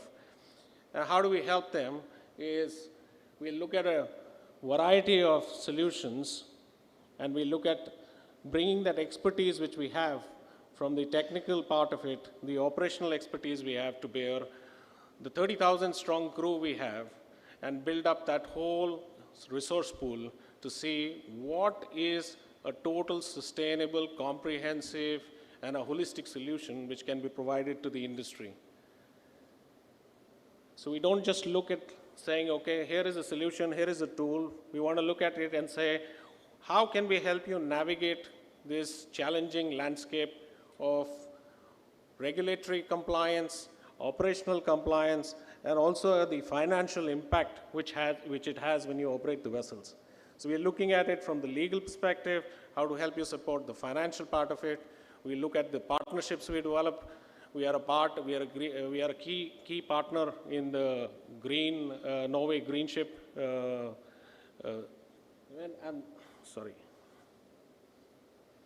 So we're looking at how do we install energy efficiency systems, how do we look at it from an operational perspective, how do we ensure that we help you with performance monitoring, how do we help you install and set up the systems, and how do we help the crew which is going to run that and the team which is going to be stationed ashore, which is going to be the backbone to help those, and who are the partners. And some of them are sitting in this room, so I will not name them. You can come up to the booth and we can introduce you to them. And this is some of the projects which we have already handled in the last 2 years, which have been engaging and supporting everything from EU ETS, fuel ETS, to setting up systems, to working out partnership solutions, ecosystems, and creating a framework of different vendors and solution providers and bringing it under one single roof.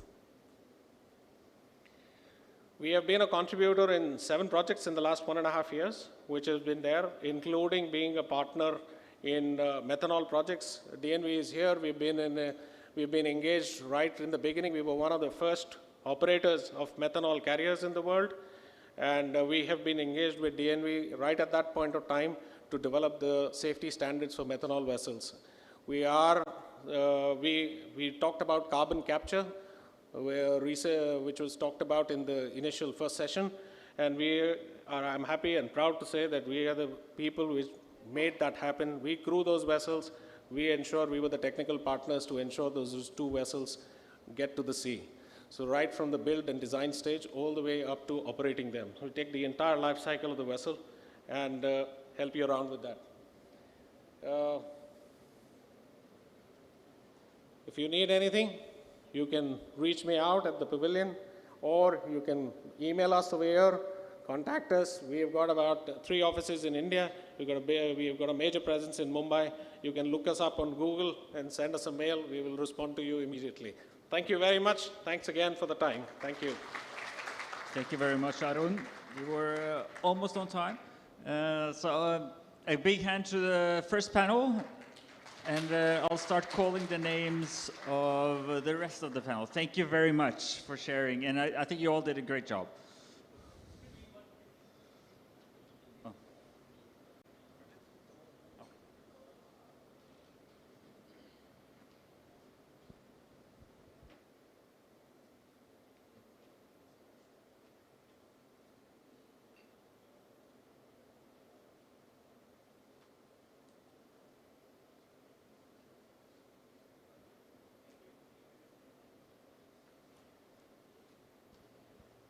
Should I just name?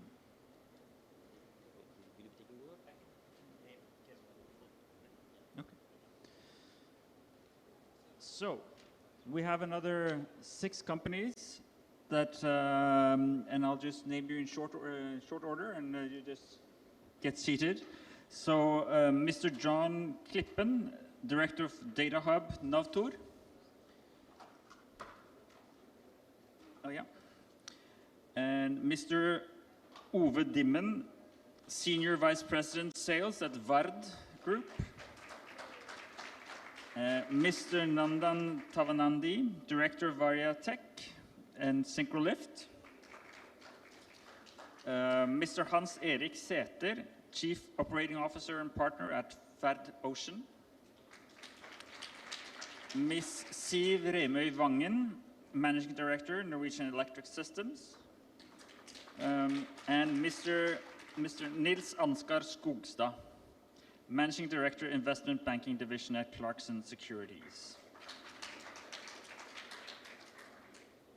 And yes, and everyone got a big hand of applause when the name was called, and you heard that you have 3 to 4 minutes, so I hope you're ready. And I'll give the mic to you, Mr. John. Thank you. And Maritime colleagues, so I will explain and talk about Navtor, who we are. We are, I guess, beyond a startup, starting in 2011.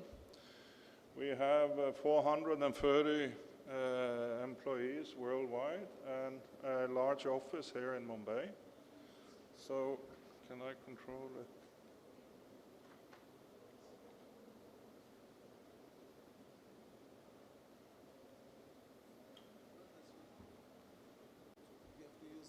Ah, that one.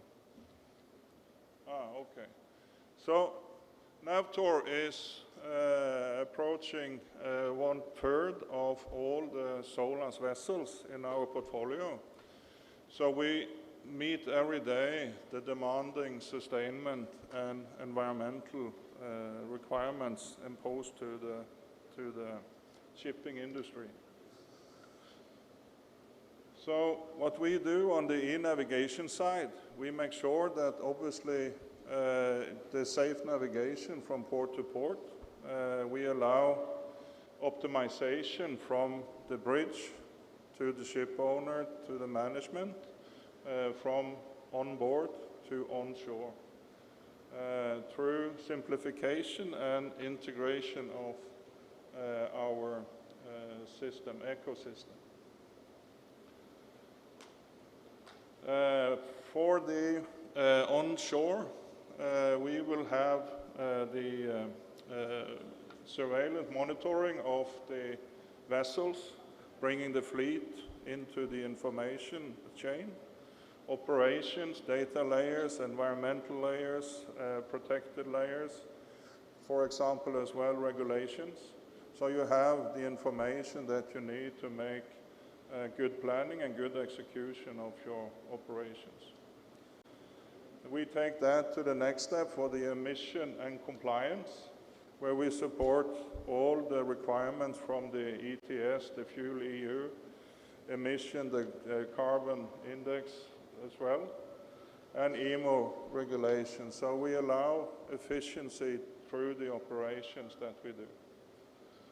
And all the way to the performance, where you can then go in and look into the different aspects on the vessel side, through the fleet side, from the sensor, etc. We have digital logbooks as well, who combine this together with post-voyage reporting, where you can then calculate and operate your fleet based on class regulations and flag regulations, so that you can do this rather efficient. So for the future, we have S100 coming. Navtor is taking the ships from the port to the port and to the next port. S100 is coming, well, in practice from 1st of January 29, which will take the navigation aspect much broader with respect to different product and official navigation and maritime information. So we will be there together with our stakeholders, which are the equipment manufacturers. We are also doing quite a bit on research and development, where we have several projects ongoing, also through Innovation Norway and other research institutes, academia, etc.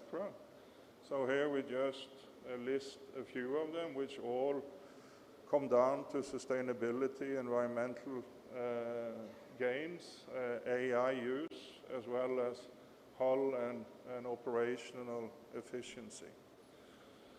So that was the fastest 4 minutes. So, thank you.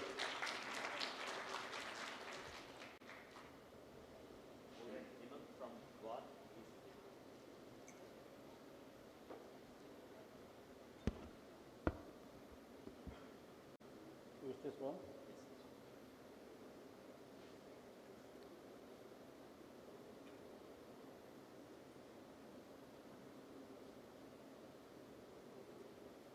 There we are. Ladies and gentlemen, nice to be here. It's a big event this week in Mumbai. I'm coming from the shipbuilding group VARD, originating out of Norway, owned by Fincantieri in Italy. We like to say we are the world's leading shipbuilder of specialized ships, probably more than 500 offshore vessels in our reference list. So we have a broad portfolio, and 4 minutes is not enough to present all of them, but I will try to go through some of it. Today we have 7 shipyards around the world, around 8,000 employees altogether. I would say a healthy order book for the time being, 36 vessels in that one. We have offices worldwide, some of them sales offices, some engineering offices, and also in this part we have a small setup in India supporting activities we have with Cochin. And we have sales and administration in Singapore, and we have a shipyard in Vietnam, in Vũng Tàu. In the Western world, we have 3 shipyards in Norway, on the west coast of Norway, with the 3 on top, Brattvåg, Søviknes, and Langstein. VAD have employed a model for more than 20 years where we build hulls in Romania, and we tow the vessels to Norway for final outfitting and commissioning work. So, as a result of that, we have 2 steel yards in Romania, in Braila and in Tulsa. We have a yard that is in Brazil, which I would say is dormant when it comes to new building. We have some repair activities going on, but the Brazilian market has been quiet for a while, and we have not decided to start it up again for new building. Then we have Vũng Tàu, as I mentioned, in Vietnam. They are a fully integrated yard. They build the steel and they do the whole process till final outfitting and delivery.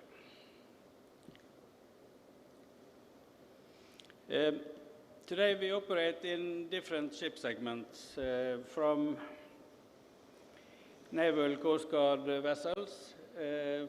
Cruise we have recently been building that has been smaller, what we have called expedition cruise. And our bread and butter, I would say, has been for the energy sector, which is offshore wind, support vessels for maintenance, and cable layers recently. And I also mentioned seafood, as we are building 1 or 2 fishing vessels every year as well.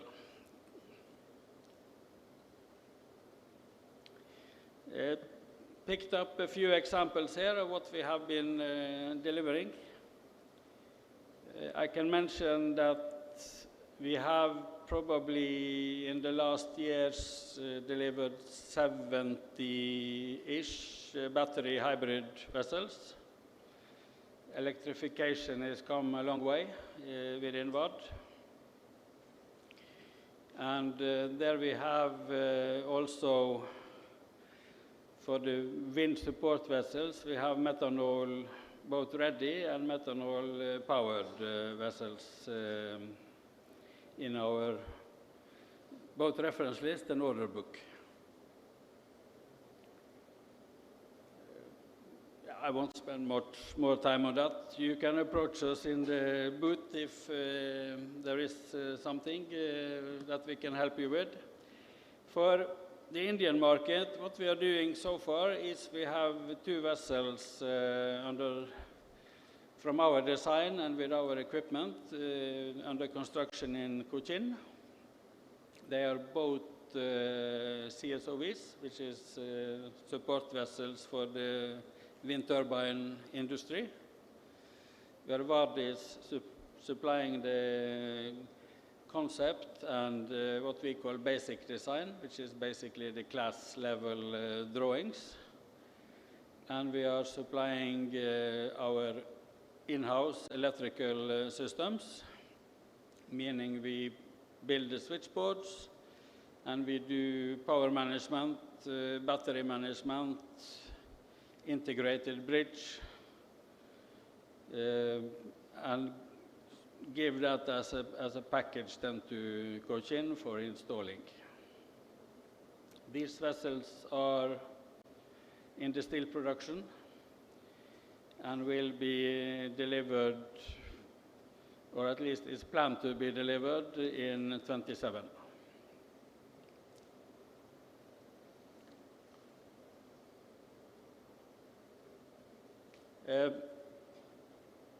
On the package side, I will also mention that we have equipment suppliers in-house, so we can expand these packages, and we can also trade equipment from other suppliers and deliver as an integrated solution to a shipyard. So I think I did it in less than 4 minutes, but I will thank you still for your time, and we are in the Norwegian Pavilion if anyone have questions.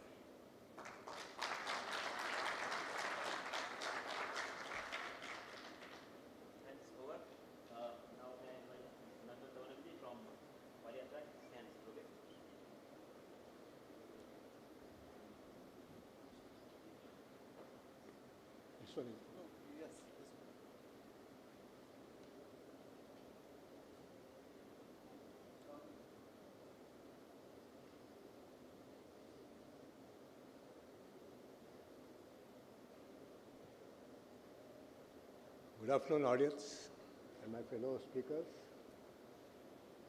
I see that a lot of responsibility is falling on Syncolift after hearing them, because we are here to speak about efficiency in shipbuilding. So when we do efficient shipbuilding, that is when our speakers should be happy with doing more business, it looks like. We consider Syncolift as a more modern and better choice in efficient shipbuilding, or in other ways, docking of the ships for both repairs and new shipbuilding, and especially to meet our target of 2030 and 2047.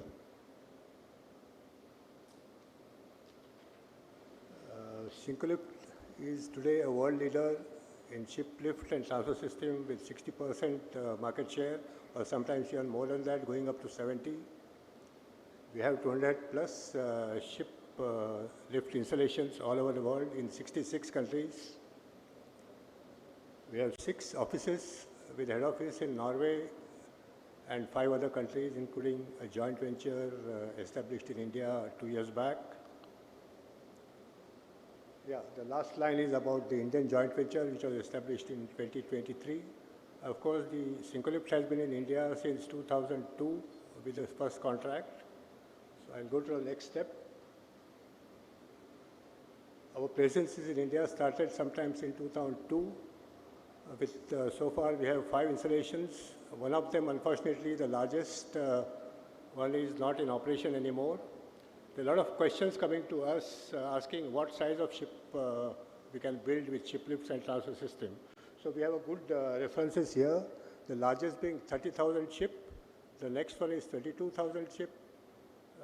Then it is the 14,000 and 10,000 tonners that we have supplied to 5 of our customers.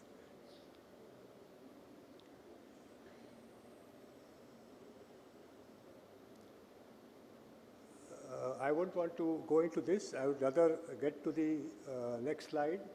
Here we are talking about what we mean by efficiency is simplifying the docking procedures, docking systems. So unlike in the graving docks, the ship lift actually becomes a transit point for shipbuilders and the ship repairers to get in the ship and take the ship or to the repair berths, basically. So the graving dock, which normally is becoming the bottleneck for shipbuilding and shipyards, that is avoided there.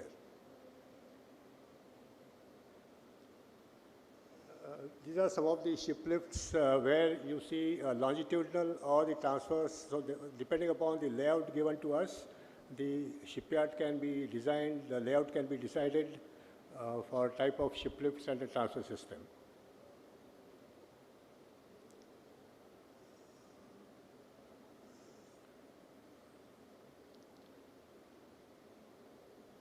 Yeah, this is some of the offerings from Syncolifts.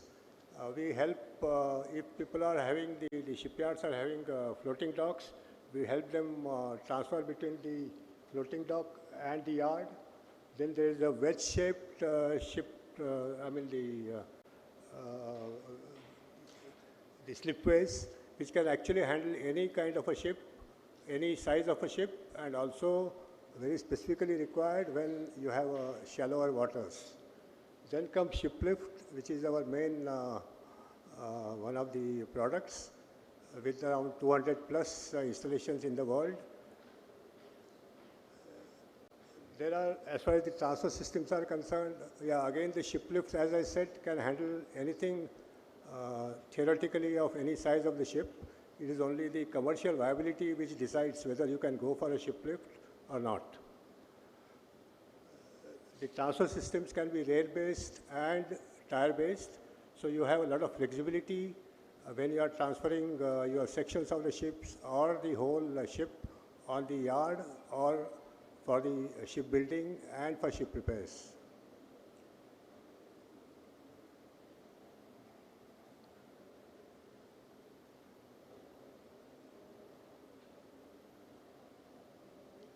This is what we call as wedged slipway, which is not a conventional slipway. And here we can actually handle any size of a ship. The whole idea of showing this is actually in operations in some places. So there is a lot of interest in India because we have been asked about what about the depths that can be utilized for shipbuilding and for what size. So this is one of the good solutions. This is a tire-based ship transfer system, and depending upon the layout and the space available, you can actually carry a ship of, say, 100 tons per meter kind of a ship. The length could be anything. Such ships can be carried on those tire-based systems. Much more flexibility is afforded by that. This is one of my very favorite slide because I think India should be looking for some such facilities like this. Here we are talking about cluster shipbuilding, shipbuilding clusters. We also call them as a common user facility. This is Maritime Center, the Dubai Maritime City, where they have 42 repair berths and 2 ship lifts, as you see. The 600 and 1200, this is the last slide. So this is about improving the shipyard in Dubai from 600 vessels to be handled per day to 1200 vessels. So today we have achieved up to 800. The contract was signed by Syncolift last year. So this is the possibility in developing fast, more efficient shipyards for both repairs and new builds. Thank you. Thanks, Nandan. May I now invite Mr. Hans-Erik Sæther of Ford Ocean to please take over. Stick to the time. Thank you very much. Distinguished guests, ladies and gentlemen. Being at a conference like this, it's always a surprise because we have so many fantastic solutions going forward. The future is going to be great if we manage to continue the thought process around what we're doing today. But my company, Ford Ocean, we are physically working with legacy, history, physical history, which means that what we do is that what is left after today's operations, what has been built up until today's operations, that's what we work with. And we can continue working with it going forward. We represent a Norwegian innovation that solves one of the key environmental challenges offshore. Drilling waste Our solution, it cuts operational cost with up to 30% and reduces emission with between 70 to 80%, depending on the fuel that you use.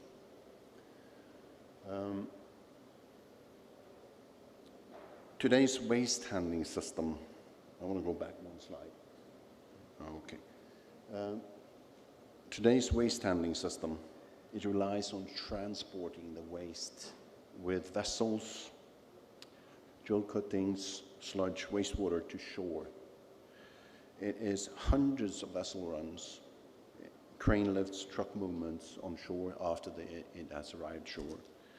It's costly and inefficient, and it is very not good when it comes to environmental issues. This is the process. On the left-hand side, you see what we do today, and on the right-hand side, you see the Far Ocean solution. We load it through a hose, it's one run, and the total well with waste has come ashore. On the left-hand side, we're talking 2025, but this is 2025. So what we do is that it's a fully integrated closed-loop waste management system that is present on board the vessel.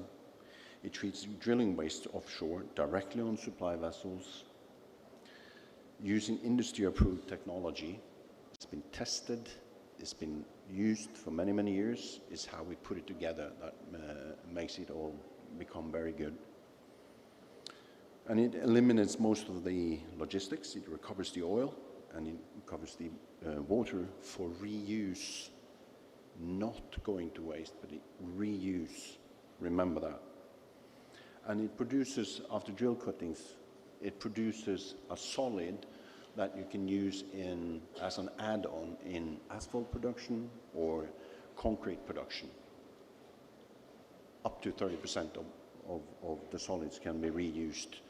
So start using your calculator, because both asphalt production on shore side as well as concrete production are one of the most biggest polluters. So the impact is a very busy slide, this, so you don't have to read everything. I'll give you the essence. So the impact of the system is that we can reduce between 70 to 80% emission reduction, 70% less fuel consumption, because you don't have to run the vessel continuously back and forth, back and forth. And it reduces the personnel exposure. Think about how many times you lift up and down the waste bins. So up to 3,000 man-hours per well. And so the environmental footprint with this solution is smaller than traditional models, approximately 5 times smaller, if you look at it that way. So with India's offshore sector also growing, it's a natural opportunity between the Indian ambition and Norwegian experience. And together it's possible to set a new benchmark for sustainability within the offshore operations, but additionally, because the units that you saw on the pictures here or on the slides, they are containerized. You can move them anywhere you want. It's easy, it's very flexible, meaning the process unit can also process waste from ports, rivers, beaches. Anywhere you have solids that are contaminated with something, you can use this pump. So Far Ocean believes that the sustainability and the profitability, it has to go hand in hand. And by transforming the waste into value, we can shape a cleaner and safer and more circular future, which is basically the end. Thank you. Thanks, Hans-Erik. May I invite Ms. Siv Remavangan, please.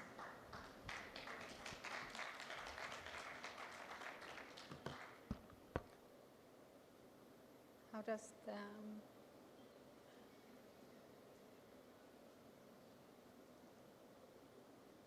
It doesn't work?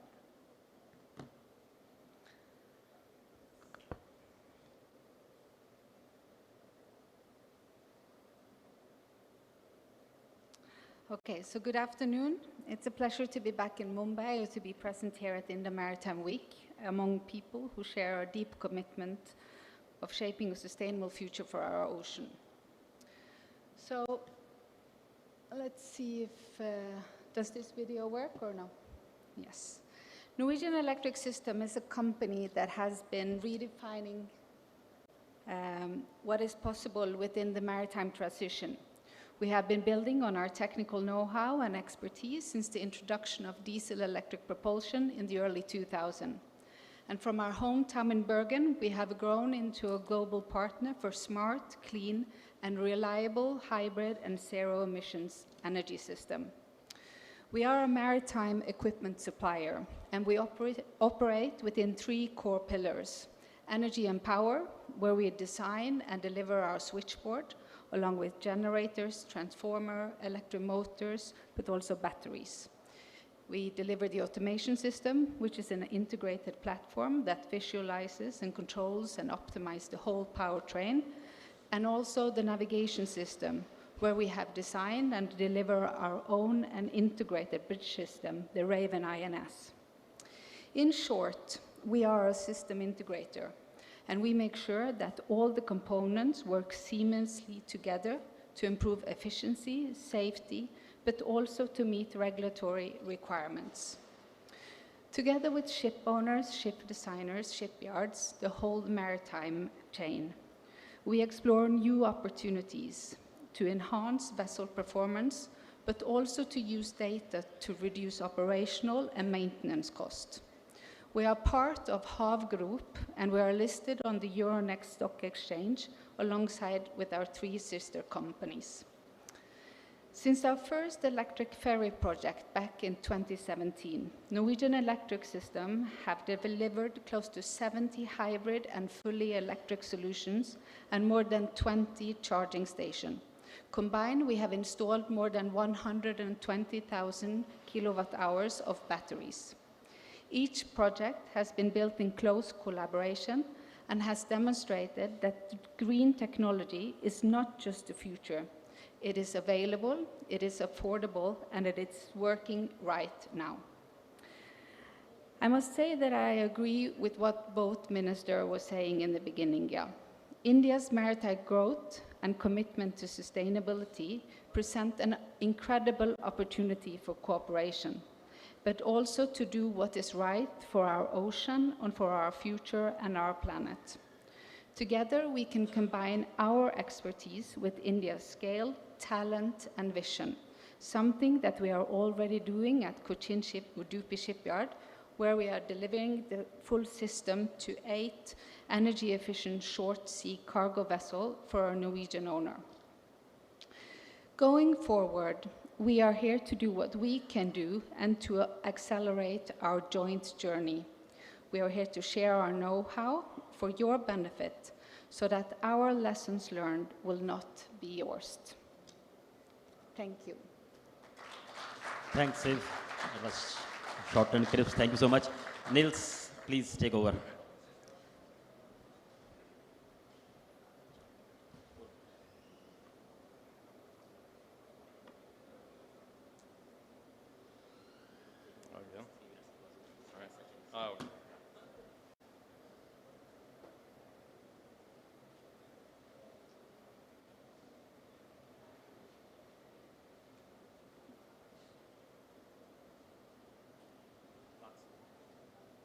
There we go.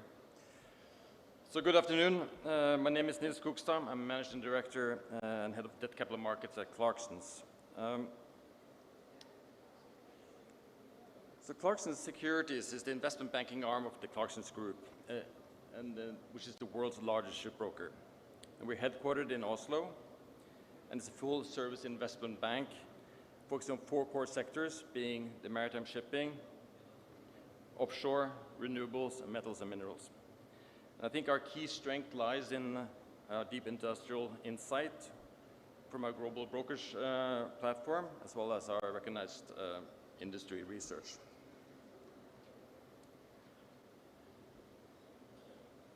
We are committed to sustainability within the maritime sector.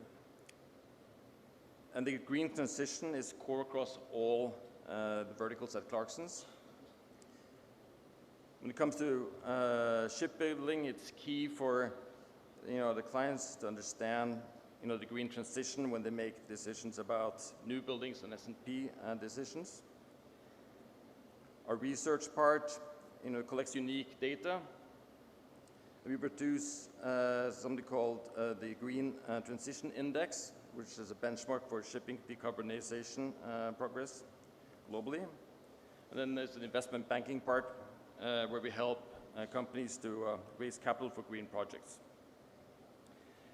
And we have a green transition group that works across all the business areas at Clarksons to help our clients adapt to the changing environment from the regulatory perspective. So I'm just going to quickly go a little bit on the financing in the maritime sector.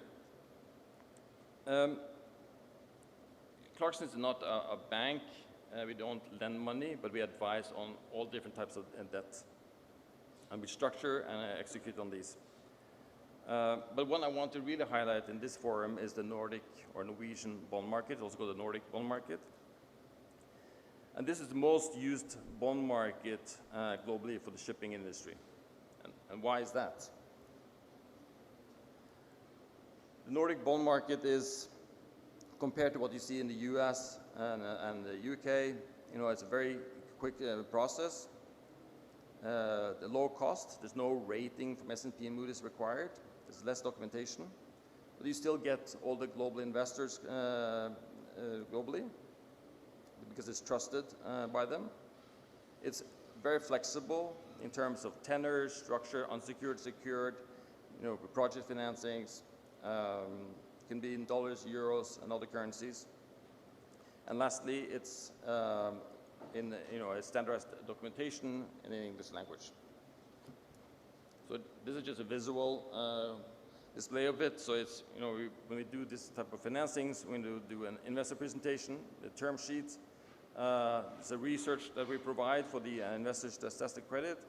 And then there's a second party opinion on it as well, if it's a green bond or a sustainable linked bond. So quickly on sustainable financing, why do companies do this? You will get a broader investor access, which enhances demand for the offering.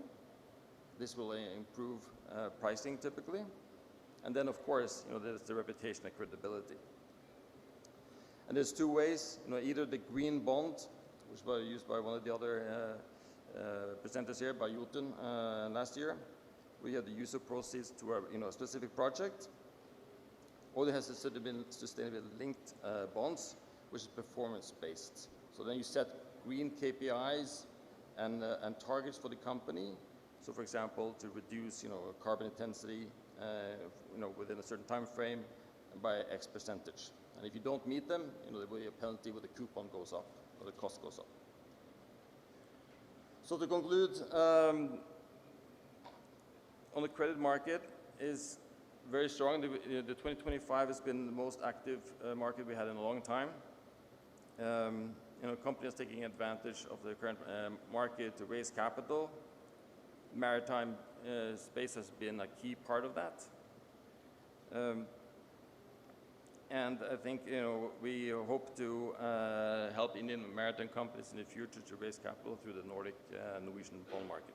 So with that, thank you for your attendance. Thank you. Thanks, Nils. So I'm happy that the speakers have been able to finish this. I'm almost at 4, although we were given time till 3:30. But in any case, we are there at hall number 1, booth number 16. You can come over to the Norwegian Pavilion and can meet us there and can discuss more about our solutions. Now I'll get back to the MC, please, for the panel. I would like to thank all the panelists for such an insightful presentations that they had created. Thank you so much for all your information. I would like to call upon in front for a group picture.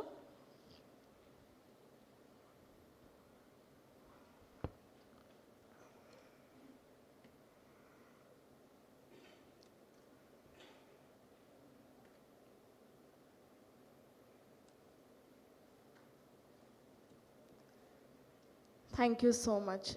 As we come to the concluding part of this session, I would like to call upon Mr.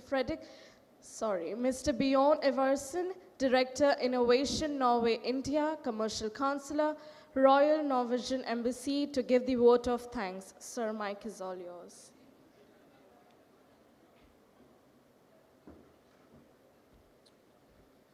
Thank you so much. And thanks for all the presentations. Thank you for sharing. I hope and I believe that we have truly demonstrated that the Norwegian maritime industry are serious about our position in the Indian market, and the Norwegian industry are here to grow along with the Indian ambitions in the maritime industry and their sustainable ambitions. I would also like to thank Arsis. He is very busy, as always. Thank you, Arsis and Antridge. They have worked day and night for the last 2 weeks to get not only this country session being a success, but also the pavilion. And you're all very welcome to come there. And if you've got any queries regarding the presentations, you can come there and discuss with the presenters, or you can just come and visit the pavilion. We are very proud of it, and you can get some coffee, water, or just have a good time. So thank you all. This concludes the country session of Norway. Thank you.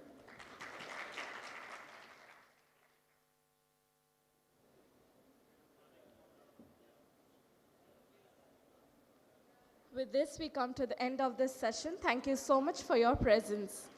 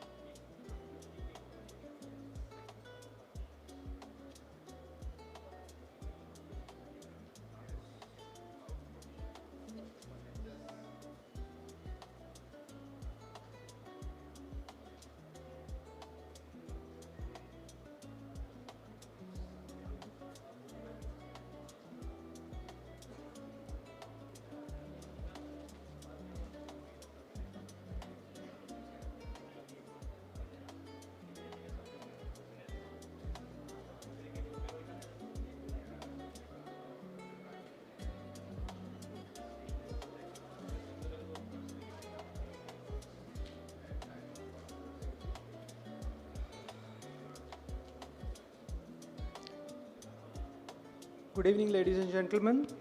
This is Praveen Rane from CME CGM. A warm welcome to all the dignitaries and the distinguished guests who are present here today. If there are any guests who are still standing at the backside, please get seated fast. I would now like to invite all the dignitaries onto the stage, starting with our Honorable Union Minister, Shri Sarvanand Sonowal.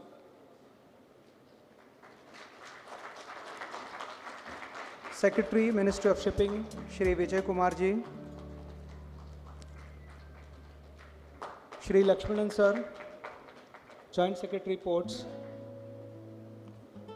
Shri Venkataspati Sir, Joint Secretary Shipping.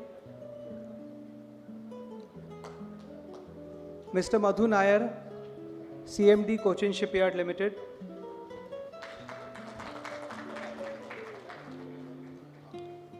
Mr. Gaurav Dayal, Chairman of JNPA. Shri Shyam Jagannathan, Director General of Shipping.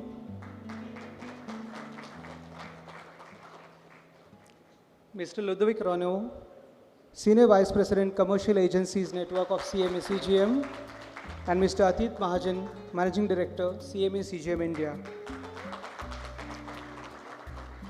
In order to begin the proceedings of this session, I would request Mr. Atit Mahajan to offer introductory remarks.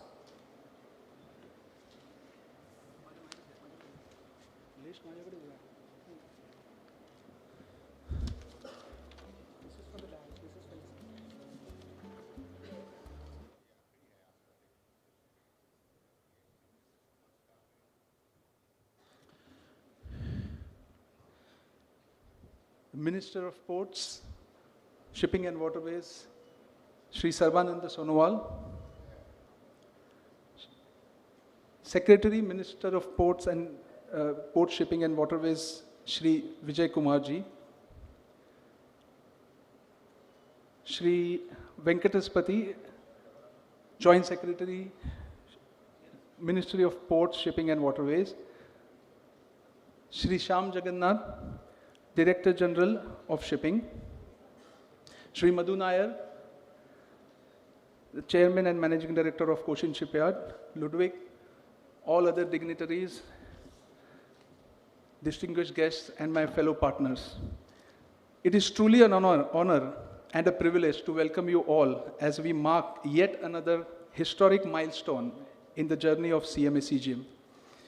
In April, when we proudly reflagged our first vessel under the Indian registry, I had the privilege of addressing our guests with the words, "We have created history." Today, I stand before you to say with pride, we are the pioneers carrying forward that legacy.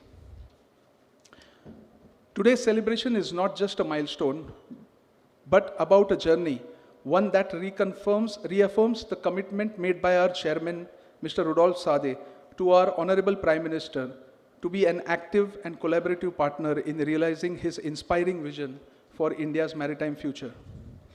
Over the past few years, and especially in recent months, CME CGM's presence in India has grown significantly.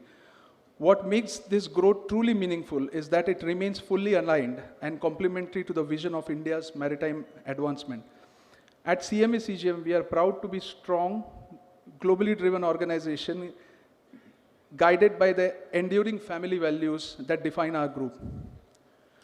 To elaborate further on our group's strategic vision for India and to highlight some of the remarkable achievements we have attained in recent months, I have the pleasure to invite Mr. Ludwig Reno, Senior Vice President of CME CGM. Thanks.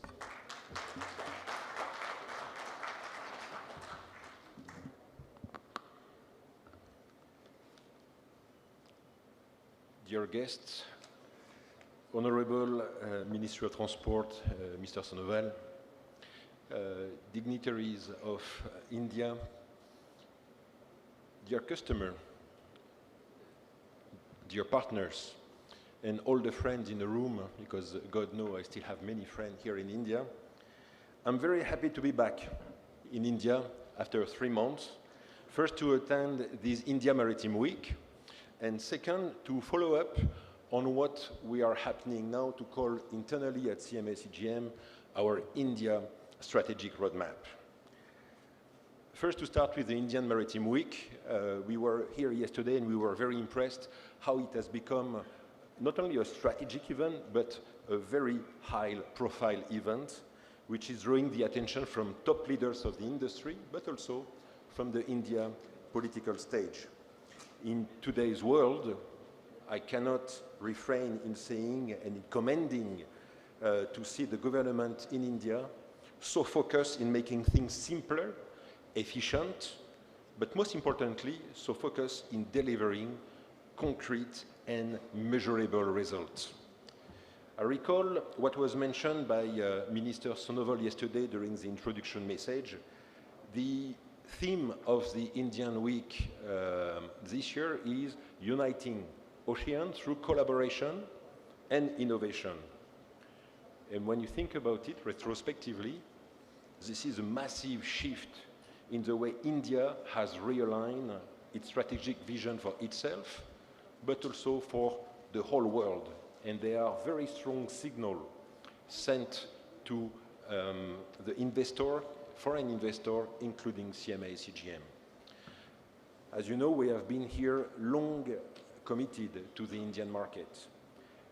We've been a trusted partner since 1989 and demonstrating unwavering commitment to the country, to its economic growth, to its trade development, and also leveraging the very best of India, which are the talent pool, the management of the talent, and the economical potential. And as a result, who are we, should I say, in India? We have grown as a strong company, a shipping company, a logistic company, an air cargo company, a crewing company. From a shipping point of view, we are operating today 18 services on a weekly basis, which articulate among 35 calls back and forth every week. And I was doing with the mathematics with Atit this morning. Actually, every 20 seconds in India, you have one laden container of CMA CGM moving in or moving out. Logistically speaking, as a reflection of our dedication to this market, not only to port, but also deep inside the supply chain. CMA CGM has expanded its footprint by purchasing SIFA Logistics back in 2019, but also Stellar Value Chain Solution back in 2023, enabling the management today of no less than 500,000 square meter warehouses across India. Infrastructure are key. They are a catalyzer on a growing economy. And the group has actively contributing to this infrastructure development. If you recall, back 10 years ago, we invested in Mundra, and more recently, we have invested in the Nabasheva Freeport Terminal, which we call NFST. Those two terminals, Mundra and Nabasheva, they draw no less than 73% of the whole market. But I was saying, the power of India, it is people. And what we have done since 2012, actually, is building capacities in order to leverage the talent of India and serve the world. Today, we are operating across the country no less than 3 global shared service centers. They count for 6,000 people. And when you take all those blocks of activities of CMA CGM in India, today, we are 17,000 in India, which is even more than 10% of the global workforce of the CMA CGM group worldwide. We start to count here.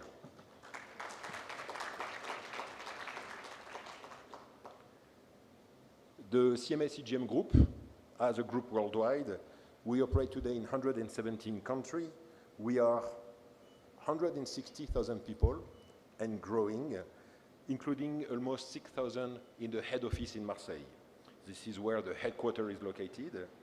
From a shipping perspective, we rank number 3 in the world, but there is no limit. We are aiming for the next rank very soon, hopefully. And we operate in no less than 420 ports for approximately 23 million TEU worldwide, with a fleet of 650 ships. And if I count well, at the end of the year, we're going to cross the bar of the 700 ships operating for CMA CGM around the world. SIVA is a big enabler because when you own assets, shipping assets, you realize that you can go the next step, before the ship and after the ship, what we call inside the supply chain. And this is what our friends from SIVA are doing here in India. I was talking about 500,000 square meters in India, totally, and Paras is looking at me, if I'm not wrong, SIVA is 15 million of square meters operated in warehousing around the world. And when you are present at sea, on the land, you want to be up in the sky. And this is what we do with CMA CGM Air Cargo. The division today is operating 6 full freighter planes, and we are aiming to operate 12 of them within the end of the next year. So you understand, we at CMA CGM praise to say we are multinational. But when you look up at our chairman and our CEO, Monsieur Rodolphe Saadé, who I have the honor to represent today, he look at us and he say, we may be a big company, but never forget, we are a family business. And as a family business, how do we operate? We operate as a startup. We are in a constant startup mode. What does that mean? We strive for development, we strive for quick win, and we are having a strong focus on results and innovation. And if you recall, the theme of this week in India is collaboration and innovation. Interestingly, this is a kind of mindset India is displaying today. And when the Prime Minister, Narendra Modi, came to visit France back in February, he agreed to pay a visit and pass by Marseille together with the President Macron to visit our head office. And here I have to explain to you a little bit how things happen, because we were a small delegation around Monsieur Saadé to welcome the Prime Minister of India in Marseille. And we had prepared a presentation, and we welcomed the Prime Minister in what we call the Fleet Center. The Fleet Center, this is a floor dedicated to operate the whole ships of CMA CGM, and we started the presentation. But very quickly, Prime Minister Modi raised his hand and he asked a question. My CEO answered the question, and then we had a second question. And within 5 minutes, actually, we forgot about the presentation, and we engaged in this conversational pace together with Prime Minister Modi. A long story short, within 45 minutes, we had reshaped the world. And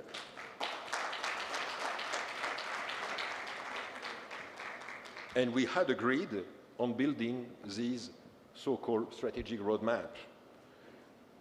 So you had in front of you two men, a business leader, a political leader, having a fit together and trying to identify common ground and say, what can I do for you? What can I do?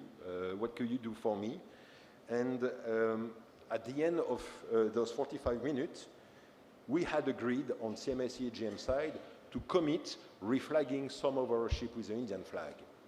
Nobody had never done it, at least from a global career perspective.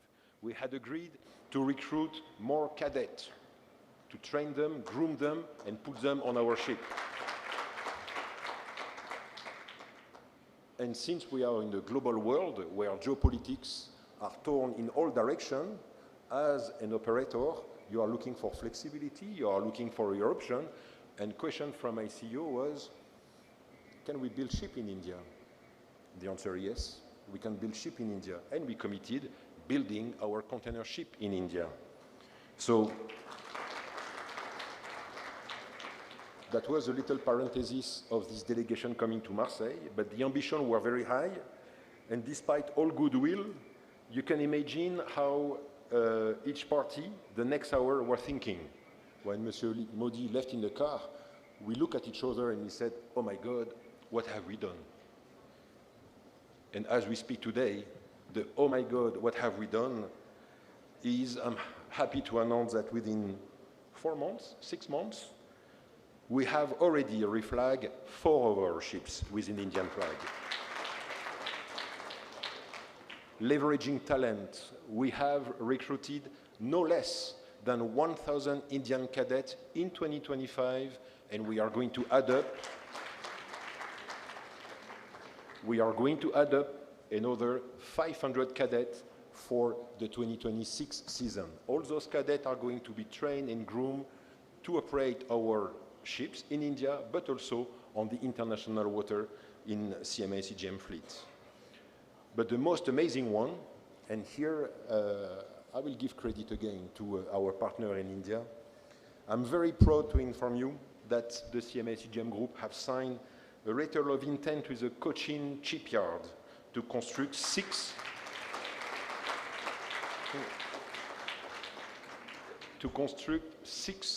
LNG-powered dual-fuel 1,702 ships, which is a massive landmark. In value for India, it's an investment from CMA CGM of no less than what you call 3,000 crore. And I'm looking at my friend from the Cochin shipyard. I was telling you, it's not just any ship. It's an engine fully packed of technology, extremely sophisticated, dual-fuel LNG. For those engineers in the room, it is not just a bottle of gas within an engine, if you know what I mean. What we are doing also is partnering with GNPA, the Jawaharlal Nehru Port Authority, through an MOU in order to develop and carry on our footprint in infrastructure in India, hopefully with the development of Vadavan terminal. So all those initiatives are not only strengthening CMA CGM operational expertise, but we are creating here significant employment opportunities to boost local consumption, local revenue generation, and contribute to the long-term development of the country which have welcomed us almost 35 years ago. CMA CGM Chairman and CEO, Monsieur Saadeh, has pledged a substantial commitment and investment in India over the next decade. This is a commitment which reflects our vision to drive sustainable growth in the Indian maritime logistics sector. Infrastructure development, talent development, and environmental sustainability, from expanding our Indian fleet with LNG-powered vessels to enhancing port operation and logistic capabilities. And this is where I want to commend and underline again the focus and the dynamism of each single Indian government agency that have supported us since February. We are the true testament, I think, of a foreign company engaging with people. When they say, we call you on Monday morning, they call you on Monday morning. And I think, and Rajiv was mentioning this to me, Ludovic, we didn't flag the first ship within 2 months. It took 2 months to build the framework, but from the moment we put the paper on the desk in Delhi, it took only 11 days to register a ship.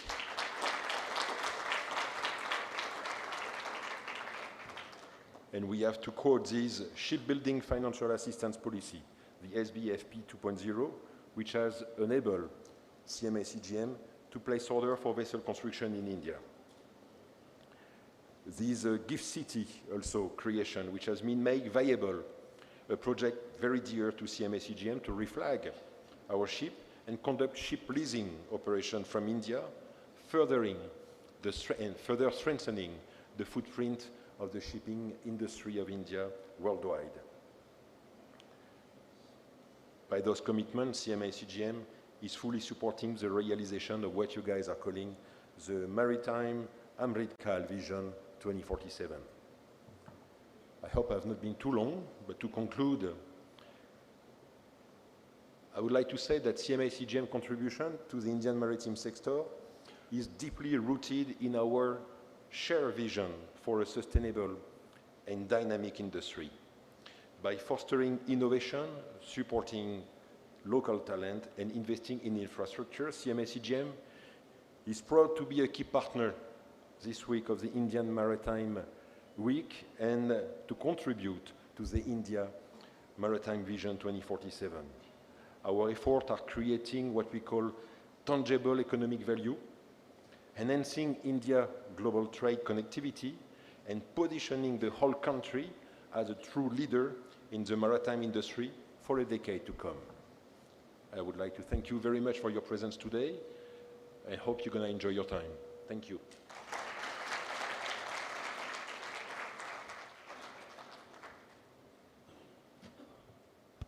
Thank you, sir.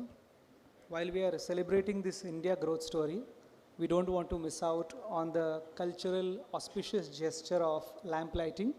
So I would request our chief guest and the other dignitaries to kindly proceed for the lamp lighting.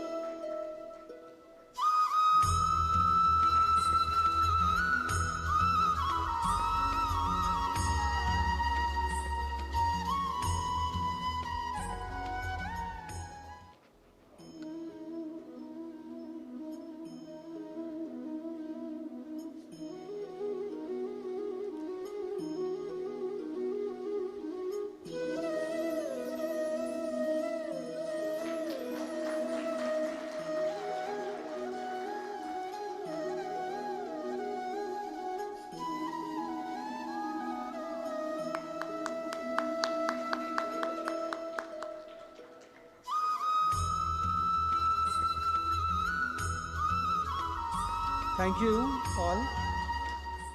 So before we proceed, Cochin Shipyard Limited is our key partner in shipbuilding initiative, hence requesting Mr. Madhu Nayarji, the CMD of Cochin Shipyard, to share a few thoughts here.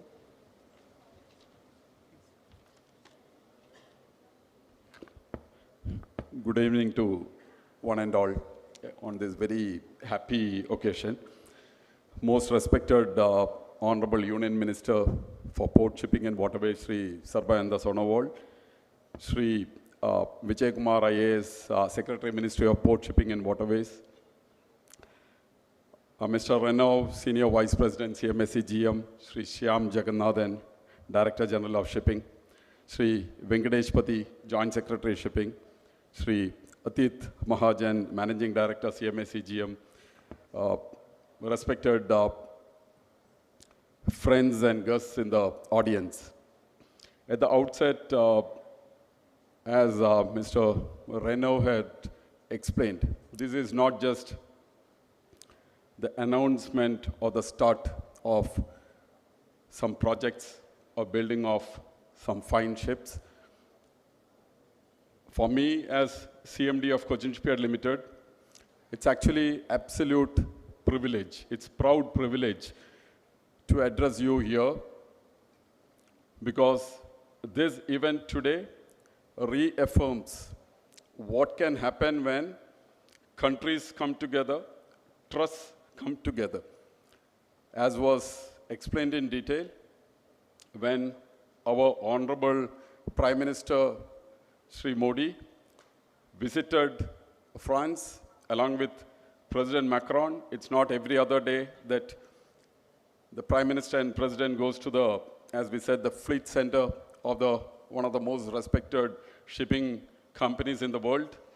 And there the kind of warmth and trust that was built up. And absolute regards and thanks to Chairman Sade for taking this forward, to believe in what was mentioned over there, the larger picture which was rightly articulated by Mr. Renaud, as a logistics player, as believing in a country, believing in a set of people, and trying to take things forward. For me, as Cochin Shipyard Limited, again, proud privilege that today We have signed letter of intent for 6 fine vessels, 1700 TEU LNG dual fuel vessels. And what is most important here is, along with this association, we will build up with CMA CGM, who have shown the warmth already in these months which we were discussing, the kind of approach which the teams from France and India has brought in. What was conveyed at depth was, how do we do things more and more in India? Because that is the commitment. And the knowledge we have as one of the best shipping companies, one of the best container shipping companies in the world, we will bring this knowledge to the fore, and together how do we create mutual success for our organizations and for our countries. And again, for Cochin Shipyard Limited, our association with Korea, with South Korea, with the HD KSOE group, the Hyundai group, who would actually be supporting us on the gas fuel systems and the critical equipment on these vessels. An organization like COMAC of Korea to design and engineer the vessels. I think we are seeing global cooperation at its best to take things forward, to create value for societies. Sri Reno very clearly brought out, and very happy to note that more than 1,000 cadets already recruited in the year, another 500 coming on board, the flagging of vessels in India, and the whole approach of trust and relationship building that is happening here. For me, on behalf of the Ministry of Port Shipping and Waterways, the Honorable Minister, under the visionary guidance of our Honorable Prime Minister, who has set out goals for the country, we want to be in the top 10 in the world in shipping, shipbuilding by 2030, the top 5 by what we are calling Amrutkal, India at 100, 2047. All this to come true, this kind of gatherings, I'm sure like we'll have more and more of these gatherings. On behalf of Cochin Shipyard Limited, absolute assurance that we will work with honesty, with integrity. What has brought us till now is credibility in the system. We will work together. We will create beautiful vessels. Indian, French, Korean collaboration. We will create some very fine vessels, and we are absolutely sure there will be compelling reasons for people like CMA CGM to come and do more and more in India. That's an assurance from my side on behalf of Government of India and Cochin Shipyard Limited. Thank you. Jai Hind. Thank you, Mr. Nair. In every ecosystem, vision and guidance of a leader is very important. We wish to acknowledge the strong support and the encouragement of our Honorable Minister of Port, Shipping and Waterways, Mr. Sonowal, in this entire initiative. I now request our chief guest to come and share his thoughts and guide us for our future endeavors.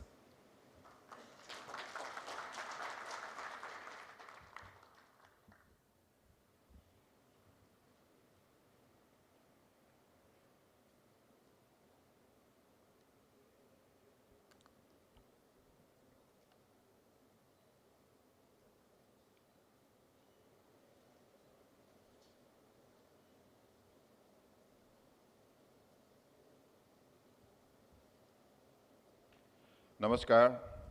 Good evening to all of you present here today. Respected Secretary, Minister of Port Shipping Waterways, Government of India, Vijay Kumarji, Joint Secretary, Venkatasa Patiji, Senior Vice President, Commercial Agencies Network, CMA, CGM, Mr. Ludovic Renault, Sri Shyam Jagannathan, Director General of Shipping, Madhu Nair, CMD Cochin Shipyard Limited, Mr. Atit Mahajan, MD CMA CGM India, officers from France Embassy, Maritime, Exim, professional ladies and gentlemen, it is a matter of great pleasure for me to participate in this event where a historic letter of intent signed by CMA CGM for building 6 state-of-the-art LNG-powered container ship is being handed over to Cochin Shipyard Limited. This letter of intent is a sign of the confidence reposed in the shipbuilding capabilities of our nation by one of the leading global shipping company. This is also the result of the shipbuilding ecosystem which has been created in India as a result of the path-breaking policy, financial and legislative initiative taken by the nation under the visionary leadership of our Honorable Prime Minister, Shri Narendra Modi ji. We have recently adopted a 4-pillar approach for the time-bound development of our maritime sector. We recently approved an $8 billion financial outlay for this sector in the form of a maritime development fund, a revamped shipbuilding financial assistance scheme, and shipping development scheme. We granted infrastructure status to large vessels, facilitating ease of financing for this sector. We passed 5 new enactments for the legislative transformation of our maritime sector. This initiative by CGM support India's Make in India and Atmanirbhar Bharat Self-Reliant India initiative, as well as the country's goal to become one among the top 5 shipbuilding nations by 2047. Cochin Shipyard, as the leading shipbuilder in India, is pioneering the efforts of the Government of India's vision to develop the country into a global maritime hub under the Maritime India Vision 2030 and Maritime Amritkal Vision 2047. And this project is a perfect example to demonstrate such initiative.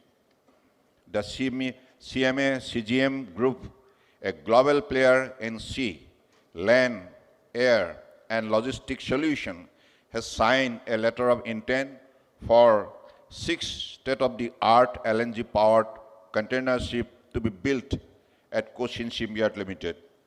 This strategic move makes the group the first major foreign carrier to commission LNG vessel from an Indian shipyard.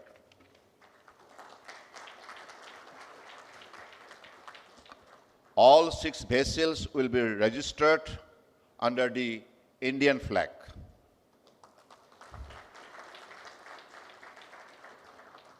The new build is with a capacity of 1,700 TEUs demonstrate CMA CGM's commitment to a more sustainable shipping, aligning with the group's ambition to be net zero carbon by 2050. The project at Cochin Shipyard will also be run with the technical cooperation of Korean shipbuilder SD Hyundai Heavy Industries. The group is actively investing across the Indian maritime value chain, spanning strategic terminals, maritime services, and shipbuilding, while also reflagging vessels under the Indian registry. At the same time, it is enhancing local maritime employment through expanded crewing and manning operation in India. Underscoring its commitment for recruitment of seafarer, CMA CGM will be recruiting 1,000 Indian seafarers by the end of 2025. With an additional commitment to recruit 500 more Indian seafarers in 2026. Towards strengthening of the Indian flag, CMA CGM has reflagged 3 vessels in India since April this year. And the 4th vessel will be flagged under Indian registry on 31st of October 2025. The partnership between CMA CGM and Cochin Shipyard underscore a mutual dedication to innovation, sustainability, and global maritime excellence. I wish more such productive engagement between CMA, CGM, and Indian shipyard shall happen in the coming years, taking full advantage of the highly evolving maritime capacities and capabilities of India. With these few words, I specially extend my thankfulness to CMA CGM for expressing their confidence in the capability and capacities of Cochin Shipyard Limited in the sector of shipbuilding. And I believe this is a partnership now growing, and it will be growing faster and faster, strength to strength in the future course of time. Thank you. Jai Hind.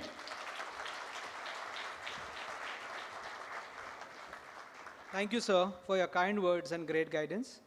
Since we are commemorating our achievements, and the latest one is on shipbuilding, for the exchange of letter of intent, I now request Mr. Madhu Nair and Mr. Ludovic Renou, along with other dignitaries, to do exchange of LOI.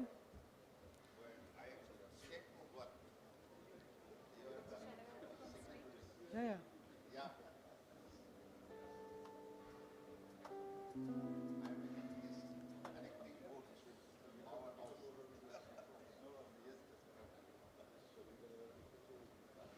Let us give them a big applause.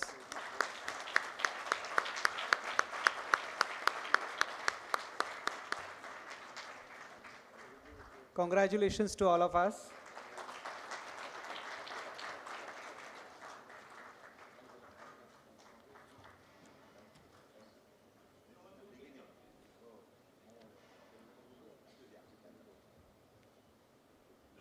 The next one is a felicitation of dignitaries and some of the important partners. To felicitate our dignitaries, I now request Mr. Ludovic to first felicitate the chief guest, the Honorable Union Minister of Port, Shipping and Waterways.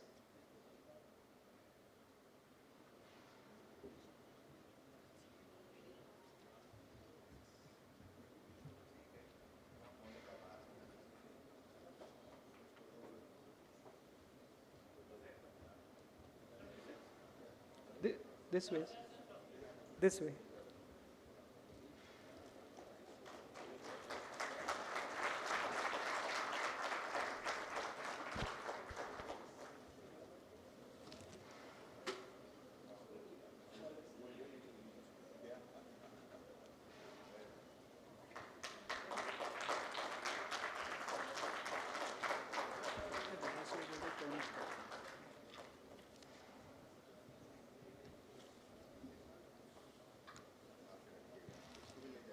Shri Vijay Kumarji, Secretary, Ministry of Ports and Shipping.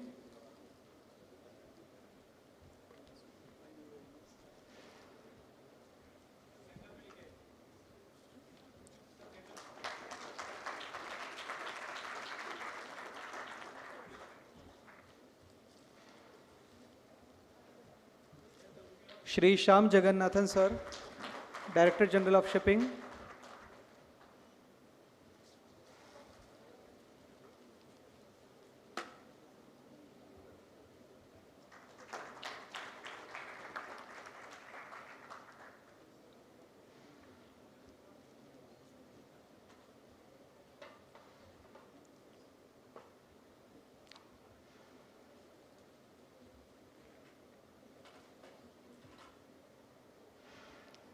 Shri Madhu Nair ji.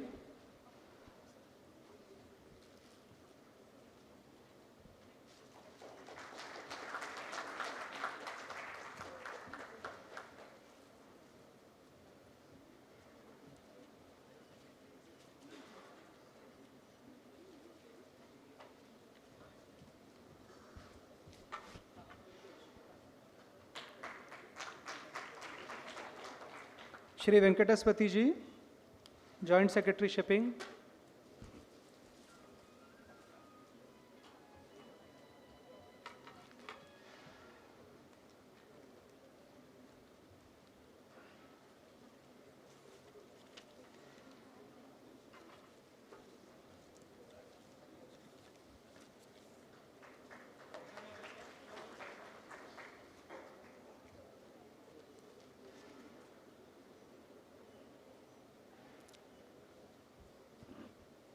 Due to the time constraints, we will not be in a position to felicitate more dignitaries here.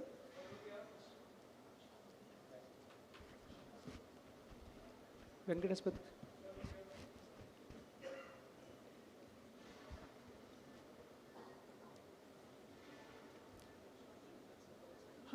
I have announced. Shri Sham Jagannath sir.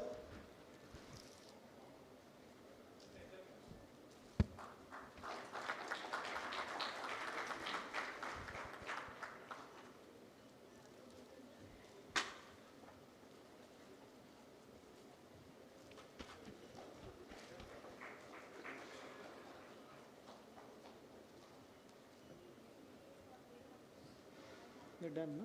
Yes.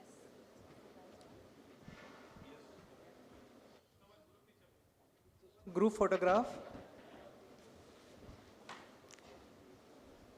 On the sidelines, I would like to thank all the partners and the stakeholders, Ministry of Port, Shipping and Waterways, Prime Minister's Office, Director General of Shipping, Ministry of Commerce, Ministry of Finance, French Embassy and Consulate, IFSCA, Indian Ports Association.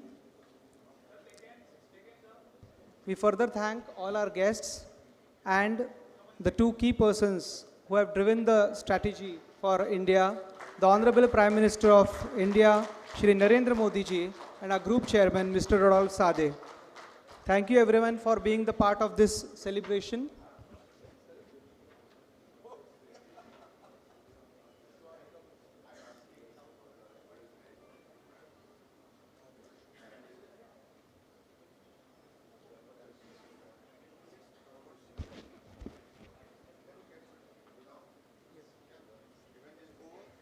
Can I have one photograph with you?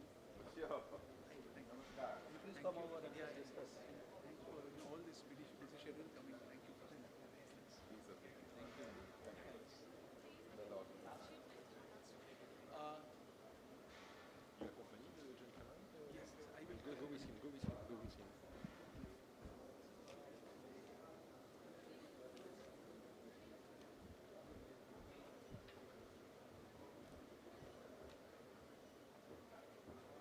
We want all our guests to be here with us. After this, we'll start with our dinner in the media dining room.